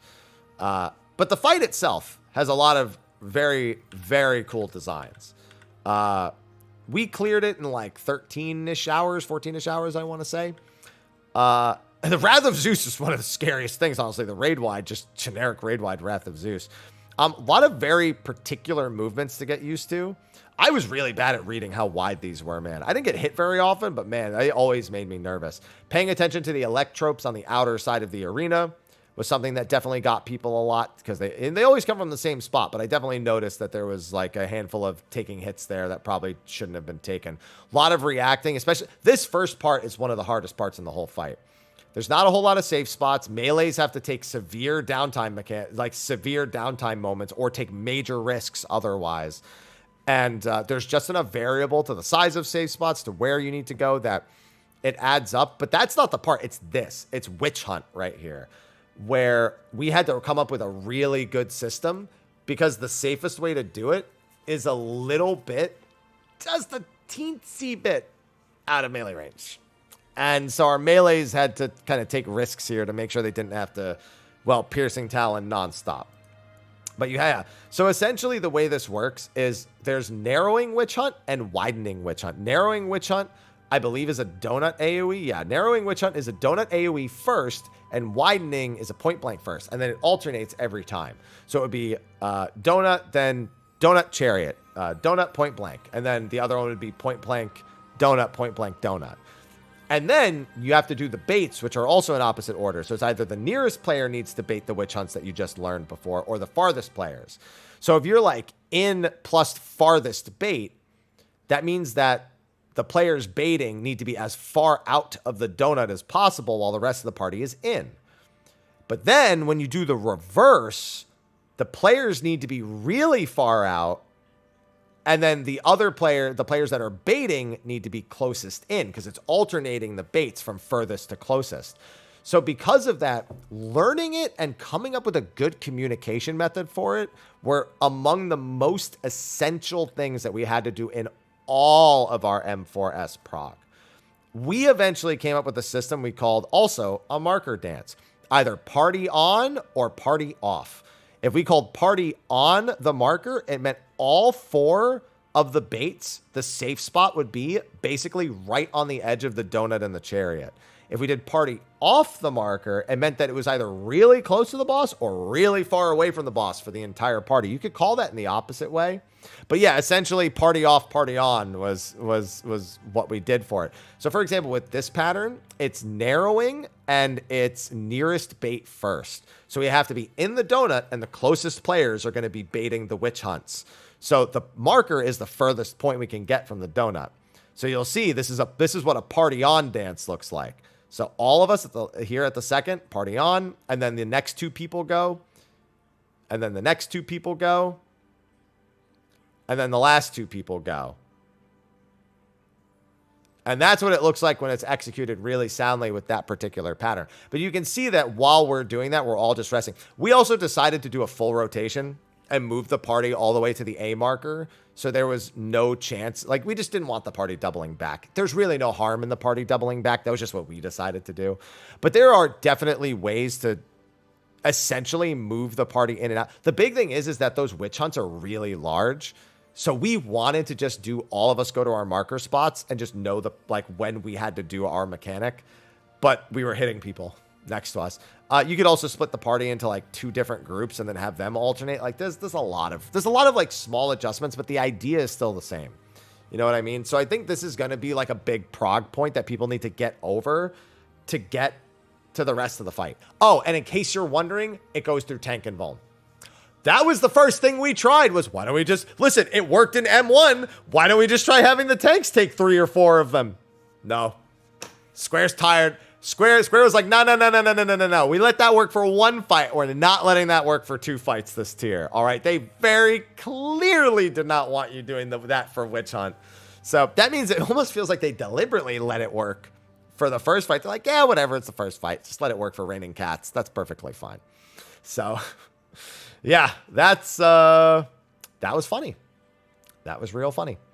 But that was honestly, that might have been like the biggest prog of the whole fight. This and one other thing later. But the thing later is like, there's a lot of ways to solve it. But like if we had stopped and really looked at our party list and weren't super tired, we probably would have come up with a better solution. Because honestly, a lot of the next parts are not really all that bad. It's learning what the animations do and understanding how you're going to use the space that you have. So this is where she shoots beams at the cubes. And the more times, she's actually teaching you for the next mechanic as well. The very next mechanic after this is important. She shoots the beams, the cubes with beams, and for each time she shoots a cube, she's supercharging it. So if she shoots it once, it only blows up on its own tile. If she shoots it twice, then it blows up in a 3x3, which would hit the these 3 tiles you see next to it in this quadrant. And so you're just looking for the 2 of them that only got hit once, and then she does a half room cleave to eliminate the other one. So now she does the half room cleave, and then she also has animations, either 4 orbs or 2 orbs. So you have to go to the one that's on the correct side. So there's always going to be one on her left and one on her right. It's never 2 verticals that are safe like this. It's always a left and a right. It could be diagonal. It could be next to each other. Doesn't matter. And then you need to know how to do an 8-player spread in that spot and the pairs. Honestly, the 8-player spread is a little scarier because the space is not super large. So you can see that cube isn't safe. So we have to use these 3 squares right here. And it just means, somebody dead center, corner. Like that's all it really means. But man, sometimes it's a little scary. That's it. Sometimes it's just a little scary. Followed by tank and vuln. The Wicked Jolt, we just tank and vuln both times. We didn't see a reason to do it any other way. But that teaches you how it works for the next one, where she gives every player a short or a long debuff and then supercharges you to do the same thing that the orbs, that the cubes just did. This phase actually has a bit of nuance to it. So the shorts are essentially going to get shot 2 or 3 times, and then that's going to determine where they go. That's pretty simple. The longs will get shot 1 or 2 times, but then an AoE she does later adds another charge. So what I like to do is, as a long, I just say, okay, I have 1. And then I get shot once, I have 2. I get shot twice, I have 3. I don't even worry about adding the 1 later. I just add the 1 right here. And that makes sense to me. But the big thing is she's going to do either a spread or pairs. If she does spread, the rest of this mechanic is an absolute joke. If she does pairs, the mechanic becomes a bit more nuanced because the pairs will always target the 4 players with the long marker.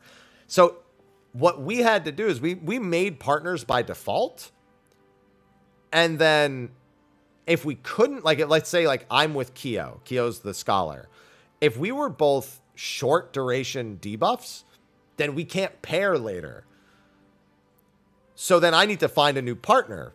What if, okay, so then the other healer. What if the other healer is not viable? Okay, then I need a tank. So we ended up just having to essentially people had to check their partner and be like, okay or not okay. And then look down there. We made the supports look down their role. Okay, if I'm okay, then I stay. If I'm not okay, is the next person okay? No? Okay, I'm going to swap with the person in my role. If the next person is okay, or if the next person is not viable, then I have to go down to the tanks. And then every support has to do the same thing, or every DPS has to do the same thing to make sure that the pairs are fine. Now you could probably maybe set it so that the markers always go to the people with the pairs always go to the same spot, and then you could have the other people just flex, because I think it is light parties. I think it's always 2 DPS get short, 1 tank, 1 healer. And then the same for the opposite. It's just a matter of who's going to pair with who and who has which timers. That was what we came up with for our week 1 prog. But that was the only part. We would start figuring it out, see that it's spread, and go, never mind. So the difficulty difference is quite high between the spread and the pairs. And then you can see there, I got hit twice with the short. So essentially, that square is always safe. Super easy to identify safe spot for the whole party. The 3s are in the corners because the people who got shot 3 times are going to do a 5x5. So they're going to hit all the way to here on both sides, right here and right here. So this entire half of the room is gone. Then we're going to hit here and here. And then there's AoEs here and here. So this becomes the only... The fact that this had such a readily identifiable safe spot and there's no variance to the pattern other than where that safe spot is, where the tip of the T is, it made solving this mechanic much easier. So the pair thing becomes the only thing that's a little bit nuanced. That's literally the only thing. And then, like, look here. We're like, oh, pairs? Do the pairs work? No, who cares? It's spread. As soon as you get spread, you're just like, all right, nothing matters. It's just funny how, like, different the two are. Like, how the mechanic interacts with the two, depending on what you get. It would have almost been harder to be pairs every time. In all honesty, they might have just wanted to do pairs every time there. Or maybe even like light party plus and like do some sort of like, I don't know, that probably wouldn't have changed much because how would you determine? And then it would have to be rolls. Yeah. Honestly, the only way to make it even remotely hard is light parties.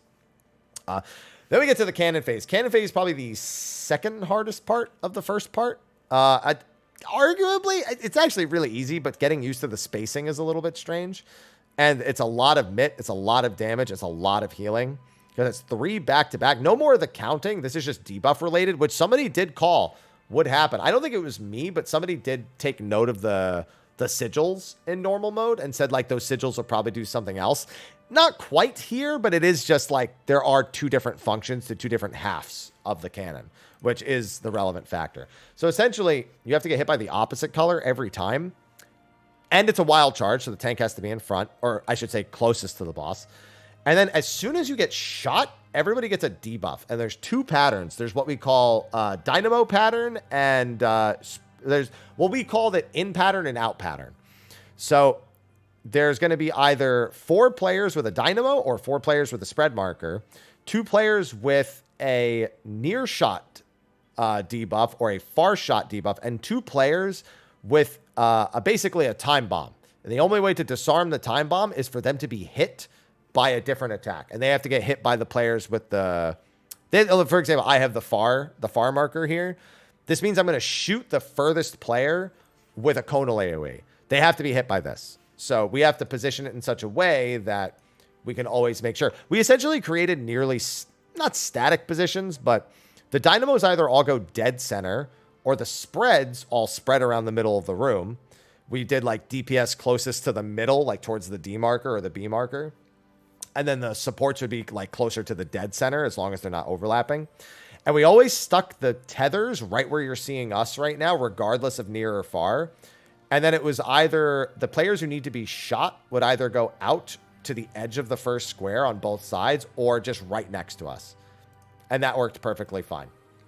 And then it's just that 3 times, but it is a lot of damage. Sometimes you have to swap sides here. Sometimes you never have to swap sides. You just have to react every time. And you never get the same pattern 3 times. I think it's always, you can get the same pattern twice, and then the other pattern is always different.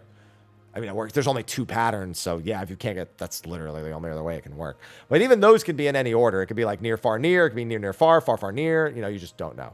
And then you can see we're inside of the dynamo and we shot the person closest to us. Getting used to that and the positioning for that took a little bit of time, but for other players, like catching strats on like YouTube or toolboxes, it should be a pretty quick pickup for that entire mechanic. Then it's just about not letting people die and making sure the wild charges are done correctly.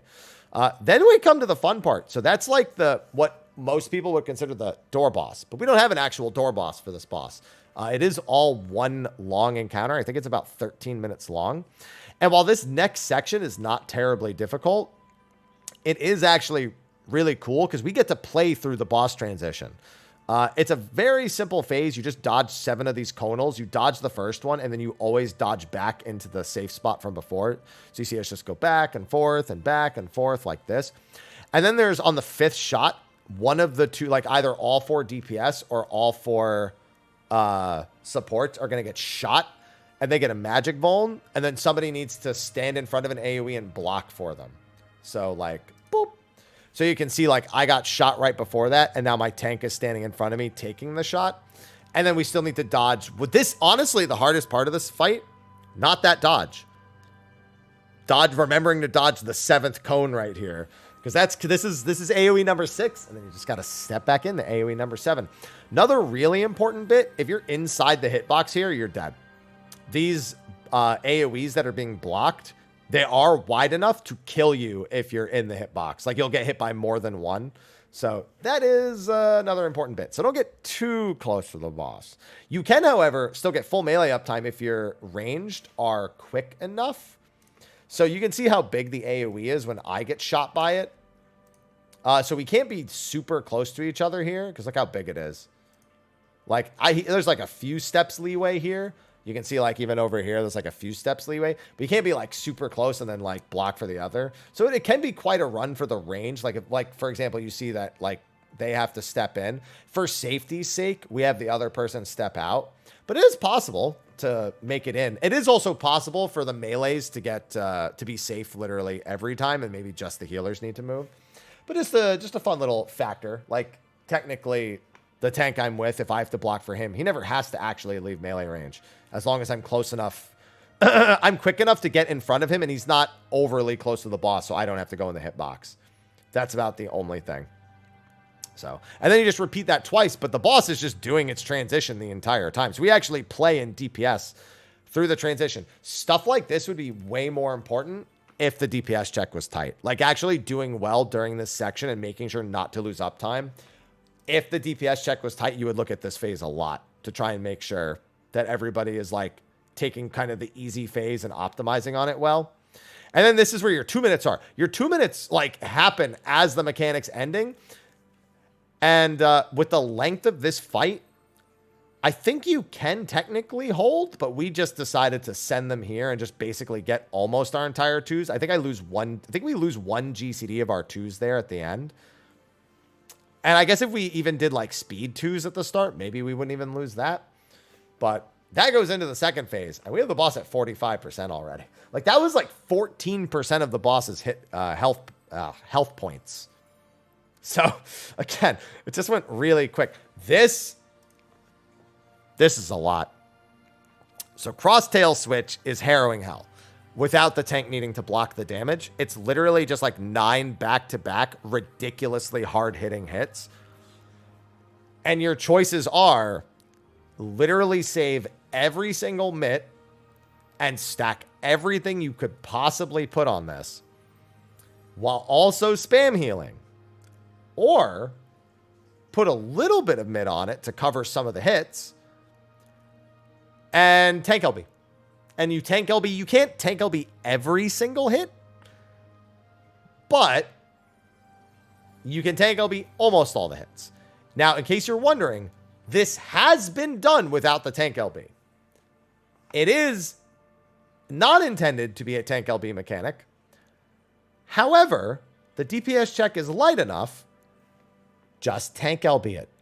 I promise you, your life will be easier if you just tank LB it. So I would recommend you, honestly, you can tank LB whenever. I'd say maybe the first or second hitting the party is fine. You want to almost be using it basically as the cast bar finishes. So like not before. So like we use it right here. So the button gets pressed as the hotbar disappears. And you can see we still take a ton of damage. See, we're tank LB, tank LB, tank LB, tank LB, tank LB. And then on the last hit, we don't have tank LB, but we're fine. So that makes it okay. Immediately followed by X's. Now these X's look really scary. They're not that scary. So essentially on each side, 3 of the X's are going in the opposite direction and 1 X is going towards the other team. Your job is to find out which of the other team's X's are just leaving the arena. I'm sorry, 3 of your X's are going towards the other side and 1 X is leaving the arena. So you essentially just stand. You can stand here. You can stand in the middle. The party agrees to stand in a spot. We both agreed to stand like forward most instead of like mid center. You can even adjust it. Like if you identify before the stack spot and you just like go stand next to it, you can make this a one tick movement every time. We've never had it be the back one either. Interestingly enough, Aloha, come on, we almost got through the whole thing without you being annoying. We've never had it be the back one either. We've only had it be the front 3. And you know what? You know what that tells me? They were thinking about the melees. They were thinking about the melees. Definitely thinking about the melees. So yeah, you can see that on the other side, this is the only one. This one right here is the only one going out. So we know that's our safe spot. On the other side, they can see it's this one. So they're here, and they're going to need to double back here. For casters, that can be a little scary. If you under-move at all, you will die. And we do actually take a death here from our Pictomancer. So like when they're going to step back, you can see that Picto tried to finish a cast and is lagging behind. And they do not make it. Now, keep in mind, if a healer dies during this, it will retarget the other healer. The gloves they pulled in the first fight where they made it so it's only one. No. If your healer dies, it goes to the other. And it doesn't go to a random target. Every single time we've done it, it's gone to the other healer. Because we've had this screw up like, okay, to be fair, it's still confirmation bias. But every single time we've lost a healer, the other party has died. Every single time. And it's happened, and we've had quite a few while we were learning it. So take that as you will. In other words, the AoE doesn't stop. So you're not out of the woods, is all I'm saying. The Picto dying, though, not a big deal. And then it's just a few multi-hits. And so you know what's crazy? Look how big this is. So this is so large that on one pull, our healer was here. And we were here. Because he saw that this was going to be the safe spot. And it still hits us. Like, that's not like it literally reaches to the next safe spot over. So if you want to be won over to make your movement easier, you can absolutely do that. Just as a note, because these are massive, these X's. And you can see it a little bit more clearly there at the end. And then this is just in or out. Wicked Special is always just... So, funny thing. The middle, you can see that you can use the squares on the ground. For the sides, it's actually only one inner square. I mean, it technically makes sense because it's only one square on the sides that are safe. But for the side hit, it's actually like the very middle row. Like, see, like right here, it's like right here to right here. And not like from here to here. So, worth mentioning that because you want to be like as close to the actual middle. Then you have Mustard Bomb. Mustard Bomb was kind of a weirdly placed mechanic. It's 2 Tank Buster Tethers that give the tanks an explosion afterwards. And because they have magic vulns, they need it taken off of them, in theory. Technically, you could just invuln it. And then 2 players don't get hit by spread AoEs, and those 2 players... So you can see that it's, I think, Theo and Nuber both don't take AoE, so they step forward and grab it off the tanks. I don't really like our positioning for that. I think you can like wrap the players, like you can conga line the players basically, or like wrap them around the tanks here. Like we could have put somebody here, here, here. Like we could do it all in the front 2 rows. There's no reason to go to the back rows and make the range. Like I'm all the way in the back. If I get selected, it sucks. Like, I would recommend just using the 8 front rows here and just, like, sticking the melees on the side, like, out a little bit more, and that should be fine. The tanks go, like, a little closer in just for safety, and, yeah, that's a way better way. I would already not do it the way that we're doing it here. And honestly, I don't know why we landed on this way. Maybe we saw somebody else who was already here do it that way, and that's why we decided on it. Okay, so Ethereal Conversion is the #1 mechanic I think they pruned for it being a first tier. So she either stocks back-to-back fire AoE to get away from or water knockback. You can't convince me there weren't at some point spread, stacks, or pairs as part of this mechanic. You simply cannot convince me that was at not one point a thing in development. Because it screams it. Because on its own, it's a nothing burger. It's a normal mode mechanic. Like, not even just like, it's not even a normal mode mechanic. It's like a story trial, like normal mode mechanic. Like it's a memory. Later, it's a memory check at worst, but like that definitely had spread stacks or something different. you can tell like the hitbox is big enough that each of the tentacles landing could fire a conal AoE at every player and you would be fine. Like the knockback would be really toxic, but at least on the fire one, like the knockback could just be into like light parties or something. I think they pruned that for it being the first tier. That's like the biggest case of I think they pruned it. And then there's also a lot more sections of just, oh, by the way, the autos. Oh my goodness, dude, the autos in this fight. So it looks like they're not hitting our tank very hard here. They hit him for like 50k. I have watched these auto attacks. Oh, like our tank was asking for our raid mitt early to like for these autos, because you could raid mitt now and it'll still be up for the raid AoE that's coming out. It was like mitt now, and it was just when we didn't. I've watched his entire health bar go in like 2 auto attacks, so they hurt. They hurt a lot. Leave me alone, phone. Everything trying to interrupt. This AoE, by the way, Azure Thunder, also very painful. Very, very painful. Then you have the circle phases here, and this is kind of a callback to phase 1 because she summons a bunch of clones of her with wings or cannons. So this is actually the normal mode mechanic where it's the half rooms. So you can see them, and then there's also baited AoEs in the middle. So we bait these, and the way we did this is we looked at one and dodged to that half, and then just did the other half as we were moving out. So you can see we move over to 2. Somebody moves over a little bit. They don't move over enough. They were using the other one as a measurement. And then it's just, you got to look at the second one. And then it's in or out. So this is a good example of the in. So you can see the in here hits to about there, and then the other AoE hits there. So that gives you a good idea of what the in looks like for trying to dodge all that versus the out, which is like really all the way out.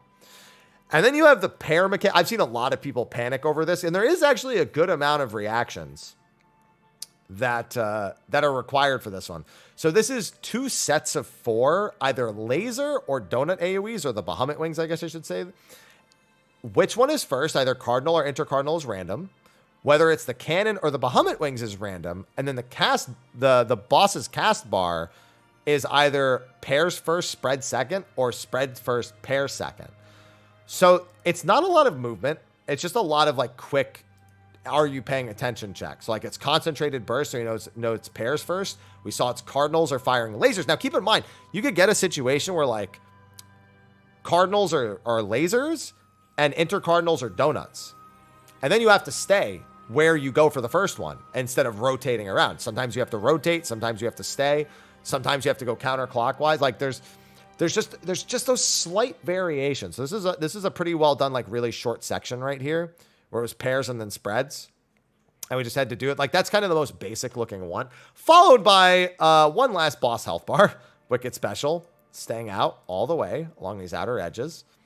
And yeah, just a nice little check, followed by another raid-wide AoE, which quite a few back-to-back raid-wides. That's always fun, a little scary. Good thing the half-room AoE section doesn't actually do it. And here's a saving this for later moment. Just a quick knowledge check. Fortunately, you just have to remember the order because she actually glows with the element. And then you have what is one of the strangestly easy mechanics. Like, people still get hit, and a lot of it's melee greed, but like, this is a strangely easy mechanic for a savage. So there's 4 swords on each side, and they chain lightning one after the other. So she's charging the first set, and she charges 3 on each side with each set. So only one of the swords is safe. So you can see she's chain lightning, and it's just like the bounce, the bounce, the bounce. And every sword can only be safe once. The rate at which they chain together is not very fast. This is a mechanic that if it was the 2nd or 3rd tier, it would either A, be really fast, or B, you would potentially be able to get the same safe spot more than once, instead of it being each safe spot is only once. So what we did for this is in comms, we had the right side call what they were doing, and the left side typed in party chat what they were calling. According to my what's it called? My Twitch chat, you could just type in say. Apparently each side is far enough apart that you can't see each other's say chat, which is a surprise to me because it doesn't look like it's that far apart. And that would also work, but it's also just really easy to keep track of. So it's like, I don't know. This is another, like, they clearly toned it back for normal. Like, look at this. Look at how much time we have. And like, we got 1, 2, 3, 4, I think. So we got the easiest pattern to boot. Like, look how much time you have. You have like 1 billion years. An actual and then of course Melee like, oh, hold on, I got this. Trying to abuse the snapshots.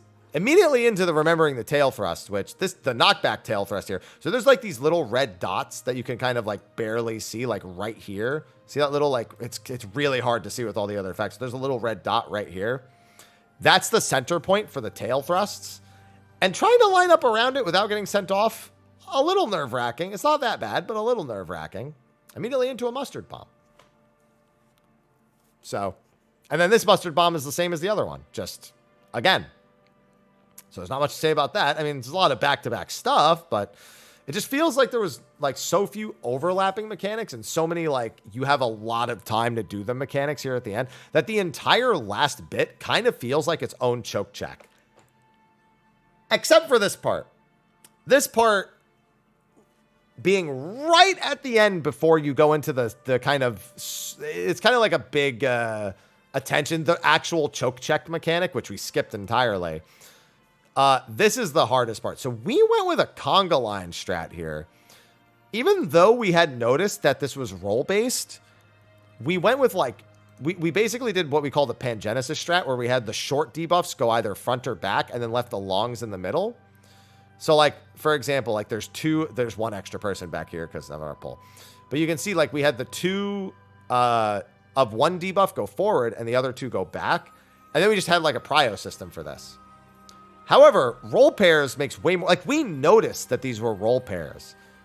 And I guess we were just so tired, we just didn't plan around roll pairs. Because I remember suggesting doing, like, northwest counterclockwise for one roll and north clockwise, and we just didn't do it. I think multiple people suggested it. And then when we did the Pangenesis one, I mean, it worked for us. That's great. There's no problem with that.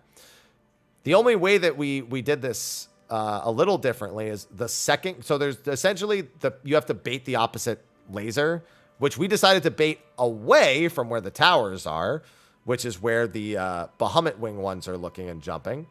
And we found this to be way easier than aiming them across the room. I don't know why we tried the across the room strat as many times as we did, but it's just get really close to the wall and you can see I have like a couple of steps here where I would have been safe. And we just blast while the towers take their hits. What we ended up doing, because we were doing the conga line, is inside of the towers, both of the people with the debuff would stand next to each other, and that was their own conga line. Essentially just kind of achieving a mini conga line, and then it does the same priority as this. And then we just had, like, the blues are like east and south towers, and the yellows are north and west. Like, it's one of those things where we solved it in a way that makes a lot of sense. Everything is logical, but we could have just done rolls. It's one of those big things in Prague where you just either stop thinking about a certain way a mechanic works and don't consider the easiest option and just go with something that your group is able to grasp immediately. But then you feel like, wow, that's stupid. Why didn't we do that before? That's me with roll pairs, because I know we talked about doing it. Fortunately, the way we did it worked perfectly fine. And then it's just in or out, which is just a quick attention check on the boss. And then same deal. They have their little system right there. So they just all instantly go. And then we have our system and it works just fine. Like that was great. Like, you even have time to do another conga line in the middle. Like, even if you don't want to do it in your tower, it all makes perfect sense, but we could have ignored all that and just done roll pairs. Fortunately, that strat worked for us. And then remembering the tail thrusts. I think we had right then left, and I think we lose a healer. But look at that last, we don't even LB3. So at this point, how many minutes into the fight am I? I guess I want our actual kill time from, like, pull to death. I want to know exactly how much time we had left. So Sword Quiver is the start of, like, a 3-part soft and rage. Bam! 163k. Where each of these slices does a lot of damage. And then you have to break off into support DPS pairs. And there's 3 times back-to-back, 3 different patterns. It's a different pattern every time. And then the Enrage cast. And we just skipped all that. We just didn't do it. And we didn't tank. We didn't do we could have just tanked LB3 the second set of lasers. Like, we could have just demolished it. And instead, we ended up just absolutely massacring here at the end. And we killed it at what? There's 71, is it 7147 by the time we clear? You know, yeah, my group has this. Yeah, it's 7147.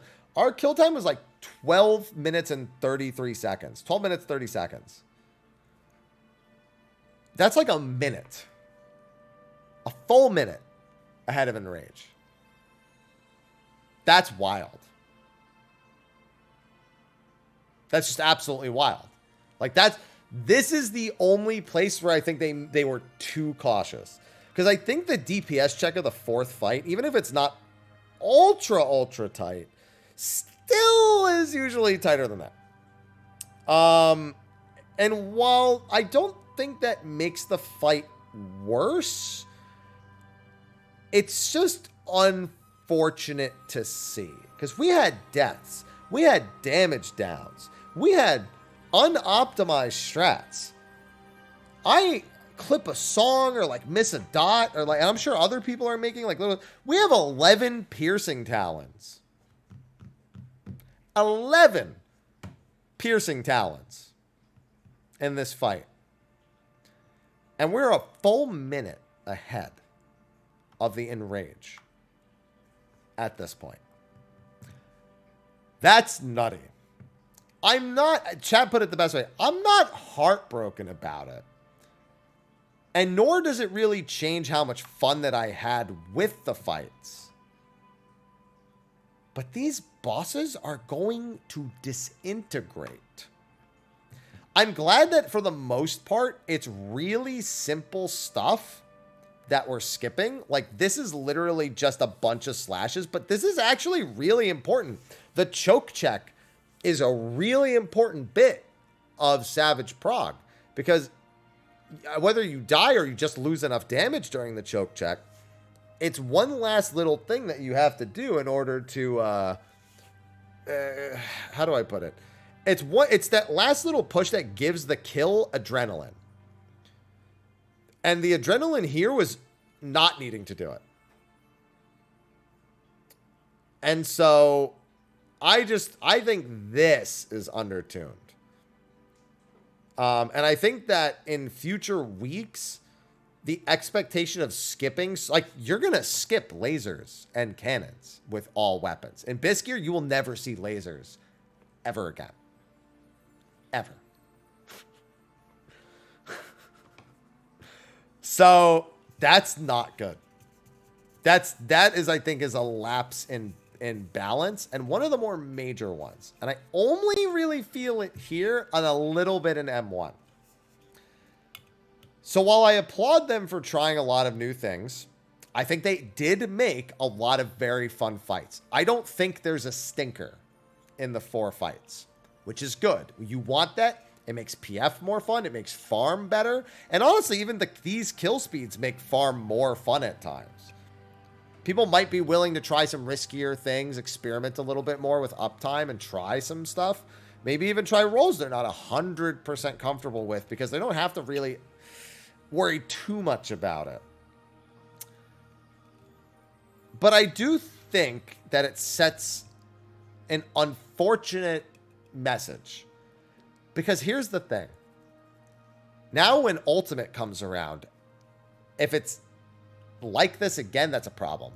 But if it's not, people are going to, before it even comes out, people are going to be like, oh, you know, you're going to beat each phase in Ultimate like 40 seconds in advance, like 30 seconds. Like, essentially the idea of an Ultimate not having it, people are just going to like project it onto it. So leading up to it, it's going to actually affect the way people meme. And some people meme and other people take it seriously. So that's a problem. Number 2, if the next tier is really strict, the swing for people who get into raiding this tier and then go into the second tier and get something closer to what is like an actual enrage check, there's gonna be some people who are very surprised at their performance not being adequate enough to beat an enrage in like week 1 or something like that. So there is the concern of swinging too much back in the other direction in the second and third tier. So, whether or not they're valid concerns is a different talk entirely. But at the very least, I'm glad encounter design wise, they're having fun. Both in the animations and the thematics and the music. The music in the second phase is pretty awesome. But there are concerns. Whether I don't really care at the moment. I'm just going to observe the future tiers as they are and not kind of going with the expectation. I don't think this tier is supposed to set expectation for the rest other than the actual thematics and like the design choices that they've made. And those they did a good job on. So as long as the design choices for the fights are good, my optimism is higher than my pessimism. And that's just been the case with Dawntrail. So like Valor Garmanda's not hard. Like, is it really fast and fun during the fire phase? Sure. Does that make it hard? No, it's just that in isolation is a really well done mechanic in an extreme trial where we don't normally get that kind of fast and frantic and constant damage and healing and debuff after this, after, you know, tank blast conal thing. Like it's a lot of constantly moving parts. Zoral Jaw, on the other hand, is a more, it's very thematically cool, but isn't stressful in a lot of other ways. So I think they're just kind of flexing design more than anything else. And I'm going to hope that's the case. But man, if the second tier is beaten this quick, I mean, at the very least, I'll only have to prep food for one day again. That's nice, I suppose. But there is that it's a concern. It's a valid concern. It's a valid criticism. And we'll have to wait and see. But I think everyone's going to enjoy the fights. I think the PF will enjoy the fights. I think farming won't be that bad. So that's going to be good. So I guess we'll just have to wait and see. But those are my thoughts on the tier. I'm sure this won't be the last time I'll talk about it. We'll talk about it on State of the Realm and everything. And I'm sure I'll be asked about it non-stop in stream anyway. So the fact I'm recording the video is at least, well, something, I suppose. But anyway, yeah, I'm going to get back to actually playing 14, which as you can see has AFK locked me out in the background. And we'll revisit this topic. I got to start working on the guides and everything too, based on my week 1 experiences with it, and see what everything was. See what I want to do is see what I want to change even in our week 1 strats. It's going to be really cool. So all the same, thanks for listening to me ramble on about Savage for the last like 2 hours. Appreciate it. Appreciate your patience. Cheers.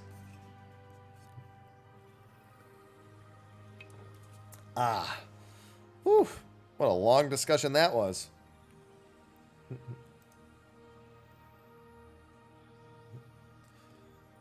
No hair transplant. No, I've never been bald. Just always cut my hair. My hair normally I grow it out for 3 or 4 months, cut it. 3 or 4 months, cut it. Every time. It was a fun stream yesterday. Oh boy, was it. You know how I know it was a fun stream? Guys, I have 2 ways of determining if it was a fun stream. You want to know what my 2 ways of determining it are? All right, way number 1, we beat the tier in a day. That's always really cool. Way number 2, I look at my income analytics, and even though they're not all the way calculated yet, July's a good month. Let's just put it that way. That's what we call a twofer. Aloha, you're a menace. You still have so much food in your bowl, dude. Yo, so I made a mistake. I get food for him. It's human grade food. And because he has stomach issues, so I have to give him something that's not like, it's not as like processed canned food or like whatever, you know. And I normally just get him chicken and turkey because he didn't really like a lot of the other ones. But they said, oh, we have a new pig recipe, a new pork recipe, and I was like, oh, let me get that for him. He devoured it in like 5 minutes, and everything else is inadequate now.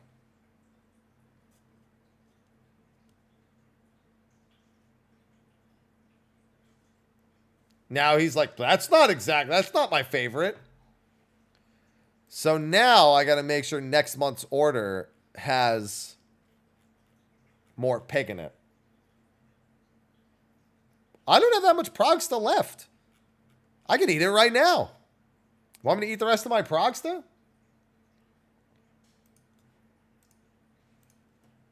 I'll eat the rest of my Progsta. It's only half a container.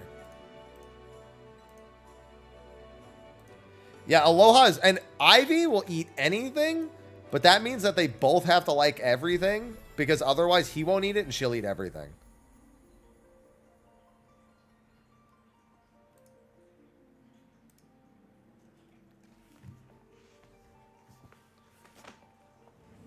And then she'll get fat.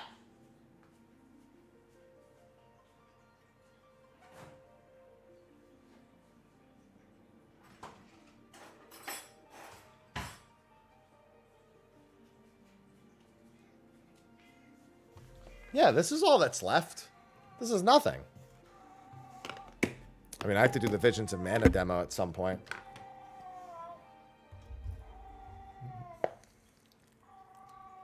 No, Aloha.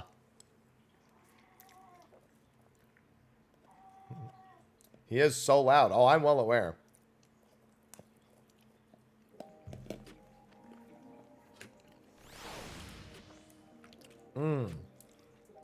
Delicious Progsta.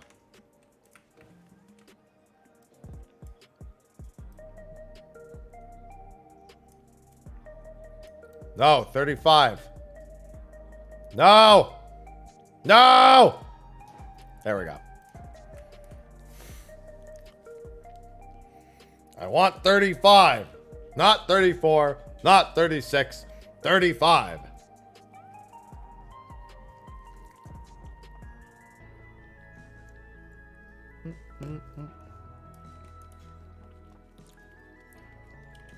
I just thought of something else important.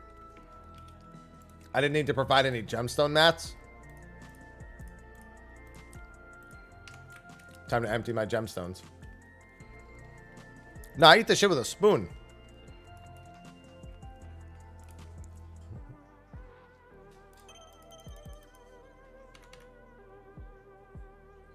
I was going to say, something sold on one of these retainers. I don't think anything's sold on this one. This isn't stew.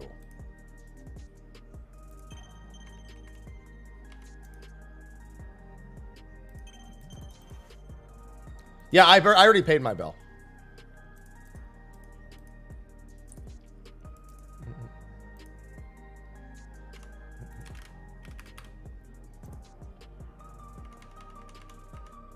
There we go. Now I gotta make some of my money back.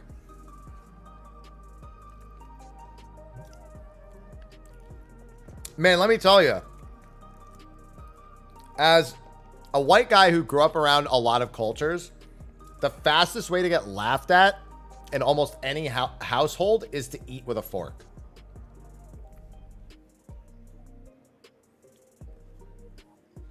I tell you that from experience. Almost every food white people eat with forks, every other culture eats with a spoon, and it makes way more sense. Or with their hands, or with chopsticks, or literally anything that's not a fork. That's the number one. Rice with a fork. Because my family made me eat, they would always give me a fork with my rice.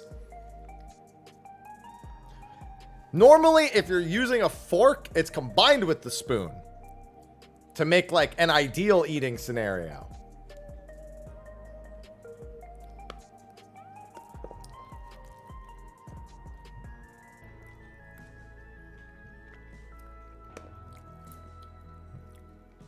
Every household I've been to of another culture, when I go for the fork, they laugh at me. Every single time. I remember one of my friends, they were Bengali. Their parents said they only kept forks in the house for when his white friends came over.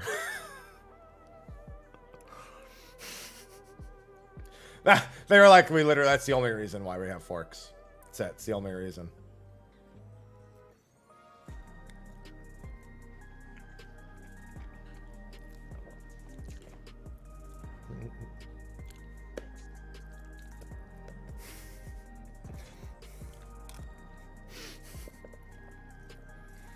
Because you know what they did? When they made food, they would lay it out on a giant tray. You would spoon your food onto your bowl, onto your like plate, and then you'd eat it with your hands. There was one serving spoon on that table. But whenever he had white friends over, they would offer a fork.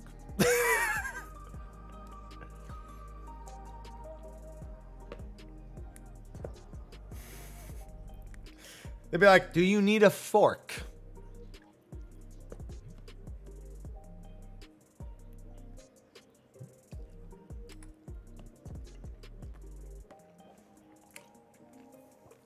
Yeah, I think they wanted to just all grab it with their hands, but because when they had guests over, they were like, they're not family. Because like most families are kind of okay with like sharing their like germs. You know what I mean? But like they bring like a guest over, a lot of the times that's not always the same thing. I swear that's only because they had guests over.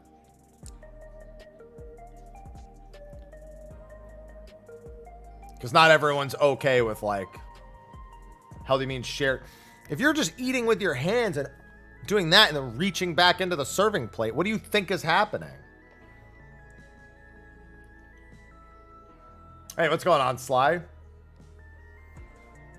Your mouth touches your hands and then you go back into the food. Oh, I'll eat a steak with my hands. No, there are plenty of... No, they will sometimes just eat right out of the serving plate.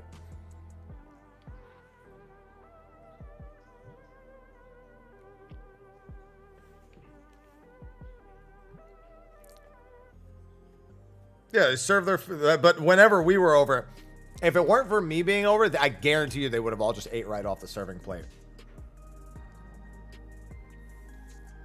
Without serving first. It would have just been eating right off the serving plate. But because they had guests over, they had a serving spoon.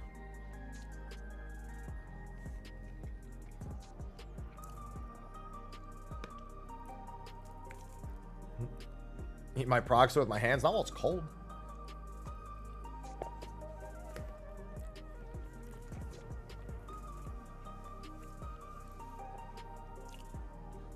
But yeah, I remember because I've dated quite a few Filipinos, and they would always just put a fork in front of me, even though I can use chopsticks. They'd be like, they would just, oh hey, we're having dinner. I sit down at mine. I notice there's just a fork, and I'm like, fucking goddamn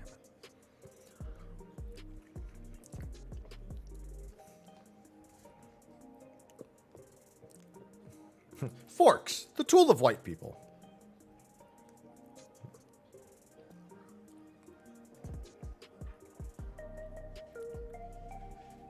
I'm just telling you how that family did it. They only had forks for white people. I know they told me they only had forks for white people.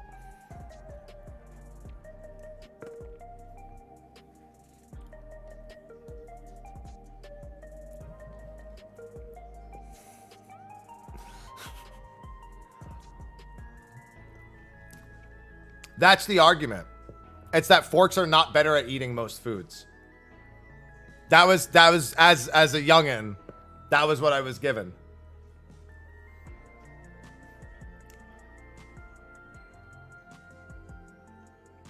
A lot of the times it's just like anything you could put on a fork, you could eat with a spoon. There's like very few things where it's like hand or spoon isn't better.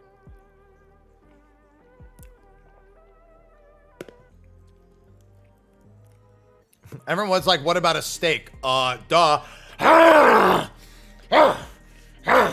Honestly, if your steak takes that much effort to bite, it's a shit steak, but I get it. You know, I grew up with shit steaks.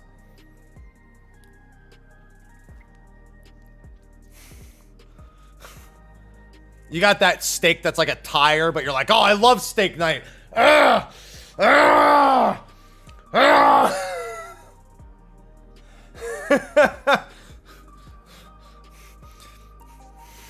that carnal desire comes out. No, the only story I like telling about, I went to a Vietnamese restaurant And they were like, how spicy do you want it? And I asked them 1 to 10. And they said 1 to 10. And I said 8. And they said, okay, a 5. And I was like,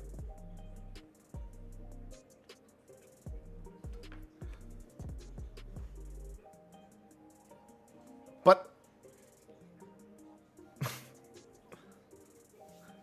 they took one look at me and went, not an 8.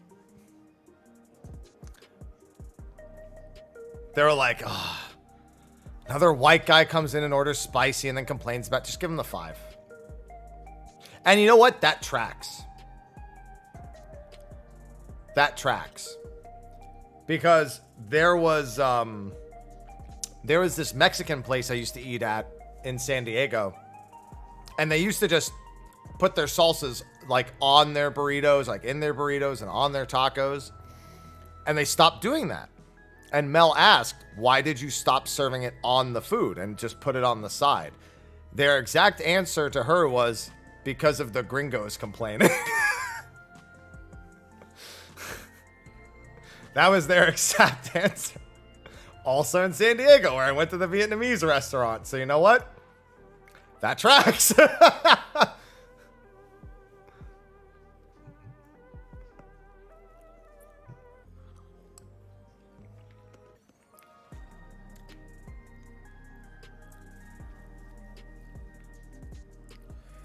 Like, the food I had at the Vietnamese place was great at a 5, but I wanted the 8. The 5 wasn't spicy enough. It just tasted good, but I wanted spice. I wanted full spice. Give me full spice.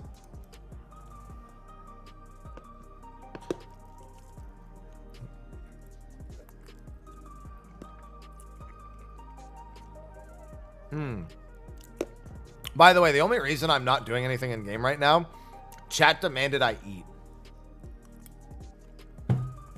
And so, all right, fine.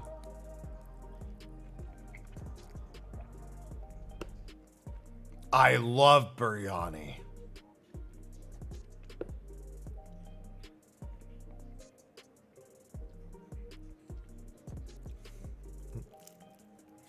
I always cook on the spicy side.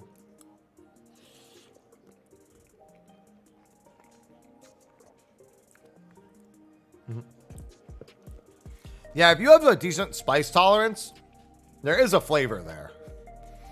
The Last Dab from Hot Ones is a great example. It's actually sweet. If you're used to the spice, it's actually a little sweet in there as well. It's got that heat, but it's sweet. Oh, I definitely live on the spicy side of life. Da Bomb is the one that... So, funny thing. When I had Da Bomb, they have a new recipe. It didn't taste that bad. It just wasn't, like... It just wasn't good. It was, like, kind of like just plain Jane whatever. Right? But then I made the mistake of taking a second hit of Da Bomb. That almost put me in the ground.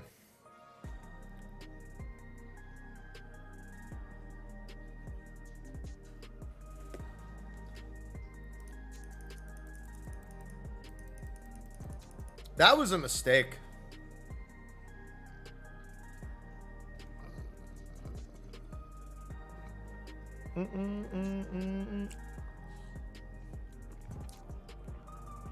Yeah, the new Da Bomb was actually okay. It wasn't as good as all the rest of them, though. It just wasn't.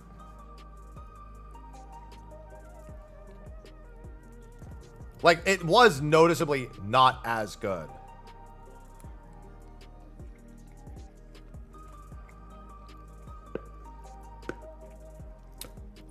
And I loved all the other ones. Like, I did, for those who missed it, I did a streamathon, I think it was in December? Around my birthday? That sounds about right. And I had the hot sauces for it.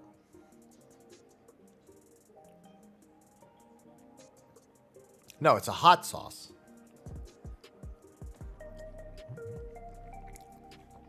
Yeah, I did the Hot Ones challenge. I didn't just do the Hot Ones challenge, though. It was like every time people spun the wheel, I had to do the... And if I landed on it, I had to do the gradually hotter one.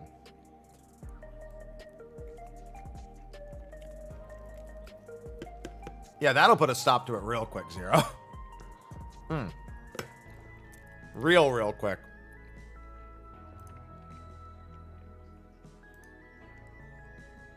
All right, I should get that whole...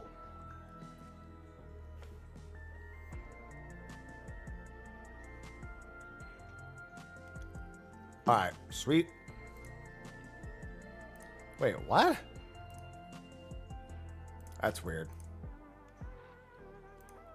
Why do I have to reconnect my YouTube account? Come on, Twitch.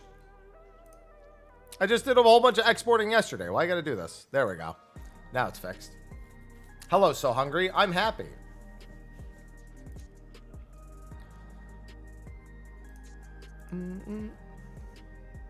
Now I want more food.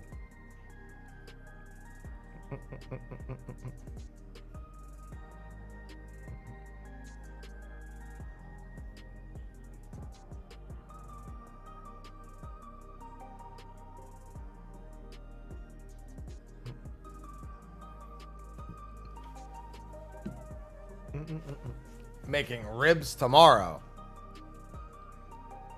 I want to make ribs right now.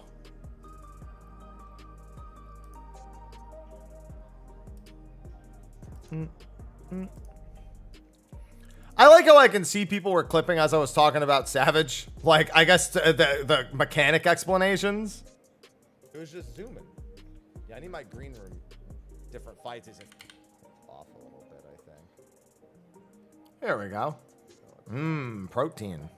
I'm probably not going to the gym again today. I'm probably going to wait until tomorrow. Give myself one more rest day. So it's time to do... Shut up. Shut up, Happy. Shut up.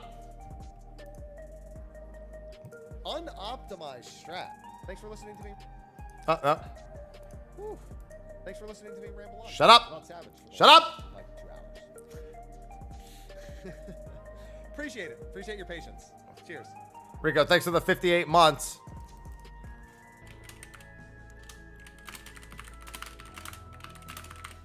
I mean, every tier is doable in the PF. People do ultimates in the PF. You're silent. I run this show here.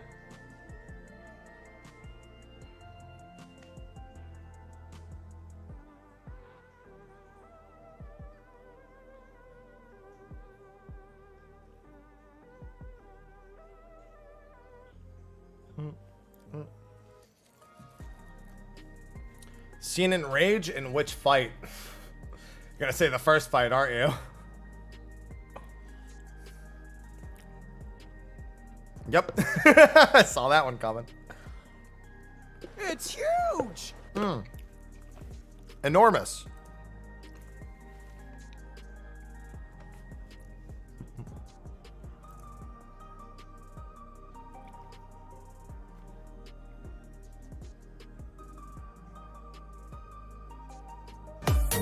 Oh, God.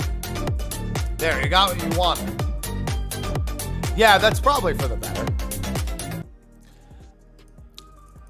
Listen, someone out there is very proud of their Enrage prog. And you know what? Let them be.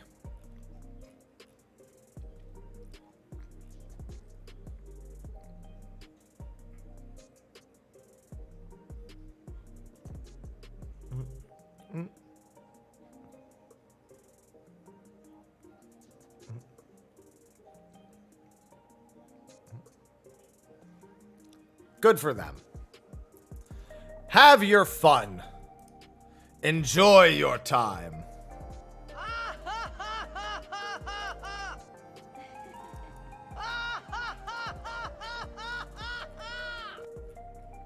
It's not funny. I'm almost done with my food. See, I told you it wasn't that much. You got to remember, though, I eat like a maniac. Dicks! Oh, look, a Dick's train. I mean, a hype train.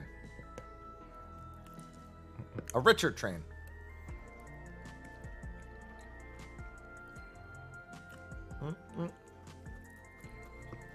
Scammers. Huge decks.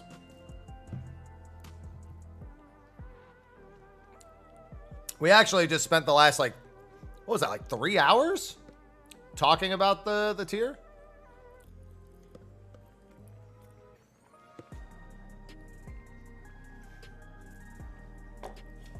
I think that was about a 2.5 hour talk. The VOD is going right now.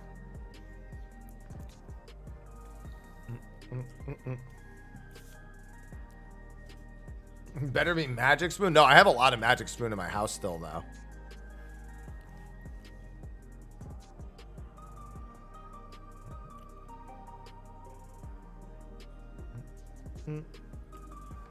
I did have fun. This is neither pulled pork nor chicken. This is this is plant protein pasta with ground bison, tomato sauce, and fat-free mozzarella cheese.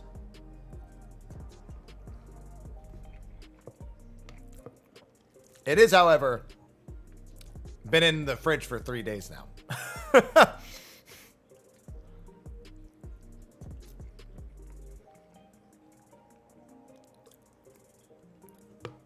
I posted a picture of it while it was fresh on socials the other day.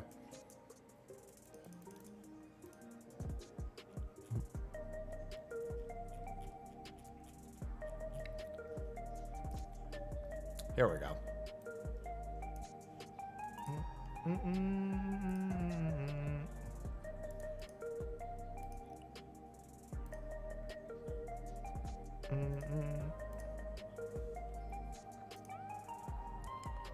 There you go. That was it at its peak. That was when it was fresh.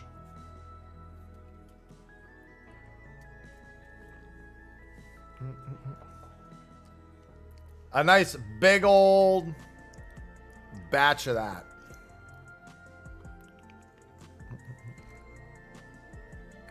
My Prague stuff.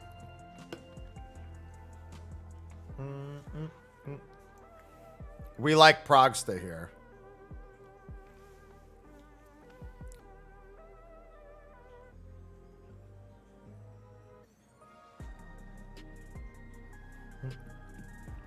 No, it's Progsta. What's your potions like noodle to I know you meant portions. I just wanted to coat the noodles.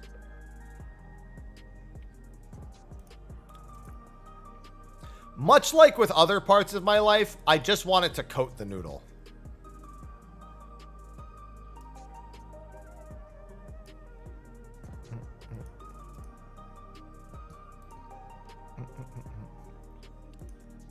Zucchini pasta. I actually really like zucchini pasta, yeah. Just enough to... I don't want a pool of sauce. Just enough to coat the noodle.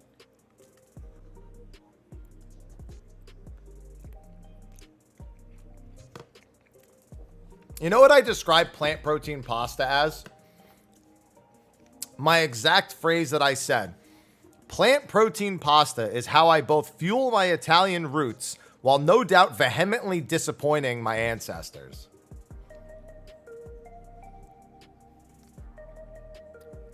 I'm going to stick to that. Hello, Mr. One.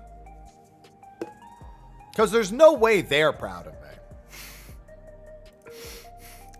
There's zero chance that they're proud of me.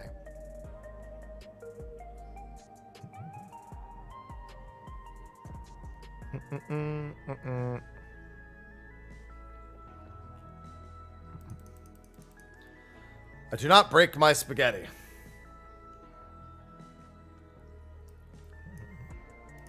Yeah, except that I wouldn't be blaspheming Italians nearly as much as I'd be blaspheming Japan, Reggie.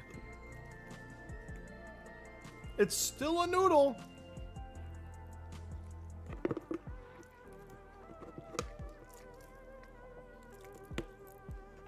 The thing is, if something tastes good, I don't really care. I don't really care at all.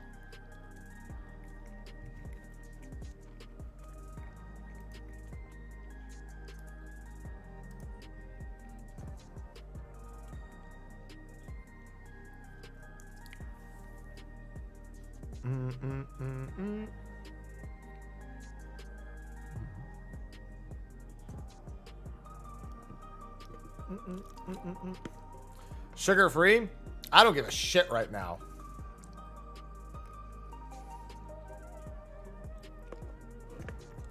I just want food.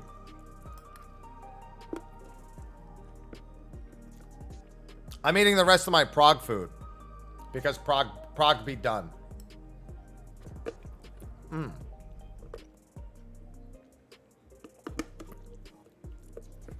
I asked my chat if they wanted me to eat it, and they said yes.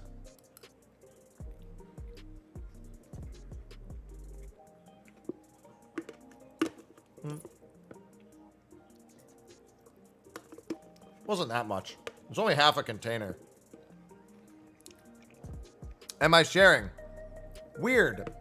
Do you need my Progsta? Oh, you know what? It's gone.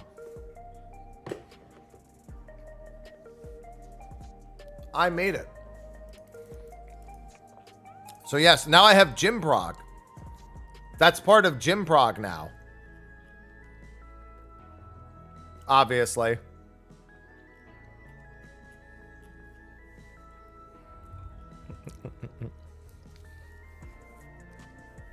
Is that a cereal container? It's a food container. It's not made for cereal. You can put anything in there. You could put sugar in there if you wanted.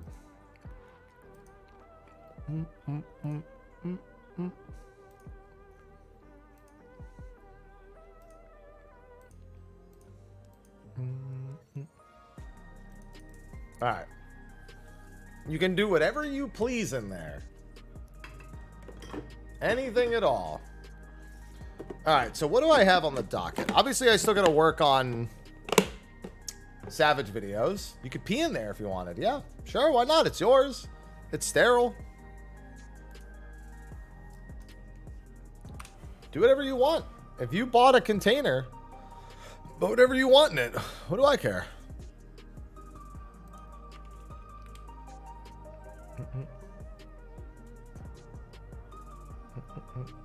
All right, let me fix all this.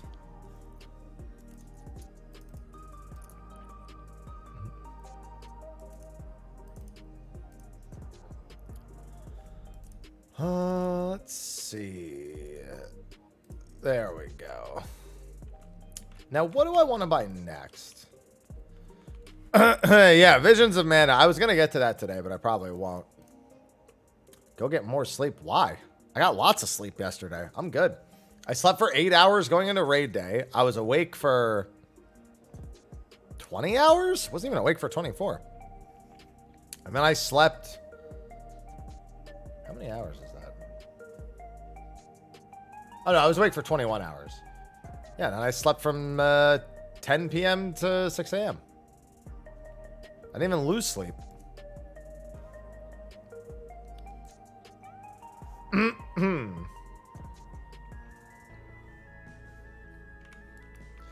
Easy squeezy. All right, what do I end up wanting? Not the fucking hat. Yeah, I could get the body next week. Excuse me. Wait. Excuse me.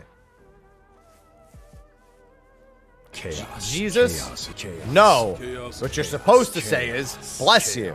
Chaos. Sir_Adric just subscribed with Prime. Thank you, Although they're Adric. Happy and chat. Is Thank DC you. travel still scuffed? I mean, I came back to Ether, but I think it's touch and go depending on the time of day.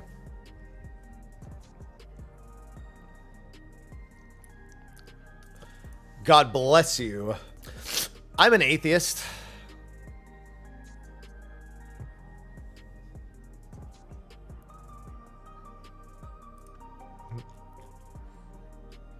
Yeah, I think I'll grab the body next week. That's looking pretty nice. I also should probably get people to craft me other sets. Probably a tank set.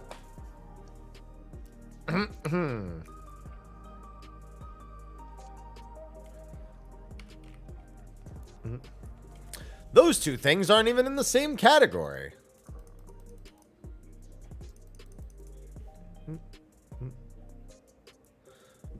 All right. I can do that. Oh, it was only an hour and 43 minutes we talked about the tier. That'll be a fun little upload.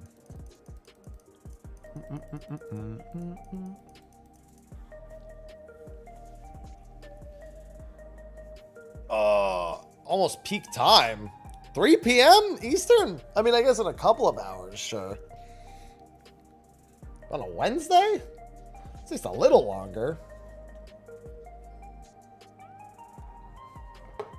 Peak is more like 8 p.m. Like absolute peak is 8 p.m. It starts peaking around like 5 to 6 when East Coast gets home.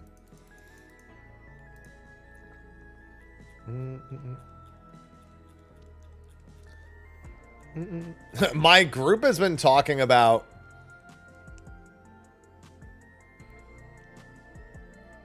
like ways to fix what we did already. I can see a whole bunch of it.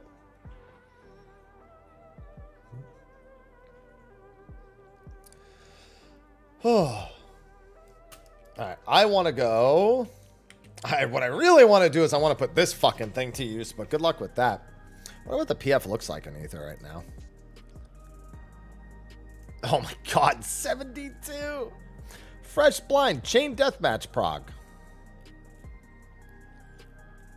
Look at all of it. It's beautiful.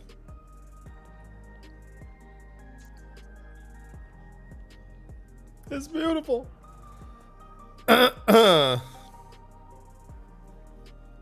Discord VC available. How many M4s are there? Just the two. Fresh. Watch some Echo Prog VOD. Zenith fixed for Electron Stream Tsunami. Electron Stream Tsunami. Oh, okay.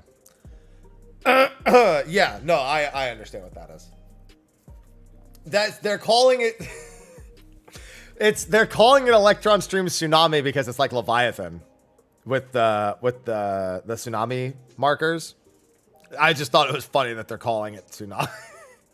I was like, tsunami? What? Fixed spots? I mean, yeah, I guess what we did was kind of fix spots. I don't know if I would use that terminology for it, but...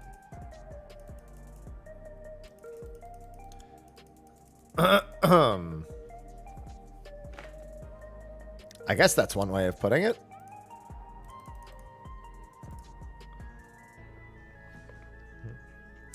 Well, I don't think it's what our group did, but...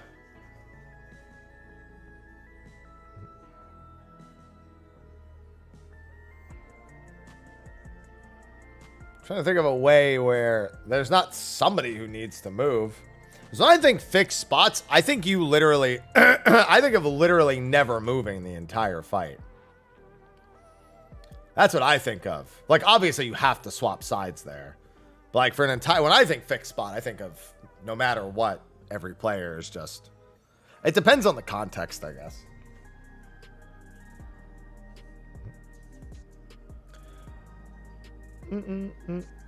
Yeah, we beat it yesterday. We had it yesterday, dead at like what? I don't remember what time it was. Oh, I mean, we made a T shape. That's pretty much what we did.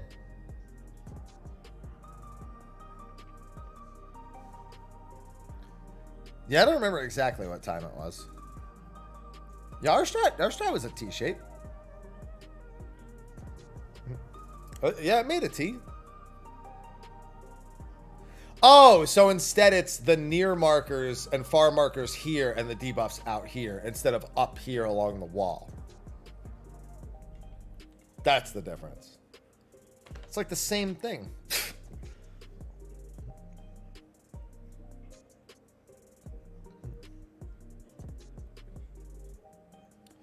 Near, far, through, middle. Oh, so it's no fucking different. Yeah, it's all on my YouTube channel. My YouTube channel has all my clears uploaded. Tome weapon. What's... No, it's impossible for anyone to have the tome. Only a paladin could possibly have the tome weapon. Nobody else could possibly have a tome weapon this week. It's like it's mathematically impossible.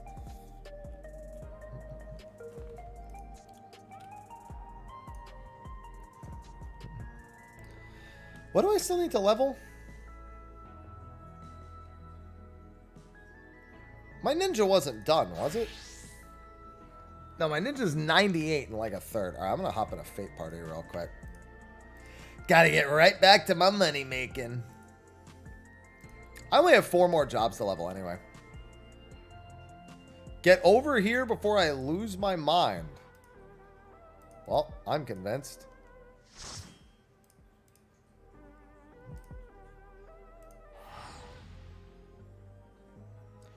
No, DRM. You outright get the tombstone from the second fight if you win the roll. Yeah, I guess I could do normal mode. I could take my new bard bow into normal mode. Maybe I'll do that tomorrow.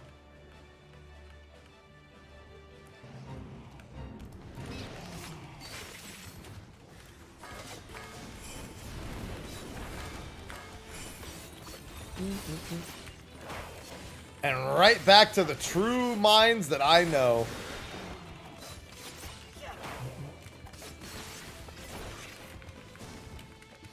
It feels so good to be home. Listen, I just spent 20 million gil. I gotta get that money back. Though to be fair, I made 20 million gil before the tier came out. So I'm kind of just back to neutral. But I could make 20 million more. How much money will I make from leveling 4 jobs?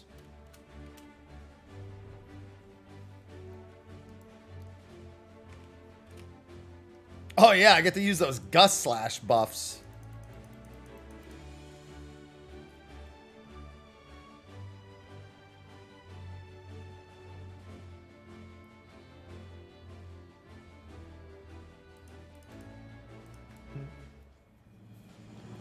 What's Gil? My precious. Gil is my precious.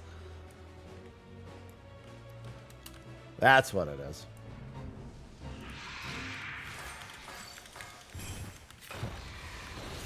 It doesn't affect it at all.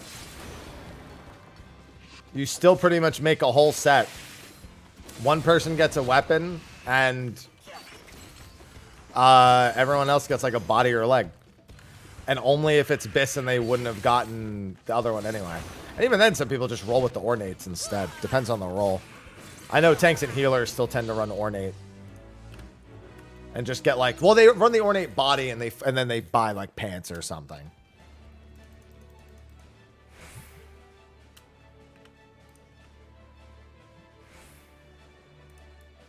It very much does depend. Some people actually grab like a head and hands or some situation like that. It really does depend on the job and the itemization.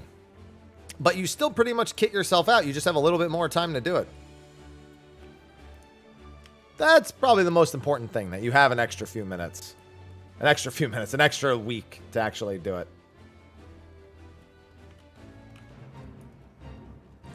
I don't think you know what 120 FPS looks like. Because you know full as I do, it does not look like I'm playing at 120 FPS.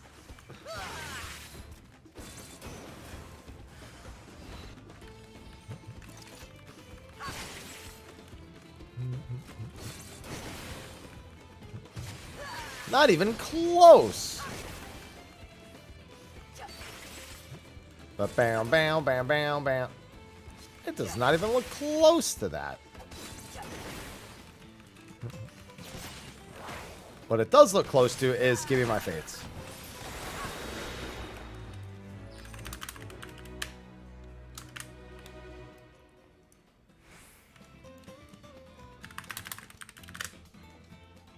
Two-parter. Two-parter. Come back. Come back.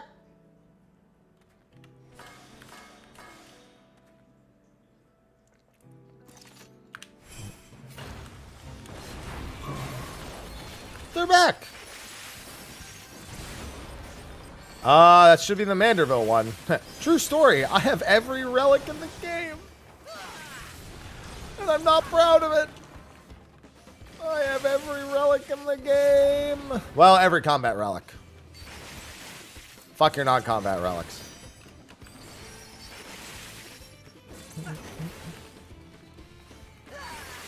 I ain't doing that shit.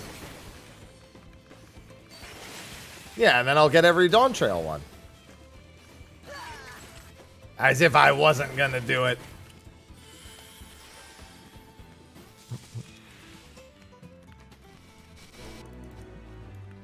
Now we're good.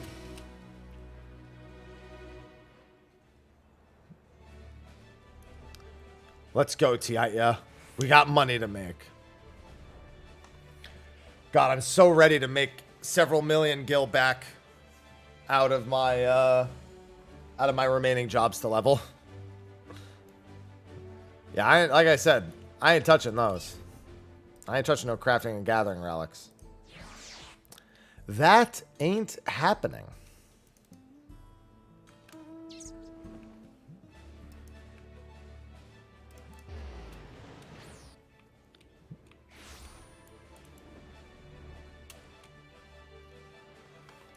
Oh, man.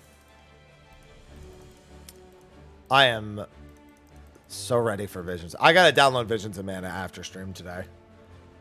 And then I can play it tomorrow. How long is the demo?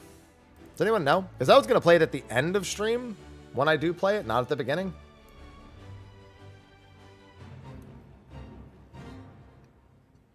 Well, every mount can defy gravity because it's not gravity, it's wind ether.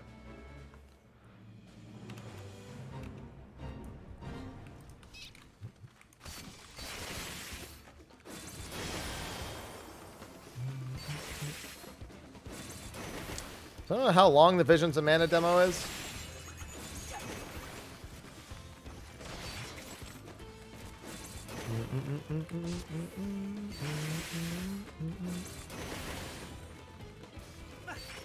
Gimme. Hey, speaking of... speaking of making money.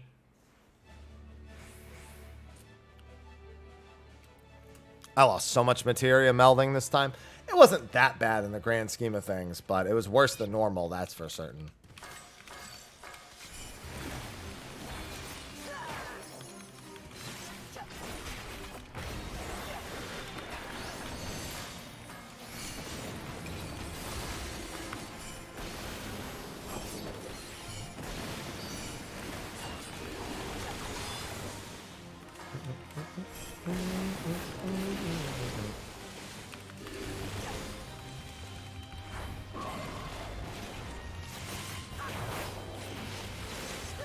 Yeah, I definitely wasn't that lucky.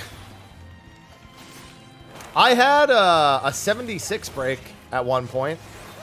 That was exciting. I love losing 76 materia at once.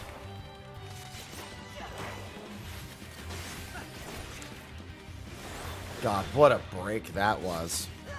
Good thing my last, like, several were all pretty small losses. Otherwise, that may have been a problem. Speaking of... Oh, no, this is all level 90 stuff, right?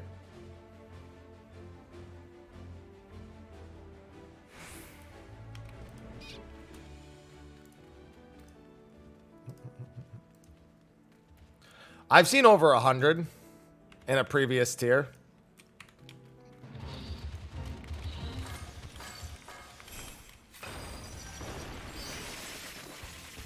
Hey, grats, DJ.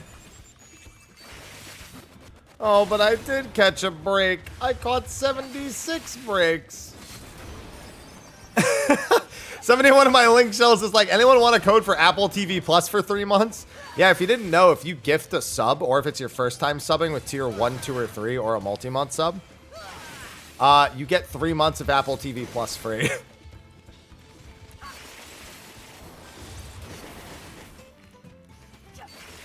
On Twitch. 3 free months of Apple TV. That's what the Apple in the command was. That's what the Apple command was for. Now you can go watch Ted Lasso.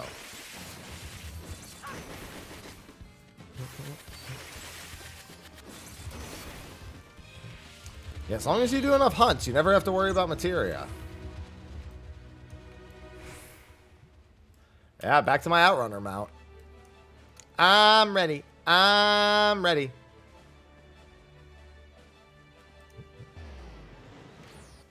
Outrunner and gill making. It's a multifaceted grind where I get rich, and that's all I need.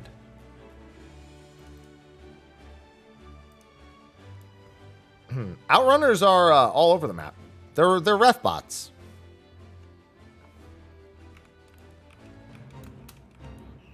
Ref bot is an outrunner. It would be more accurate.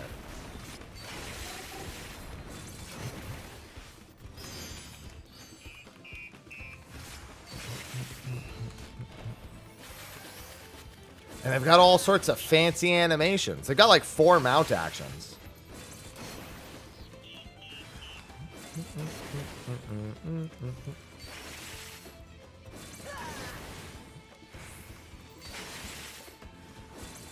They flap their little hands to fly.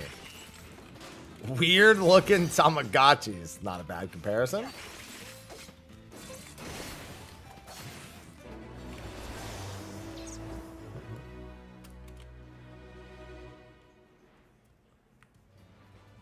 You just call her Chachia.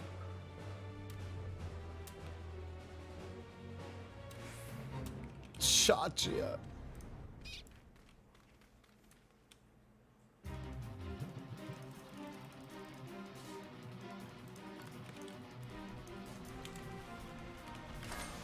Wouldn't we all, Wacko? Wouldn't we all?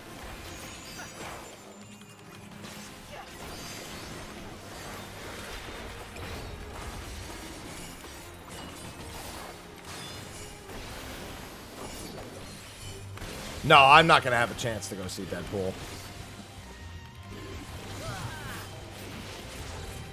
Not going to have a chance. I'll just catch it when it's on YouTube. YouTube movies. I should be more specific. YouTube movies. I do pay for my movies. Unless they're free. And YouTube movies has been good with that lately. Although it's with old movies. Like movies I grew up with.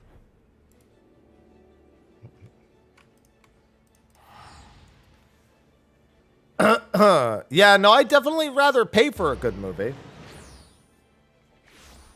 Yeah, YouTube movies is usually pretty quick on the turnaround. It'll probably be on YouTube movies in like 2 months. Not even.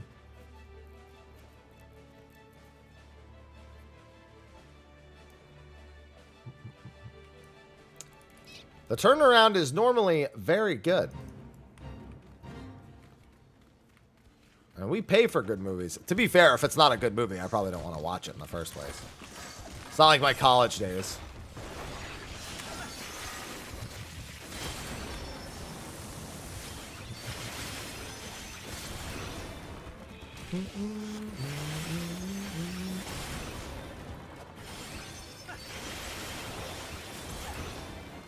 God, you know what's funny? The only thing that's tired about me in the last couple days is my voice.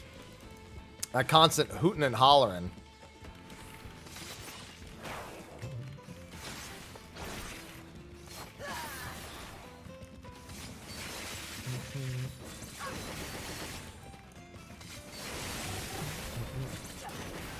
Many yelp. Ah! Non-stop.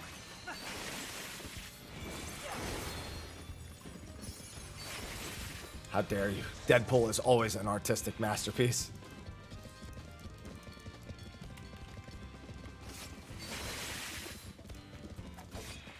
And I'm out. And I'm out again.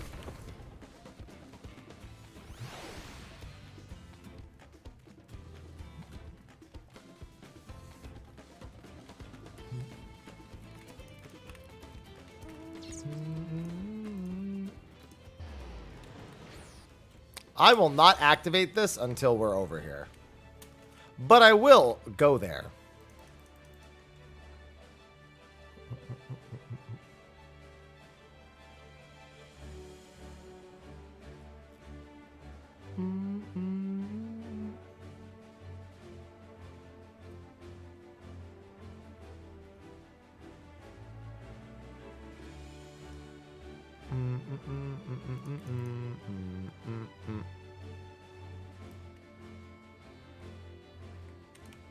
Hello, Starlet.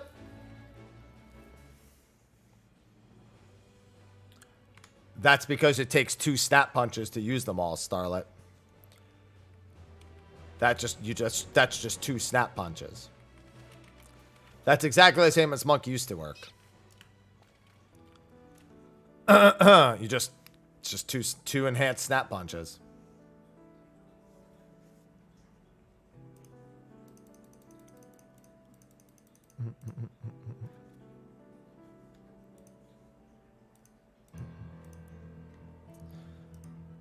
And when I say that's how it worked before, I meant it was always 2 snap punches to 1 demolish. Where's 1500 potency true strike? Where is it?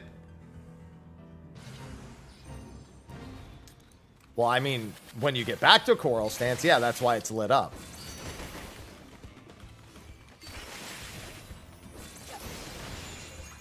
You know what's funny? I went back and read the comments about the Madare change.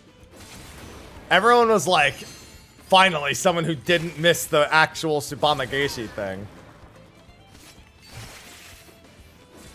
And I was like, yeah, but that's only because I knew they weren't just going to mass nerf Samurai for no reason.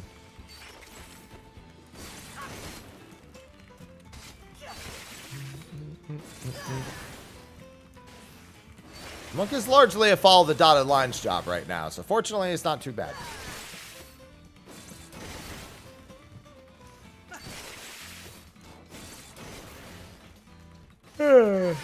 Spend them on materia. Midnight. Materia.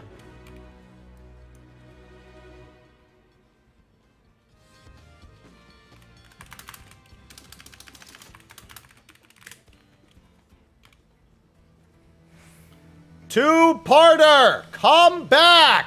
Jesus! How could you forget? You just did this 2 seconds ago.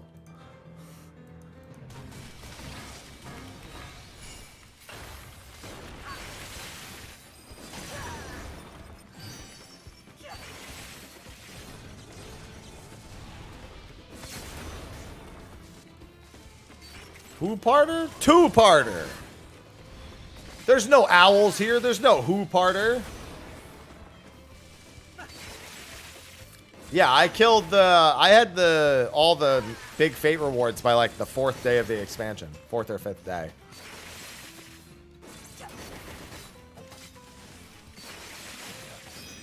Listen, you can't let the fate brain rot win over you. You have to be the one in charge of the fate brain rot. You can't let it win.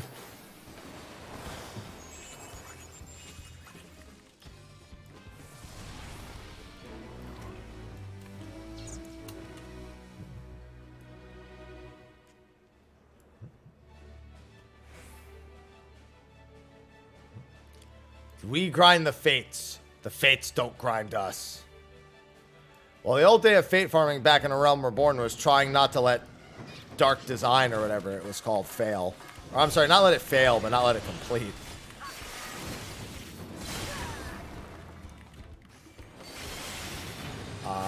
Yeah, as long as your group is actually playing well, Amakude.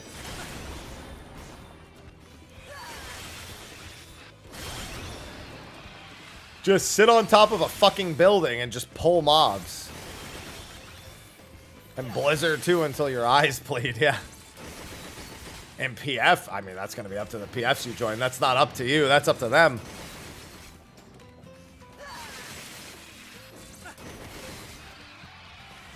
There are people who are already in M4 in the PF. Ugh.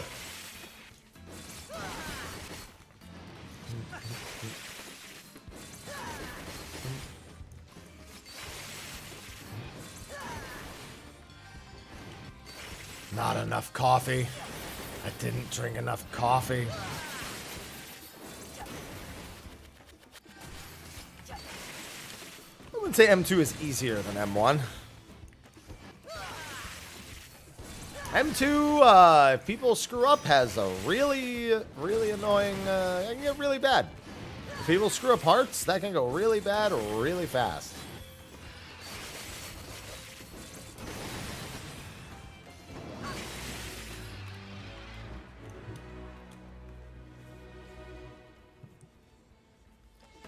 M2, unironically, the hardest DPS check of the entire tier.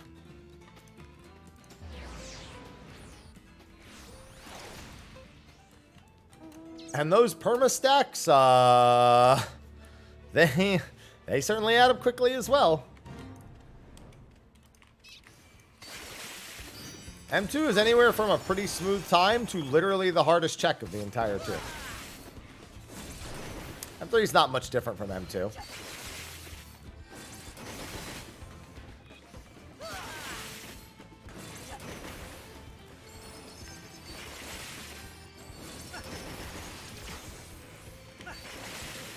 Ugh. Nope, there's no forced 4 hearts, and every 4 heart you get heals her by 1% and permanently increases her damage. And boy, does that get noticeable very quickly.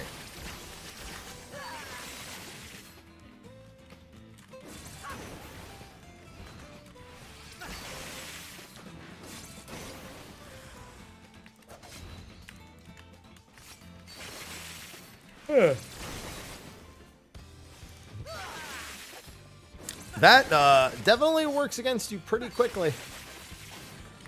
If there's too many people screwing up and getting 4 hearts, goodbye.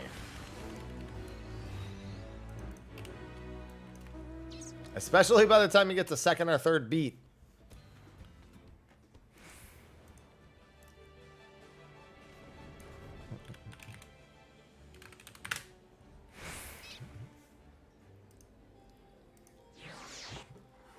Back to the Fate Mines. Listen, my ninja's almost 100.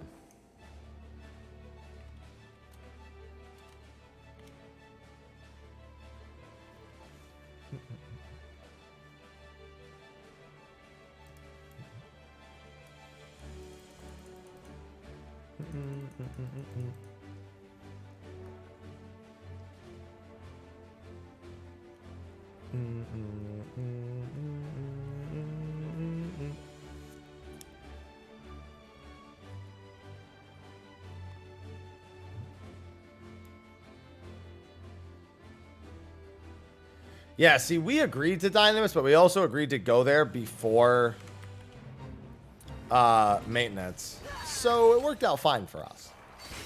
Anyone doing it after maintenance, a little less agreeable.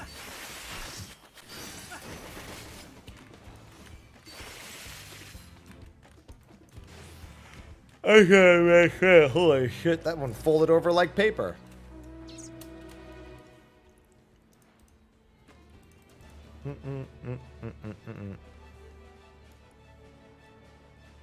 It was fun. I had a lot of fun. And now I have my weapon. I'm gonna fold that motherfucker over next week.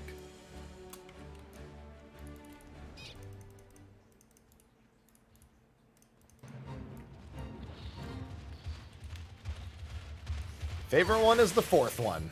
It's almost always the 4th one. It's the most challenging, so it's the most fun most of the time.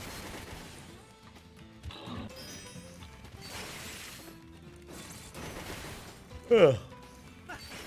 What I do need is more coffee, though. Unfortunately, I don't have any. I don't do 1 to 10. 1 to 10 ratings are so arbitrary and pointless. They mean absolutely nothing. What's going on, Deck? Hey, grats.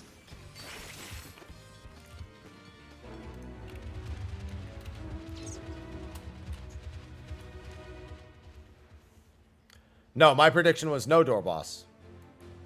I literally predicted a Titan maximum.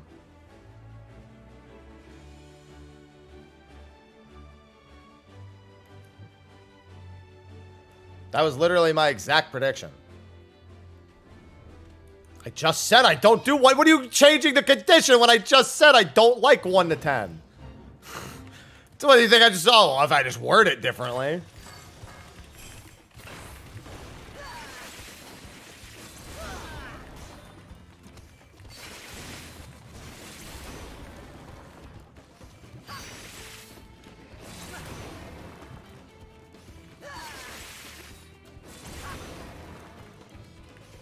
Compared to other tiers? I mean, what does it matter? I just liked it.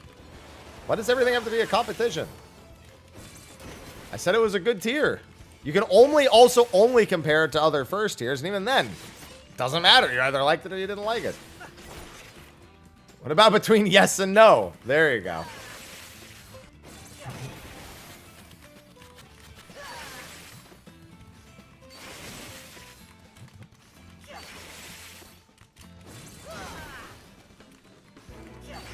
People still go back and do those Starlight. They also scale to the number of people in the instances, but still. It is arbitrary. Which is why I say they're arbitrary while I'm doing them, but people for some reason find value in them. When I don't.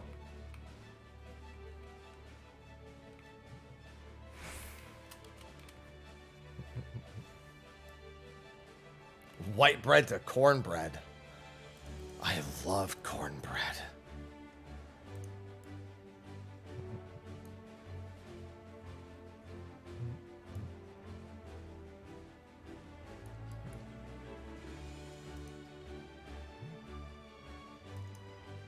Yeah, anytime somebody asks me to do a tier list or I do it, I always say how I think they're just kind of pointless. Because there's no, like, defining factor of why anything is where it is. Or why anything would be weighted against one another. It's all arbitrary.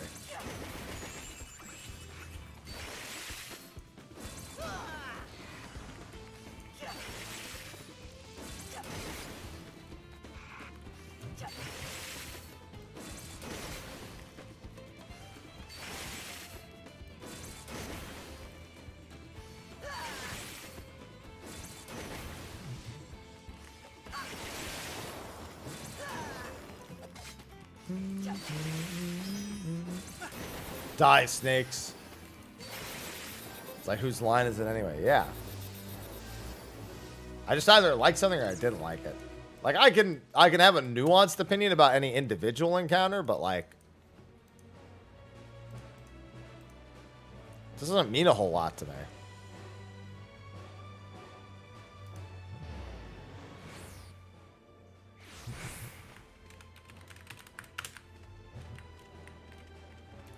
Yeah, but that's because tier lists get clicks. I think tier lists are fucking stupid, but I'll still do a tier list here and again.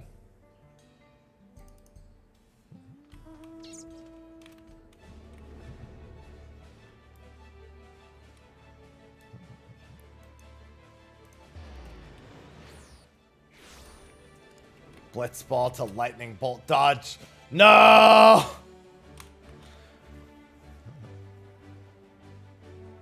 I will end you.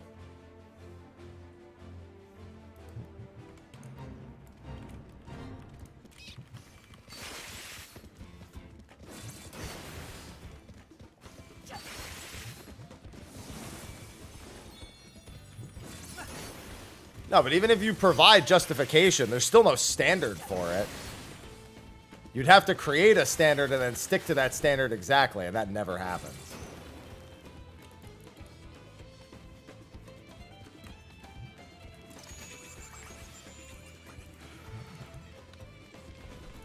I mean, I can't just choose to play Monk for Savage. I still have 7 other people who have picked jobs.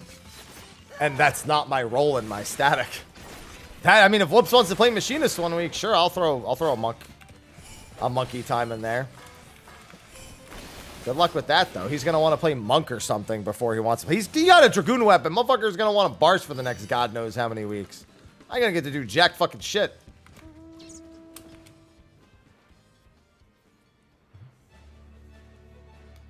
That motherfucker's going to want to get gold on everything before he touches anything else.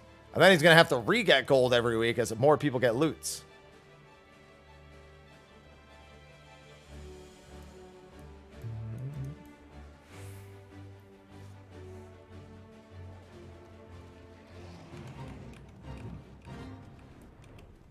My man literally got the Dragoon weapon and then went, I'm going to EX trials.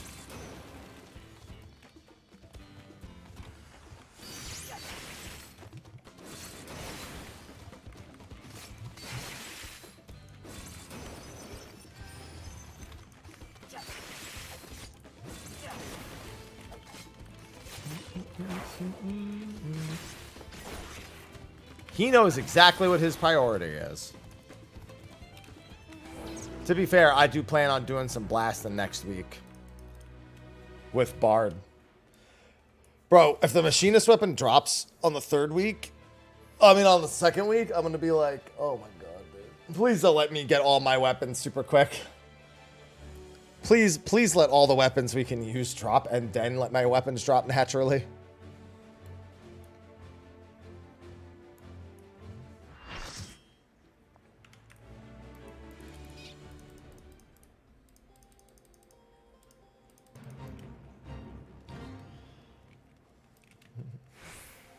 I mean, I already technically released that tag. I put that out when I did my Bard's Thought video, my Bard Thoughts video. I just have a spot in there where I just beat the shit out of the dummy.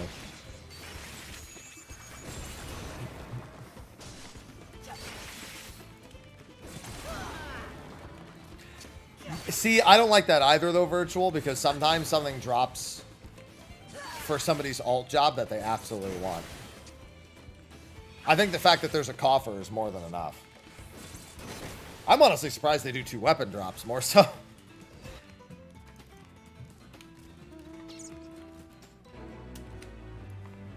Oh yeah, we had a great time yesterday. Great time, and yeah, what I mean is, well, A, I'm surprised they actually dropped 2 weapons at all, and B, I'm surprised that it's not just 2 coffers if they are going to do it.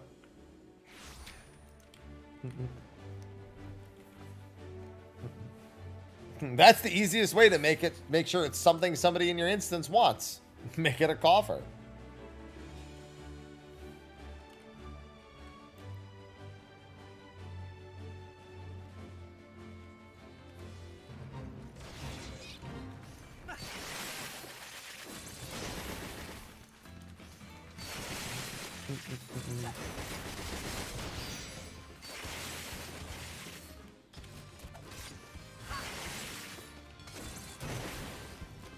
It's not 2 weapons and a coffer, no.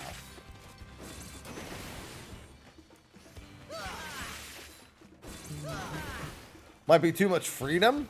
You've already cleared the tier, and there's a... I fucking beat the DPS check by a minute. Who cares about freedom anymore? The freedom you get is not having to worry about it for the rest of the week. That's true freedom.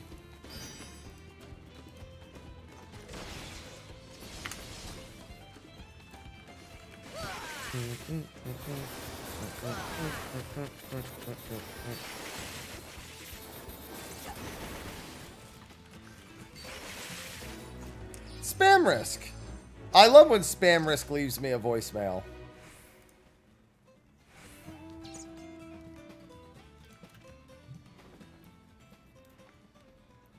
I don't even have to worry about the nut.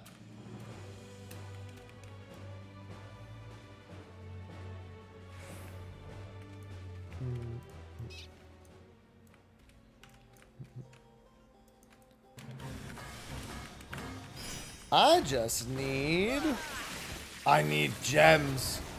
Give me all the gems.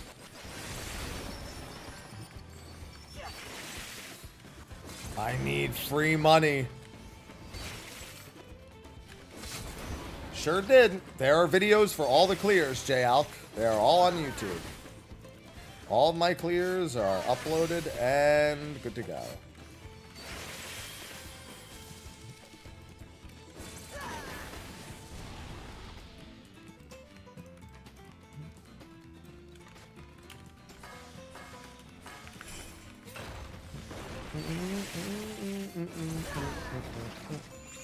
All for your viewing pleasure.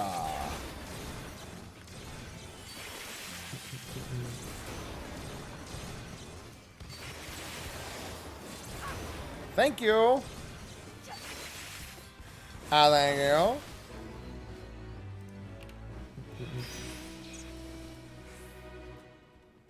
I wonder if we should go to that or if we should go to this. I was going to check to see if... Is anyone doing Savage Prog still today?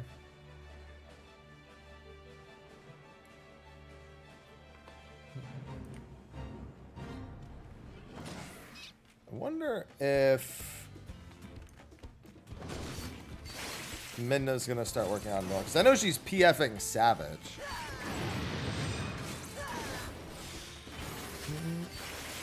I want to take my weapon and I want to go blast some PFs. Single best advice I can give? Read. Fucking read.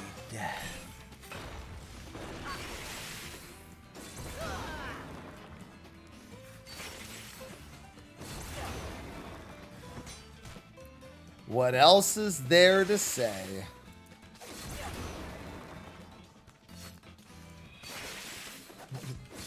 Motherfuckers ain't be reading.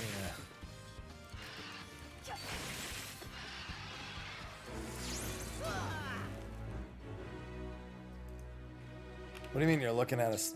Well, I mean, is the standing desk gonna help you read?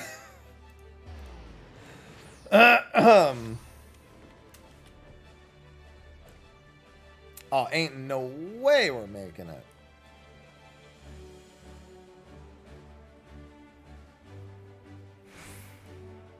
Short-sighted? Well, if you're short-sighted, then how are you going to see then how are you going to stand tall enough to look at the desk? That was supposed to be a tall joke mixed with the idea of a... Never mind. It worked. Fuck you. It worked.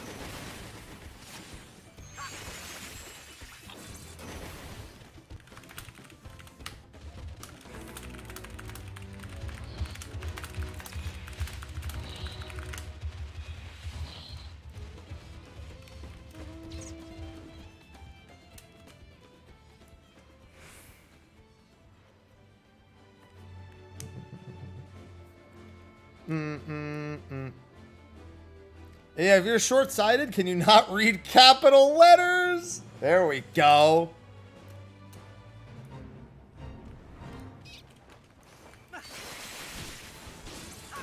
Damn.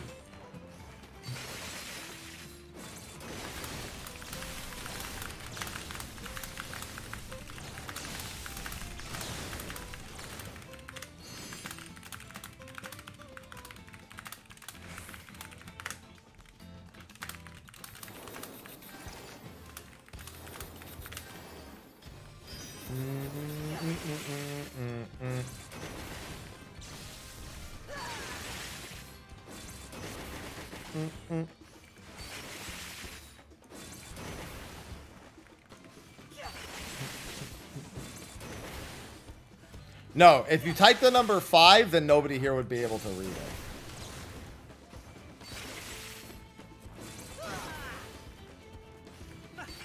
Oh, he typed 5! What is that? When I decide they are, DD.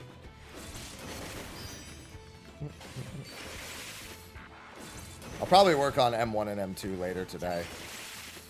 Assuming my voice isn't too tired to do so. Name Jeep.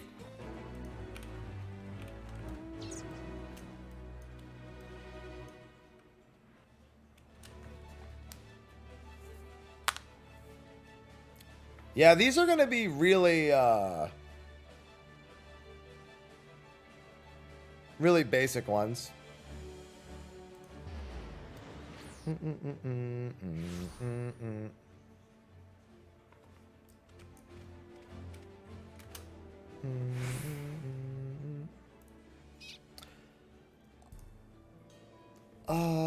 Let's see.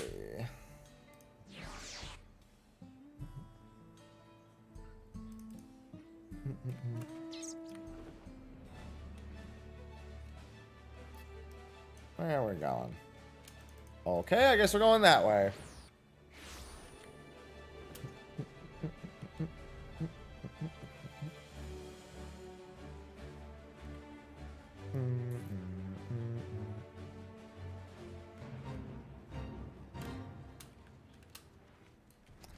Hey, remember when all our teachers said we would never just have a calculator in our pocket? Fucking idiots. Anyway.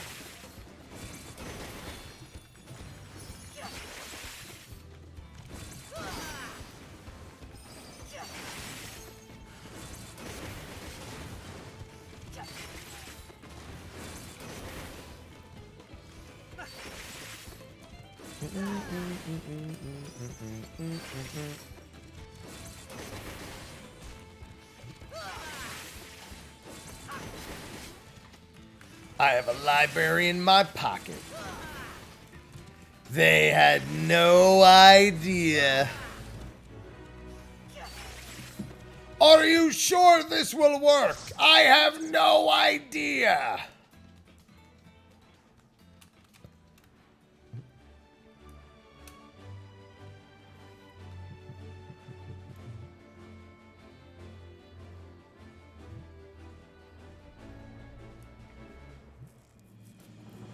No, I'm happy.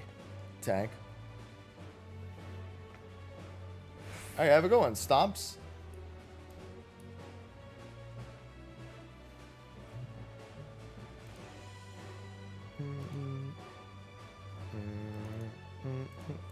I'm gonna have Ninja at 100 very, very soon.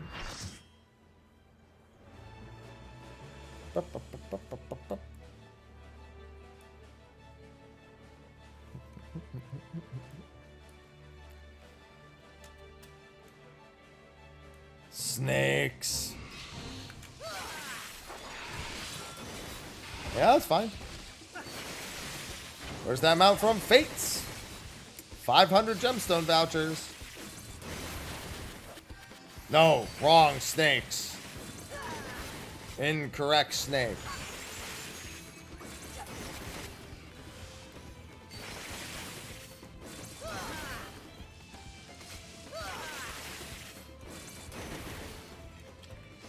Any snake that I experience in my life is the equivalent to snakes on a plane. Because life is really just one giant plane through existence. And we're all on this flight. Hey, congrats, Church. Yeah, it's going to fold over with gear, but at least it's fun.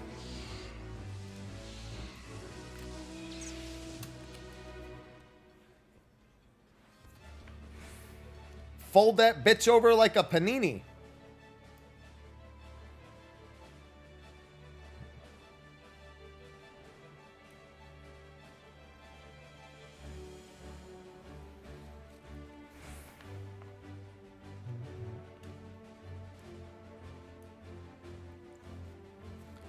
The snakes aren't on this plane by choice.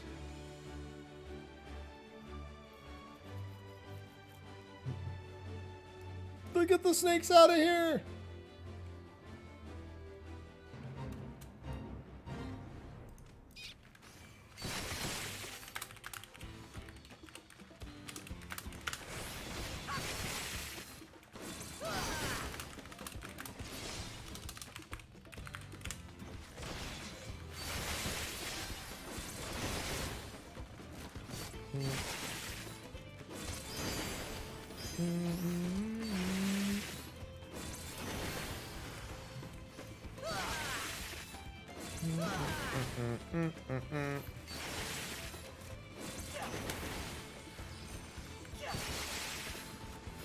Must. Level. Must. Money.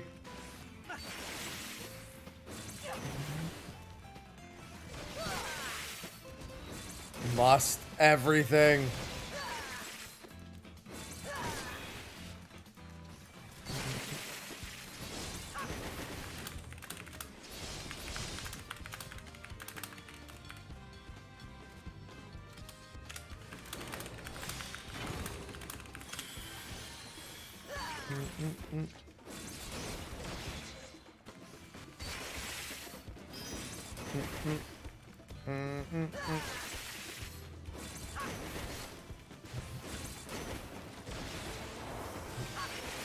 Lie, play, fast, rapport. Huh? Excuse me?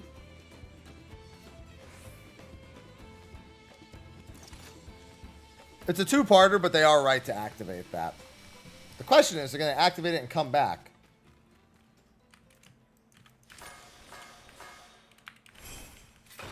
If not, what I'm going to do is I'm going to put this Doton down.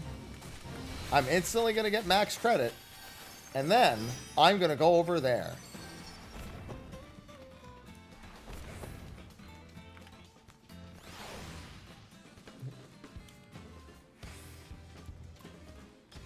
Alright, looks like that's being completely left alone. So I'm good to go back.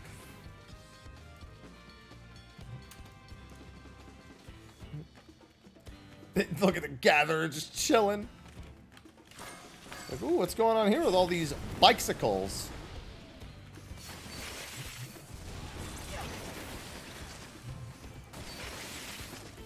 So many defective sentries.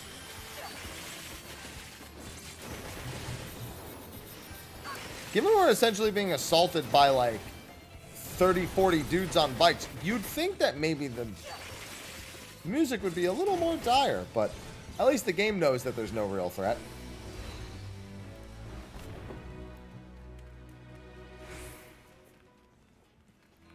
Man, as much as I want to relax today, I got content to do.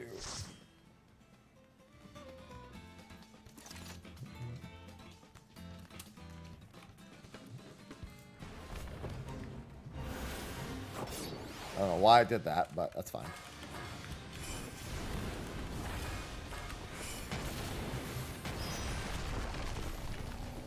I could definitely use another chill day. I think I just want to rest my voice more. Although for recording, it should be fine. I really want to go to the gym, but I think one more day out of the gym is probably for the better.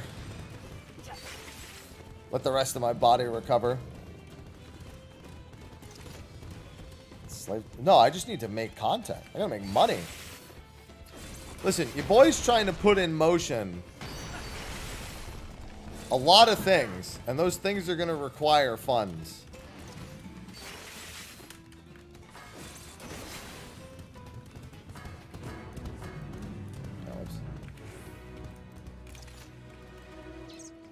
Boy's trying to get his high yield savings account opened up.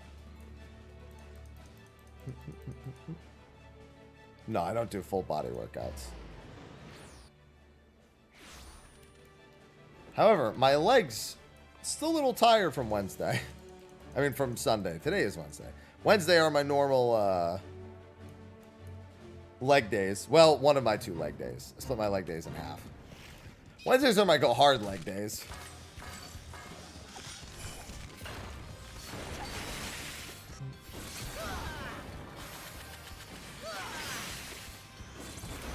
Yeah, not usually a good idea to go heavy on a full body day unless you have literally no time to work out the rest of the week. No, I would never want to do boxing or jiu-jitsu. I just want to have muscle.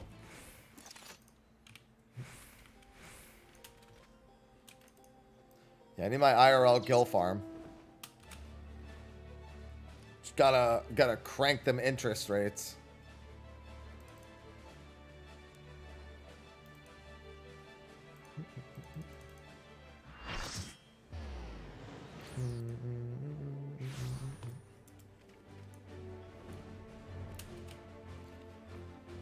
Oh. Bump the muscles.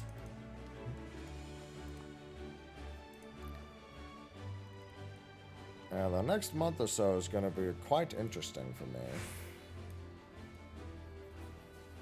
Oh. But I want to start it off on a strong note.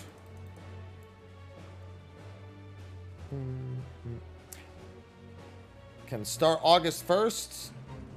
and begin putting plans into motion.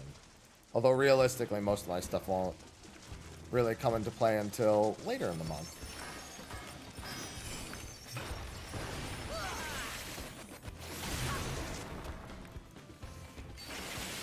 Yeah, I'll start with an upper body day tomorrow as I get back into things. It's only been a few days. Normally my abs would be Monday too, and I did cram those into Sunday as well.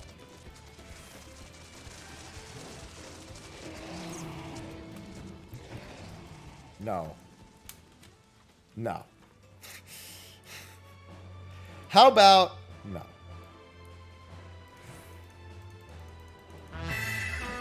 Party Bee! Thank you for the 18 months. Party 65 just Wow, subscribed. did you hear If that? you The were bot on was to like, head of party! Moja, would you be ahead of Riz or ahead of Ara? What do you mean? I am. I'm Hapul Jaja. The head of Happy and the head of Madge.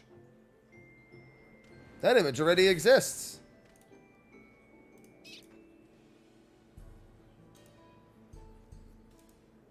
Hello, fellow Tiatia enjoyer. I just saw somebody else in this part that has a Tiatia. Not the party bee. I remember the group bee, but what about the party bee?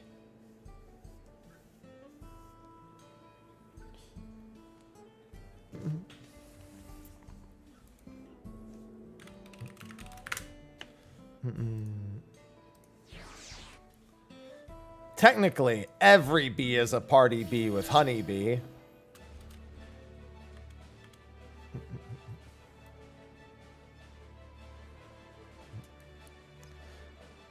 We're just getting started. That's what she says. She says it a little bit more like an idol, but you know.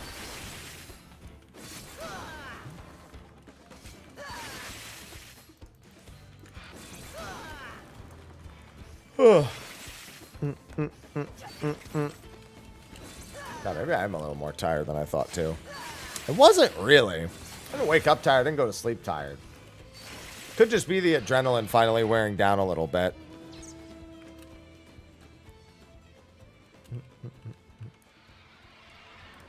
It has been an adrenaline-packed last 24 hours.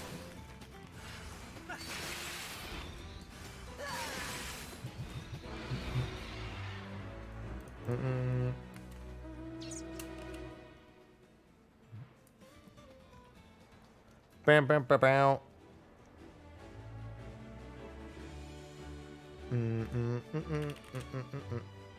I mean, I've loved Nin for like several expansions now. Ninja's been a hella good time.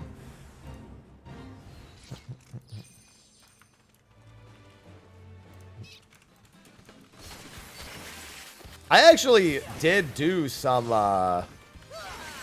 like Eden PF as Ninja very briefly.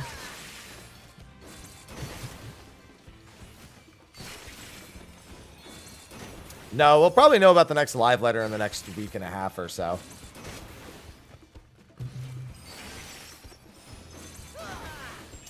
Everybody loves Gus Slash buffs.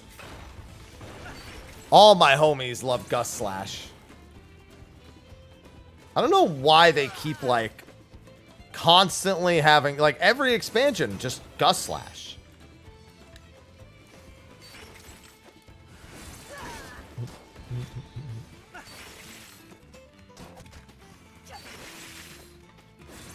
It's always Gus Slash. What's going on, Fro? Nothing much. Recovery mode today.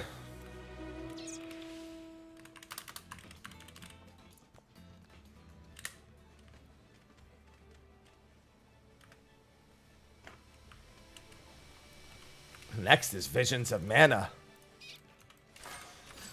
Any Gus Slash enjoyers?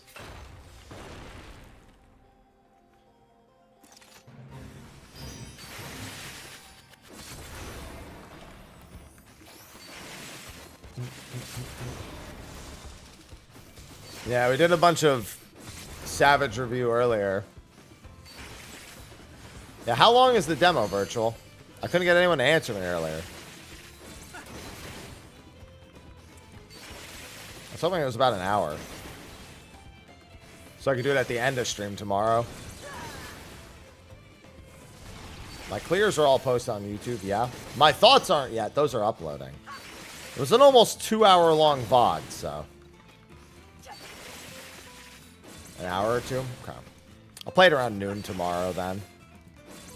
It's a pretty wide range between an hour or two, but I'll figure out the rest. Oh, yeah, the fourth fight's definitely the best. It's almost always the last fight. Usually has the most nuance.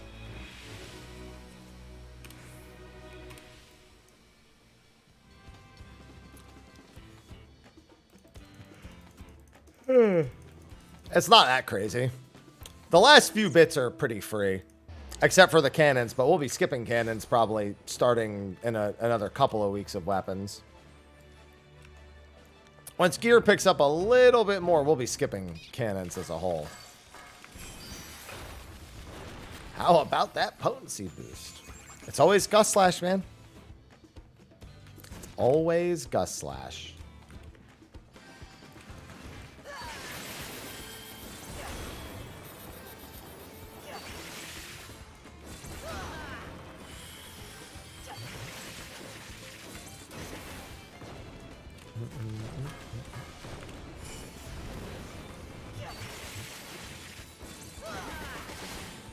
Yeah, one's got a pretty quick pace to it. It gives you a few pauses to like take some time to remember the things that you saw for the most part before it then cranks back up. But yeah, no, it's pretty good. I like it.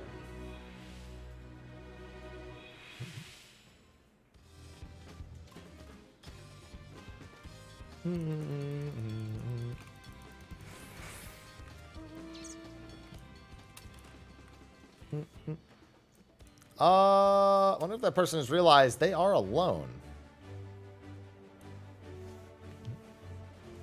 I don't know. It's kind of hard to say that anything except for M4 skipping the entirety of lasers is that big a deal. It's probably the most important mechanic skip.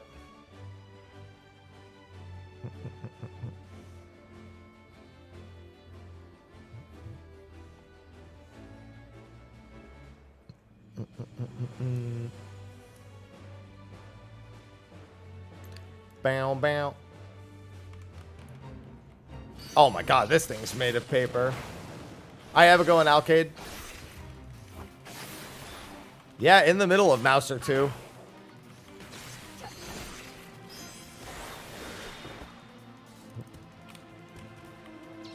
Mouser 2 isn't really that hard though. So I think that the skipping of some of the other stuff is more important to note, I suppose.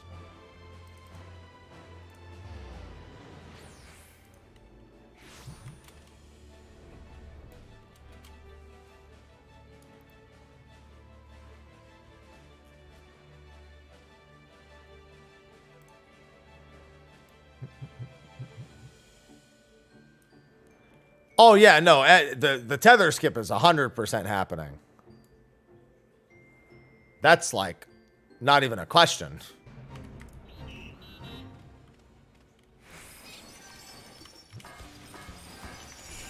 Yeah, tether skip honestly probably could have been this week.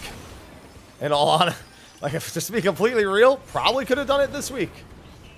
Now with two weapons and some tome gear next week, plus upgrades we got from 1, 2, and 3 before. Oh yeah. Yeah, I'm pretty sure tether skip is already a thing. It's just that it's only on the really upper end that you skip it at the moment.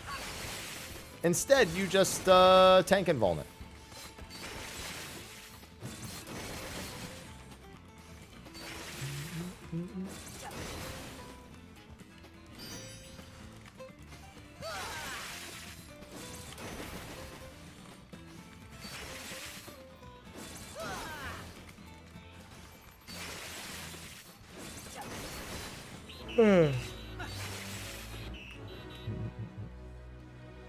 Yep.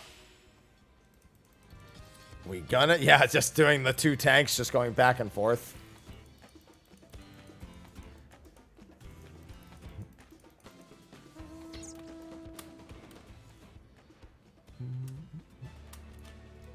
The real question is are people going to make the tanks take the stacks too?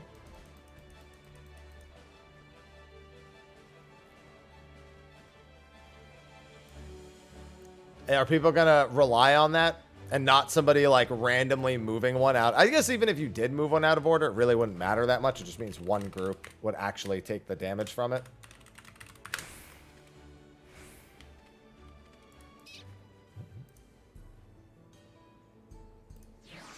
Hello, Magnus.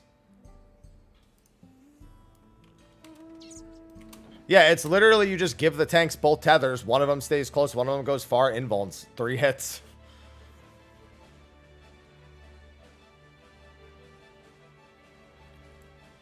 Party is, what is it? Party on the boss ring, north. One tank in the boss ring, one tank max melee, and go to town.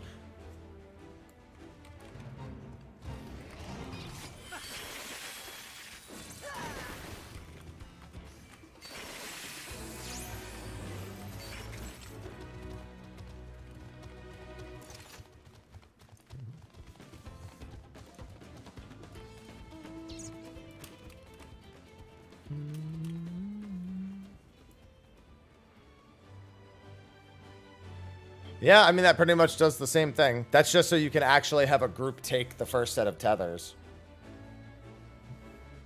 DT Fates are pretty good.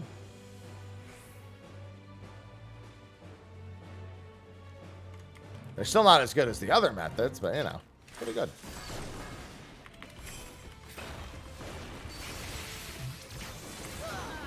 Yeah, but we got to remember that those bonuses aligning are not more beneficial. Like, the 2 million number is cool, but it's also completely meaningless. Because the bonuses are not multiplicative, they're additive.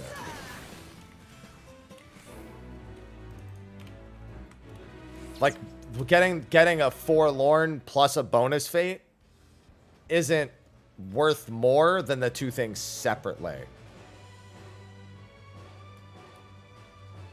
Like, if you got a forlorn on a regular fate and then a bonus on a regular fate and they were completely separate from each other, then it's the same thing. It is nice to occasionally, like, get the bonuses to line up for the big money one, but fortunately, it's not like they're multiplicative of each other. No, yeah, you should go get those done. Amakute. I have a rule against ferrying people around. I was like, no, go get your fucking ether currents. When it comes to map parties, if anyone goes, oh, I don't have flying in this zone, I guess I guess you don't have a map party then either anymore.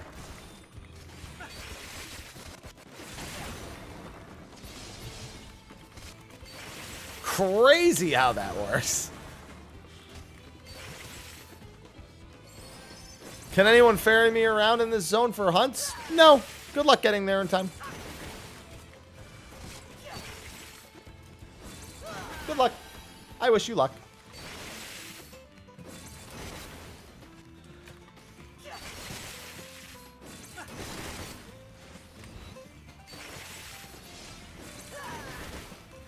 I sure do.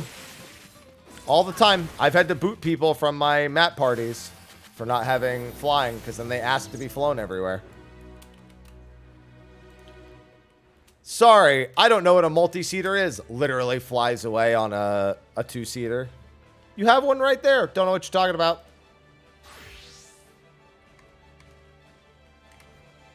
No idea. Thanks, just 4 more jobs.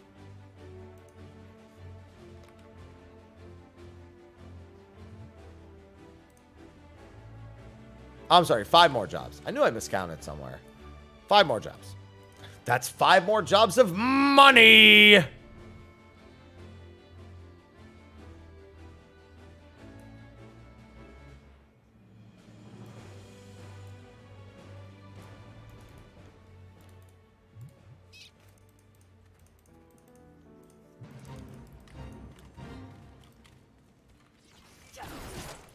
All right, because I'm only level 90, I shouldn't fuck around too much and find out.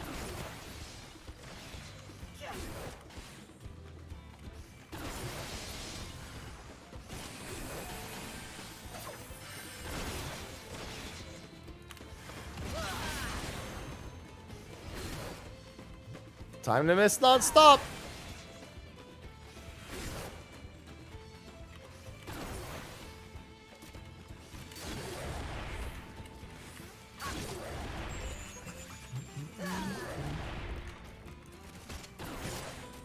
I would never sound like Mr. Krabs.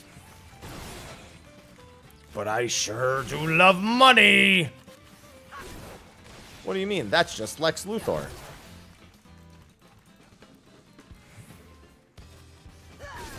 No, every mount flies the same speed. Boy, if you can't be asked a warrior, are you making your life way harder for no reason? I think right now they're about the same. Paladin's a little more sustaining, but Gunbreaker has higher damage.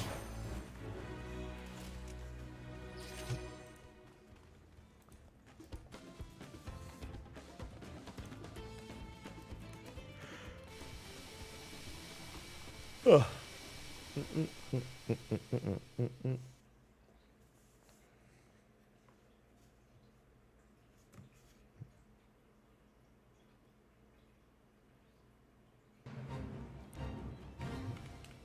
Head empty is what warrior do best.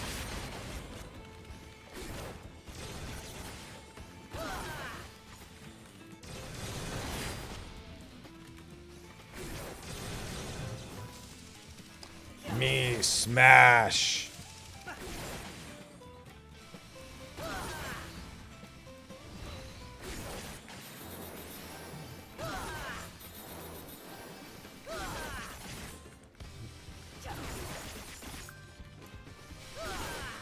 Hi! Why, hello, Spam!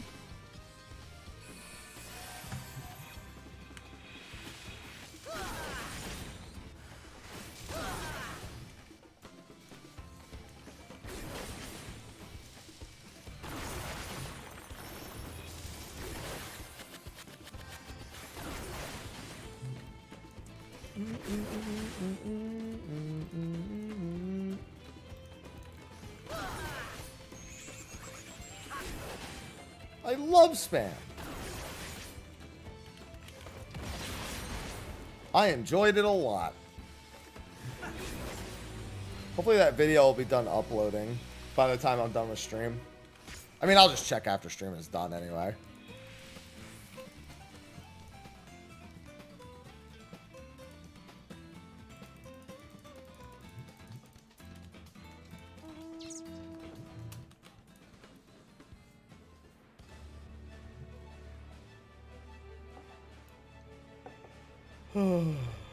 I stay to relax.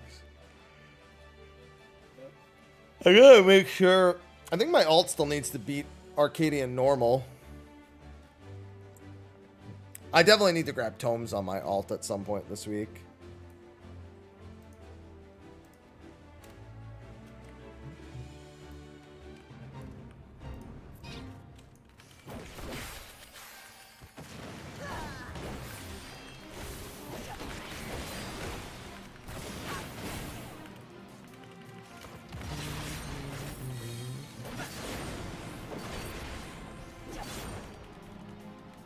I missed!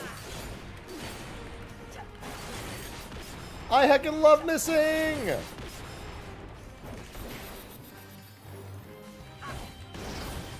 Fortunately, from behind, I don't have to worry about it too much.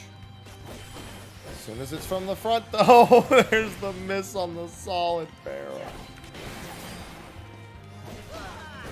Nope. Poetics is for old content.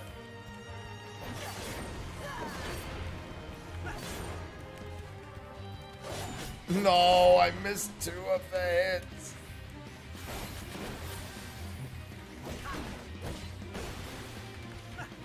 No! This is the fate, literally, that I get for doing fates at this level.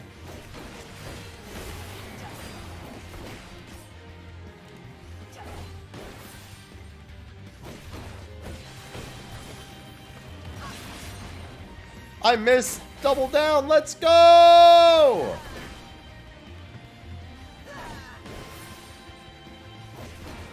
Most painful part about doing fate grinding. Miss, miss, miss for those first few levels. Unless I want to go back to Urkelpacha. And I'm not doing that.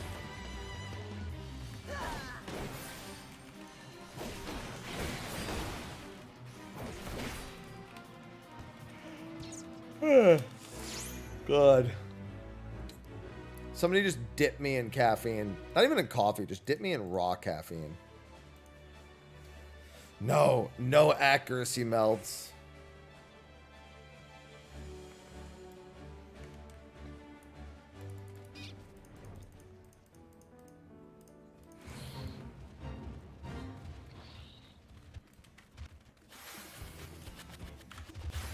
We're both on the West Coast, Koi.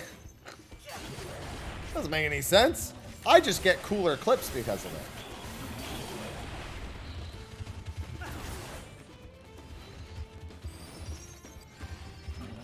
Because vitality is cool. There are sometimes very fringe case uses for them, just very, very rarely.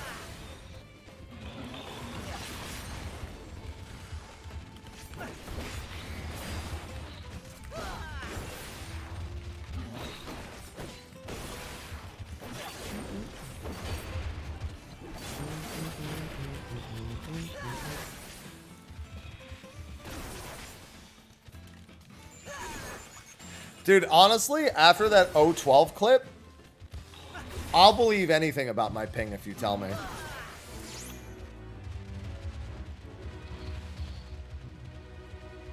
This is one of the best fate spawning areas. Living Memory is by far the worst one. Yaktel isn't too great either. Heritage Found is one of the best fate farming zones. Shalani is my personal favorite, but still. The one advantage Heritage Found has over Shaolani is if you were to grind fates at level 100, you would need to sink down in Shaolani.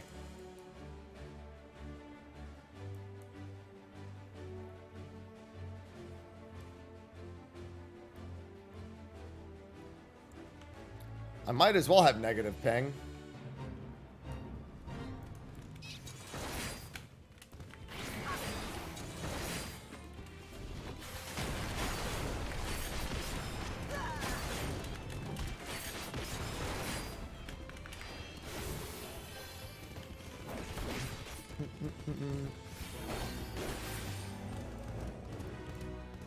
If you told me I had negative ping, I'd believe it. Well, yeah, but the point is you would never only be doing some fates in some parts. You're going to cover the whole instance. You're not just going to segment a part of the map out and be like, oh, I'm not going to go there because I need to sink down.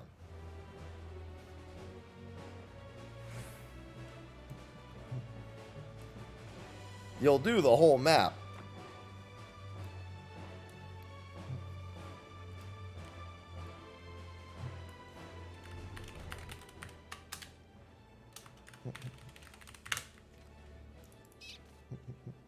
I've got a little bit more fate grinding in me today.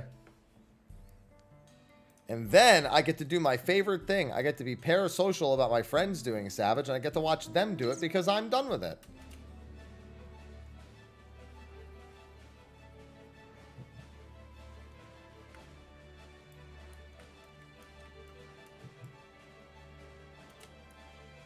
God, I hate when people do that. Just go down the list.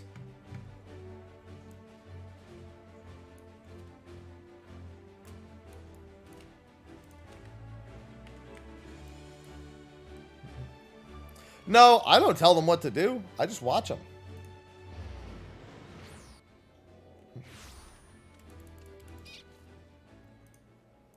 God, I hate when people do this. Like, why are you even going to a different one?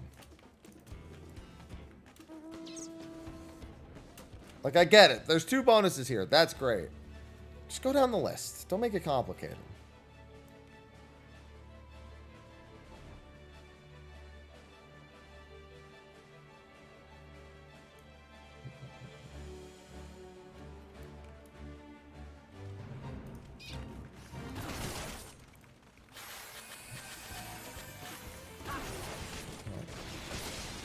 Yeah, I'm level 90. If you think I'm going to save your ass, you are well enough mistaken.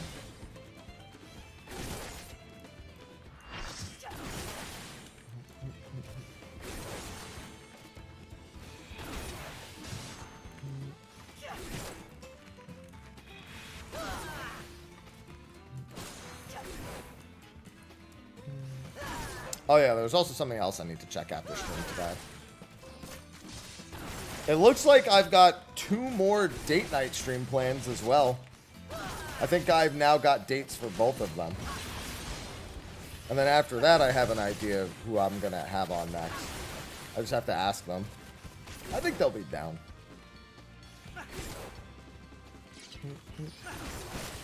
Oh, the big one!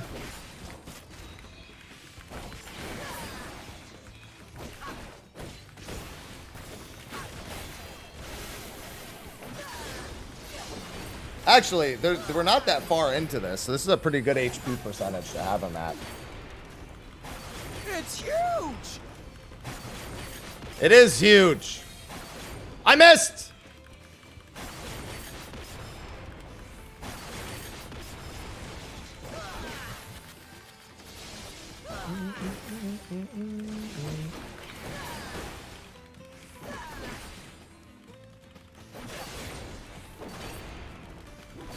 Oh yeah, we're good.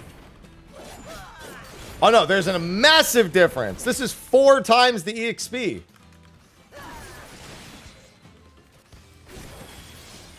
The little ones are a 50% bonus. This one's 4 times the bonus. I'm sorry, it's 3 times the EXP, 4 times the gemstones.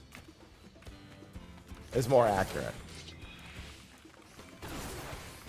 So it automatically makes the next one worth at least 64 gems.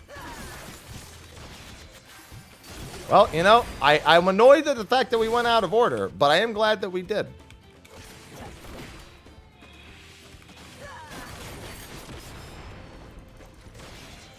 And they said size doesn't matter. All right, we should probably just go immediately to the other bonus.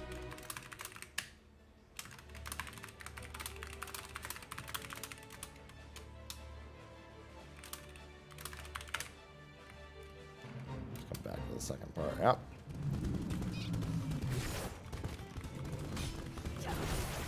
Now keep in mind, bonus plus forlorn is not like... It's not multiplicative, it's additive, so it's not like it's more beneficial technically, but bigger number is fun. We do like bigger number.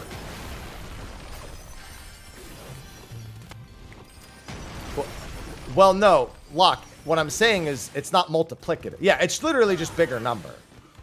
The point is that, like, if you had a forlorn on a regular fate and then another bonus fate, it's not, like, less beneficial. However, stacking them both on top of each other is hilariously good. Like, your 2 fate net would be the same. Listen, a lot of people think that it's more beneficial. I'm just making it clear.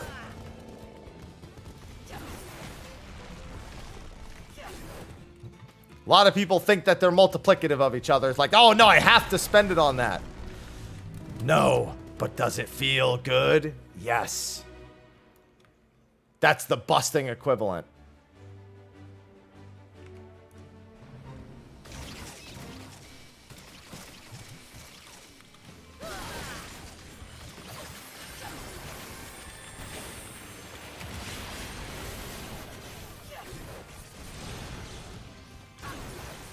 Or subtraction. They're not big PEMDAS fans. They're definitely not big fans of PEMDAS.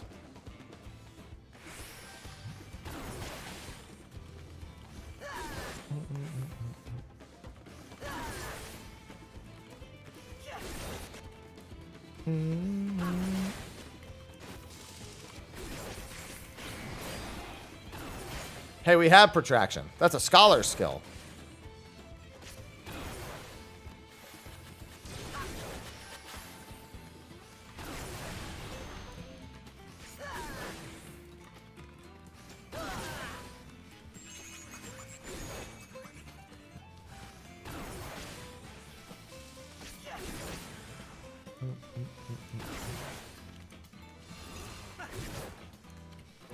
Don't worry, I'm sure I'll do fine in jail.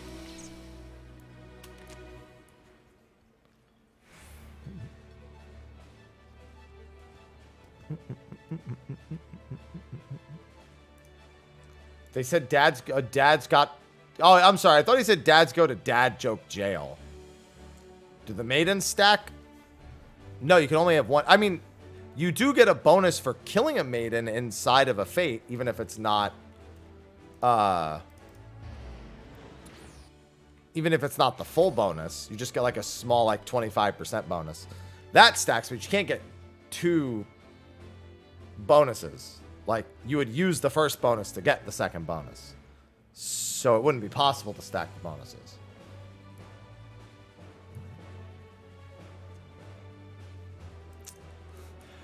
Tell someone you can only have one maiden buff at a time. They'll be like, yeah, well, I'm polyamorous. So, you know, you can't tell me what to do.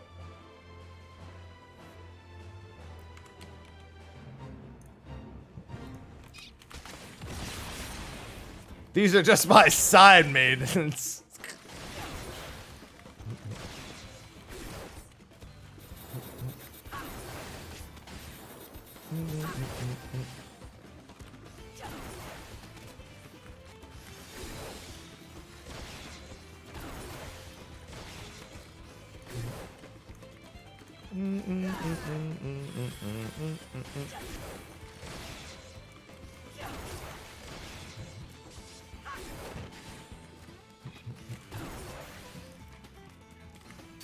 Hi, Aloha.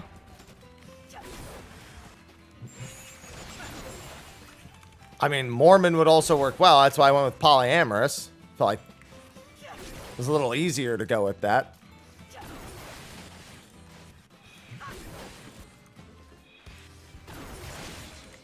Listen, if you're Heroes Audio only, you know what you were getting yourself into anyway.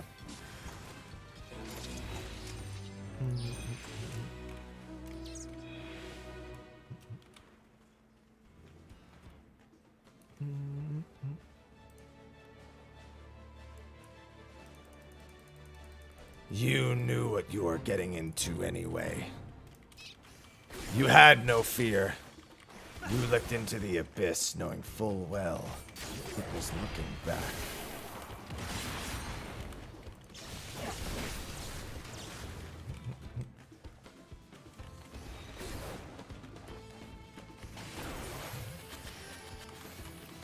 Listen, I don't care what kind of gemstones they have.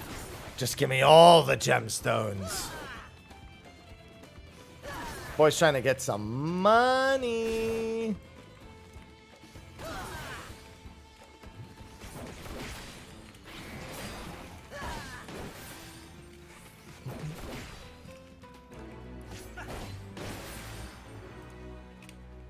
Thank goodness that thing died. Shut up and tell me about crystals.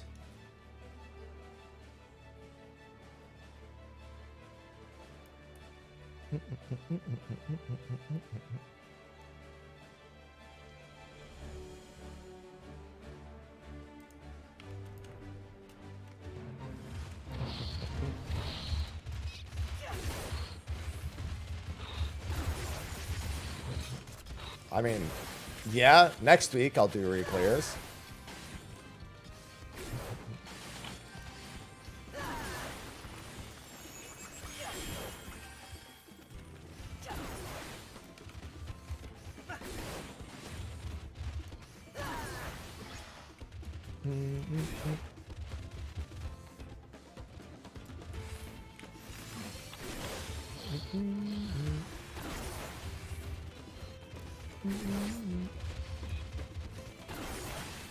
No, gemstones, not crystals. Gemstones.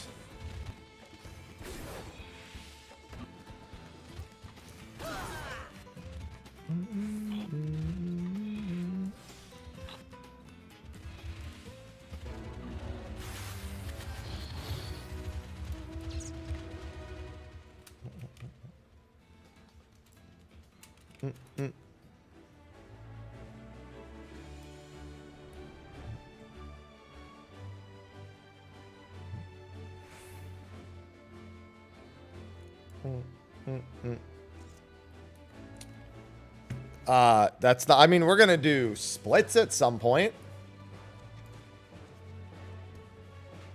like a few weeks in once we have a few weapons under our belt. That's about it.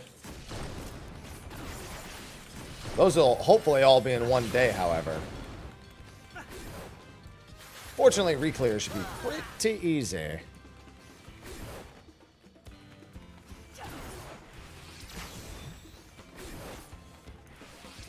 EX? You mean Savage?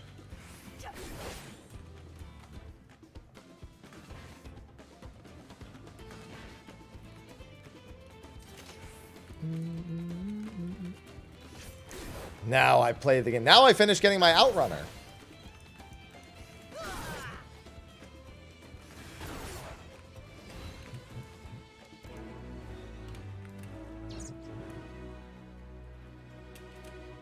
Now I finish my Outrunner mount.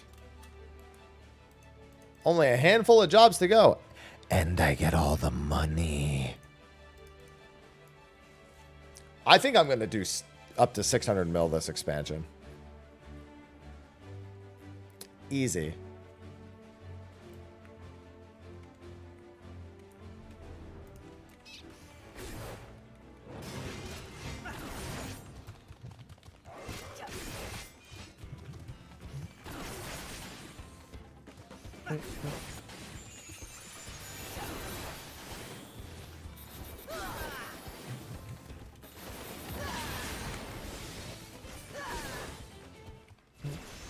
Thank you, level 91.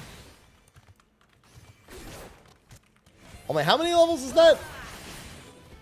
48 more levels to go. Across all of my combat gerbs. Maiden. Oh, Maiden.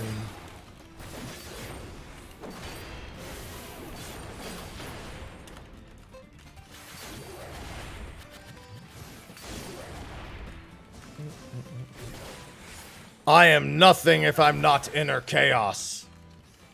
My stream is nothing but chaos. Haven't you heard my sub alert? Well, I guess it's my prime alert / gift sub alert.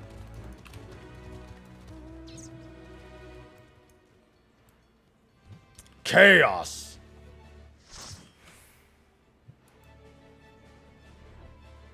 You guys want to go to this one first? Not that one? Not the snakes? Alright, sure hope this one's weak. It usually is.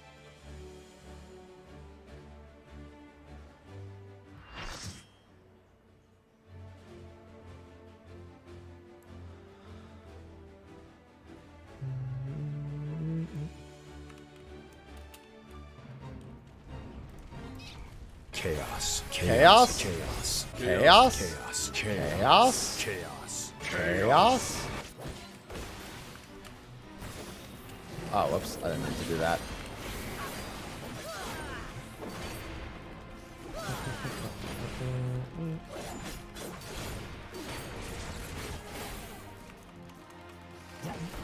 Thank you for the gifted sub. And don't forget, now you have 3 months free of Apple TV Plus. I know you said you don't really use it, but hey, that doesn't mean you didn't get a code for it. 1 gifted sub or new sub equals Apple TV Plus for 3 months.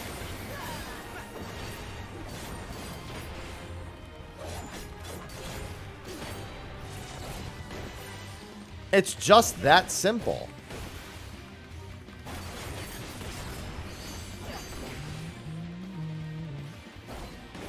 And let the combo misses begin. Aloha. Stop, man. You use so much food still. Why are you so greedy? I'm not putting more food in there. No. I'm not putting different food in there. You're not getting the pork. A, I don't have any more, and B, you're not getting it. You will eat what's in that bowl, and you will enjoy it.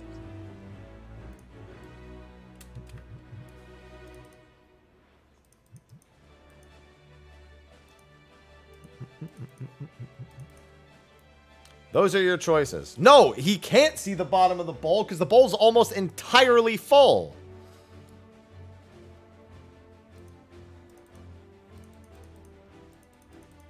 Him and Ivy both haven't eaten it. She took a few bites earlier. They're just whining because they want the other one. Well, too bad, because there is no other menu for the day. He eats that or he doesn't eat.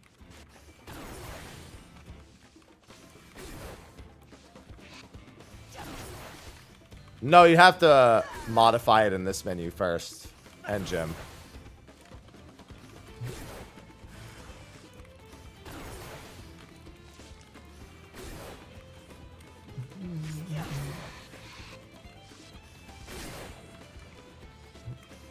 The currency options first.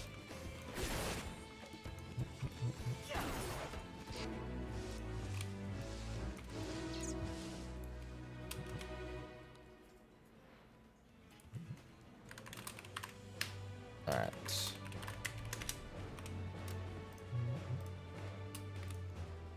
That should be good.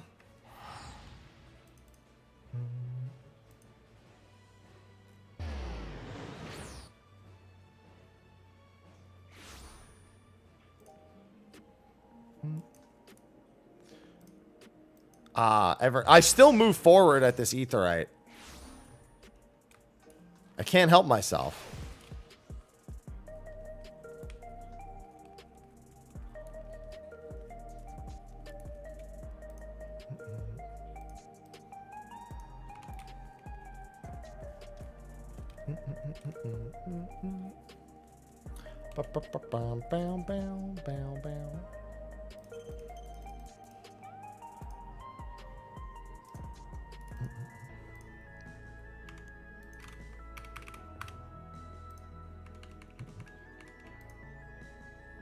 We're doomed. I'm always going to step forward. It's literally never going to change.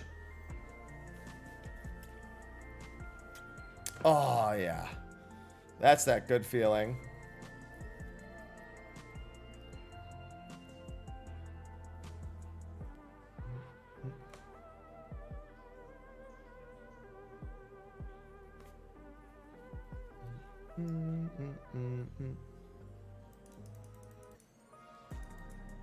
Bow, bow, bow, bow, bow, bow.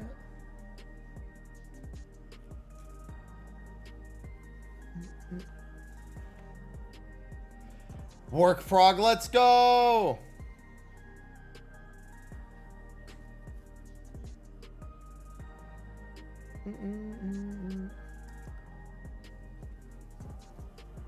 We've already adapted. How will I ever come back from this? Let me see if those videos are done.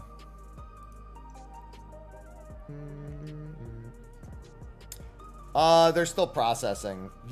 Looking at the weapons one is done.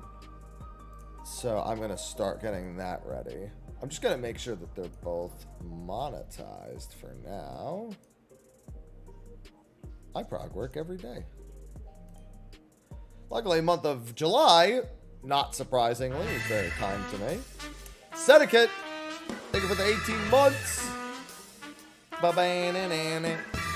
Sadeka just subscribed. Welcome back for the multi-month. Didn't you just change to your multi-month literally like a week ago? Not even. I think it was like last, like Saturday or something. Hi, Ivy. 3 days ago? Okay, it was even sooner than I remember. I was gonna say, I'm pretty good with remembering that. I know that literally just happened.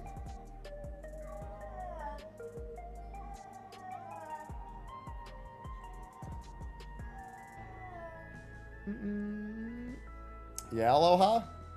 Meow. Meow. Meow. Meow, meow, meow, meow, meow, meow, meow, meow, meow.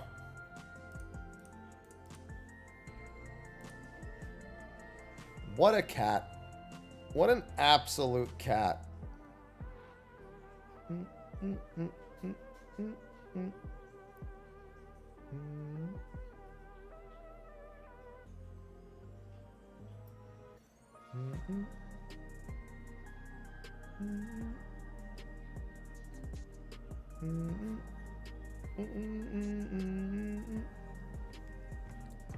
The cat's ears are twitching. They hear my cat call. No, Aloha's never not going to be a menace. He's literally the endless menace. That's all he knows how to be. is a tippy top menace.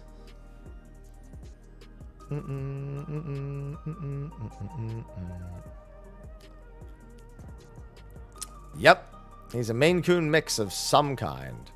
I don't know what kind, but of some kind. Of some variation, if you will.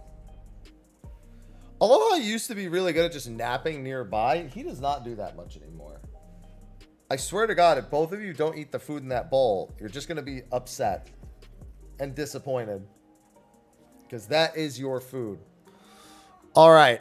I am going to wrap a few minutes early because I was actually feeling kind of tired today. So I might actually lay back down. But I do have to get to work on some stuff, so we'll see. All right. Yeah, we finished the whole thing yesterday. All my clear VODs and everything are on YouTube. I'm going to get those, the things we recorded earlier today up on YouTube, and then I'll see if I have the energy to get working on other stuff.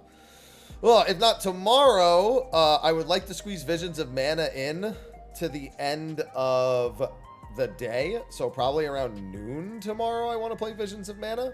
I'm going to get the demo downloaded tonight just to make sure that I am all set for that. So, appreciate everyone for hanging out for the discussion and the little bit of fate grinding we did afterwards. Got to put that money in my pocket. Yeah, tomorrow I'll probably do a bunch of fates and then we'll do Visions of Mana after that because I want to enjoy the demo and I'm very much looking forward to it. And they put it out on Savage Day, but I'm already so busy.